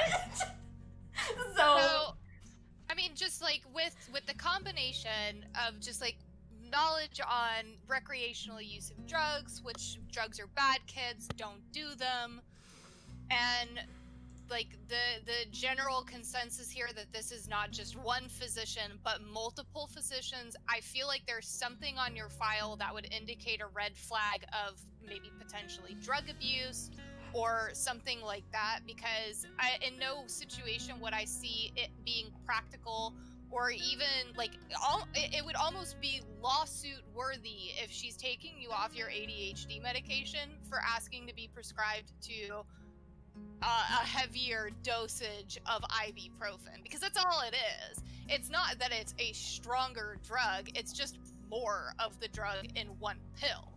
So when you say that she took you off of your ADHD medicine because you asked to be prescribed to these horse-sized pilled ibuprofen, that to me immediately screams that she's like going, oh, this is an abuser, she's asking for pain medication, she's got ADHD medication, so I'm gonna take it all away from her.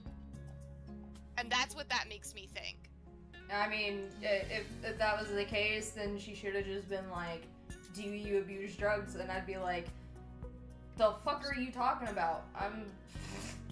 I would never, ever fucking do that shit. Like, ever. I know what that shit does to people. I have never even touched marijuana. Ever. And never will. Like, hey, Miki, 2 things, or 3 things. Remember to save. Second, we have a close-up of your wheel. I'm not sure if that was done on purpose. My wheel? The color wheel. The color wheel, that's all we can really see is the color wheel and all of the... I mean, I accidentally minimized my screen for a brief second, but... Yeah. There it goes. So when it's minimized, it goes to the smallest screen size possible, and that's what that looks like. Okay. Second, I noticed that your thing said a 15-day trial on your program? It's because I haven't input my licensed product code on Okay. this version I yet. wasn't sure if we would need to get you the program or not again. Oh, no. Again, hold on. I paid for that one, didn't I? No, you did, but what I'm saying is get it for you so that you have it again, is kind of what I meant. Please, no. I think that I should be able to use my product code again, I hope. Yeah. Okay. Otherwise, I still have my broken version, or not broken version, but I have my other version on my laptop. Okay. So it's about 11:20. I'm thinking it's probably best that we start wrapping this up. You know, everyone get their you wanna sleep. see something cool though? Sure. I have a feeling I know. Yep, that's what I figured. I had a feeling that's what you were doing. To just flicker that that a couple laugh times. she did. That's awesome. So cute. Says Yeah, it. that's the magic that I was thinking she was gonna do for the hair, but she did something different. That's the one I thought she was. Okay, Karen, Ends up deleting it. we don't need seizures on the speed paint. So I don't necessarily know that would be considered as flashing lights, but I greatly apologize. I don't about know. that. Maybe we need to get Doger in Depends on here. how the speed paint takes it. Yeah. If it does it every other frame, then yeah. Alternatively, we're gonna see how. Did I just hit Control V like a fucking idiot? I think I did, but actually, that's okay. That's fine. Swoop. This is what I was talking about that I was gonna do with the book, because it makes more sense that we tailor it. that is so cool. I could do that. I've done that before, yeah. I've never seen it live before. That is fucking baller. Oh, that's so hilarious. Boop. Boop. Yep. I've done Wow, that that's several nice. times, though it's probably more efficient and more. It probably looks a lot better on Psy than it does on the old ass Photoshop that I have. So, that is fucking sweet. That is so cool. Magic. Layers. But, Copy paste. so there is a moderate, tiny, small piece of an issue now that I have allowed myself to proceed this far, is that now I'm not necessarily sure we would have enough for a second stream.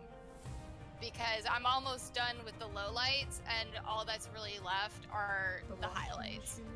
And then the finer details on, like, the guns and the shoes.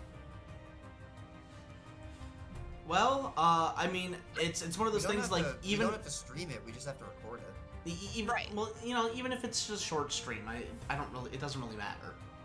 Like if it's enough to take up 30 minutes, that's long enough. I'm pretty sure you guys can come up with a way to just draw it out. Yeah. Hello, Especially Jen. if I'm there, I can talk like this and continue talking like this, just like when you asked me for you making a little. I need you to talk in order to test out all the dialogue. Now I don't have to breathe. Now this is actually starting to hurt. Ah! Calm down, slow down, Hey sir. there. So every time he asks for an audio check, that's what I do, and I keep doing it until he tells me to stop. Sometimes he doesn't say stop, and he knows that I'm crying while continuing to talk. That sounds like a personal problem. Just It is. It is, and I choose not to change. It's my choice. So, Jim, thank you for joining us. I wish I could say that, we were going to continue, but we're actually in the stages of wrapping up. Cause it late. It late. I'm tired. And I'm tired. Pay attention to the Discord, and then we'll announce whenever we'll do the final wrap-up of this. Yep, and if you're not in our Discord, you should join our Discord, because, we have a Discord. It's in the description. We announce many important things on the Discord. Plus, you have the opportunity to talk to all of your favorite fat dogs. Yep. And, Did I sound announcer Also, I'm Eve? here. Marketing Eve? yes, that was very Enough. good. Thank you very much. My retail voice. And also I'm here. Also, Chibi is here, and there, and everywhere. I see everything. She is everything, and nothing. I am Skynet. How dare you call my waifu nothing? I mean, Oh, by the way, Chibi, fun fact, Miki's first anime crush was Inuyasha, just like yours. Chibi. okay, see, we're gonna have to fight. I will You're fight trash. you to the death, and then probably give you love afterwards. Yeah, you know what? That's a good idea. If we need to pad out the time, like say we just really knock out the second part of the shading in the next stream, and we just want to shoot the shit, maybe we'll do a random drawing of something just for shits and gigs. How dare you not run that by me for? I'm just kidding. Well, you were already asking about when we were gonna do the next one, so. Did I make you sweat a little though? Not really, no. Maybe Darkon. You've been fucking with me all night, so I've kind of figured it out. A random drawing or something, or we could go and I don't know, like shield lob a single boss for her in Final Fantasy. Just like, hey, look, here's the thing you need to do to beat the thing. Boom. Next, and then we just end the stream there. Alright.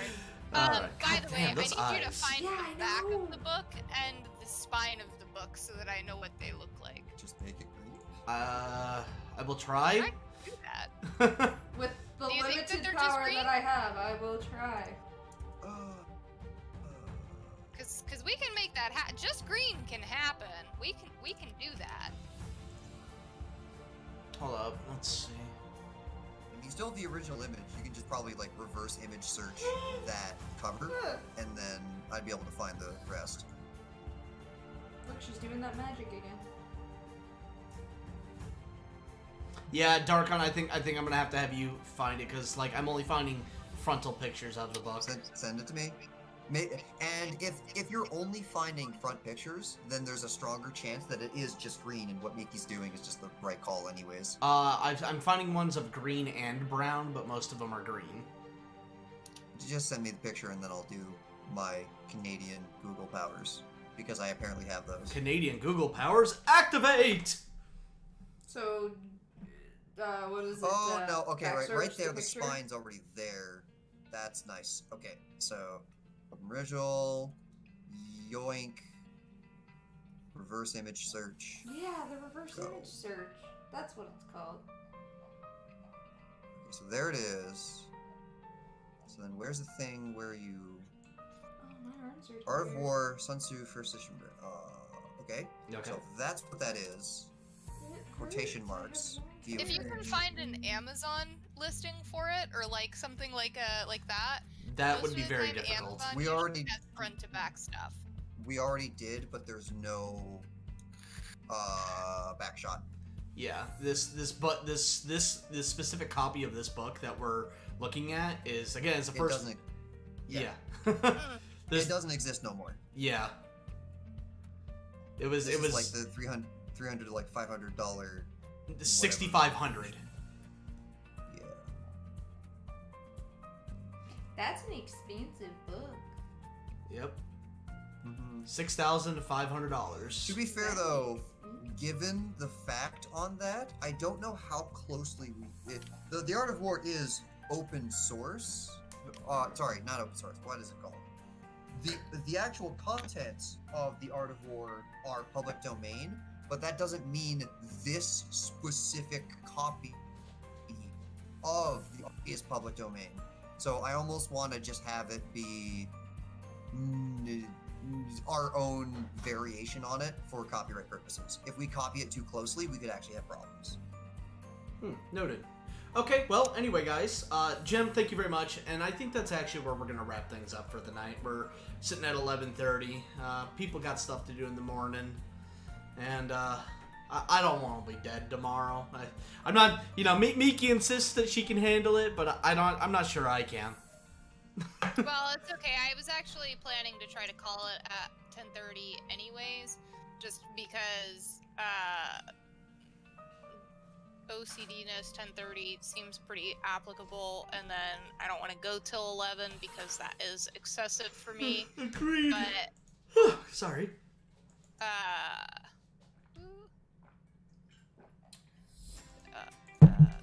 Okay.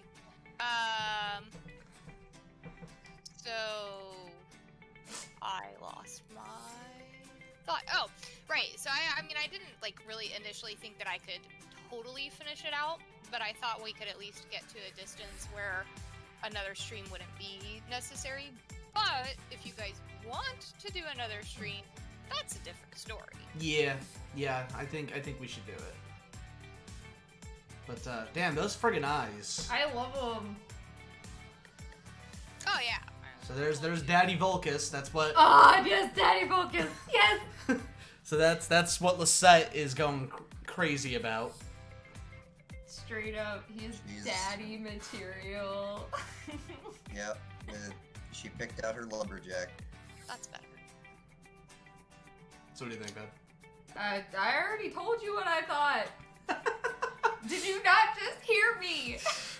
All right, guys. Thank you so much for joining us. We'll see you later this weekend where we finish out the shading and coloring of Vulcas. Thank you so much for joining us, guys, and we'll see you next time.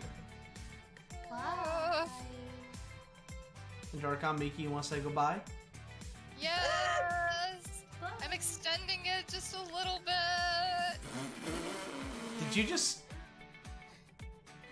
I hate extensions. Okay. Oh, he got pink nails. Oh, like They'll be that. natural. Relax.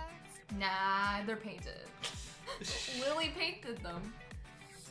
Damn. I mean, She would also- absolutely do that in his sleep if she could get away with it.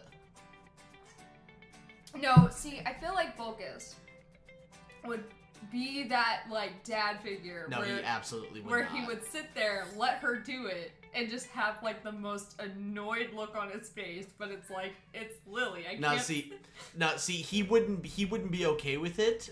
So what would happen is he would be sitting there. Lily would ask to do that. He would get ready to say no, and he would see Tetra staring daggers at him, and he'd be like, "Okay." Fine. Sure, small child. Okay, I'm done making. All right, there we go. For real this time. We'll see you guys next time. Thank you very much. Good night, Bye. everyone.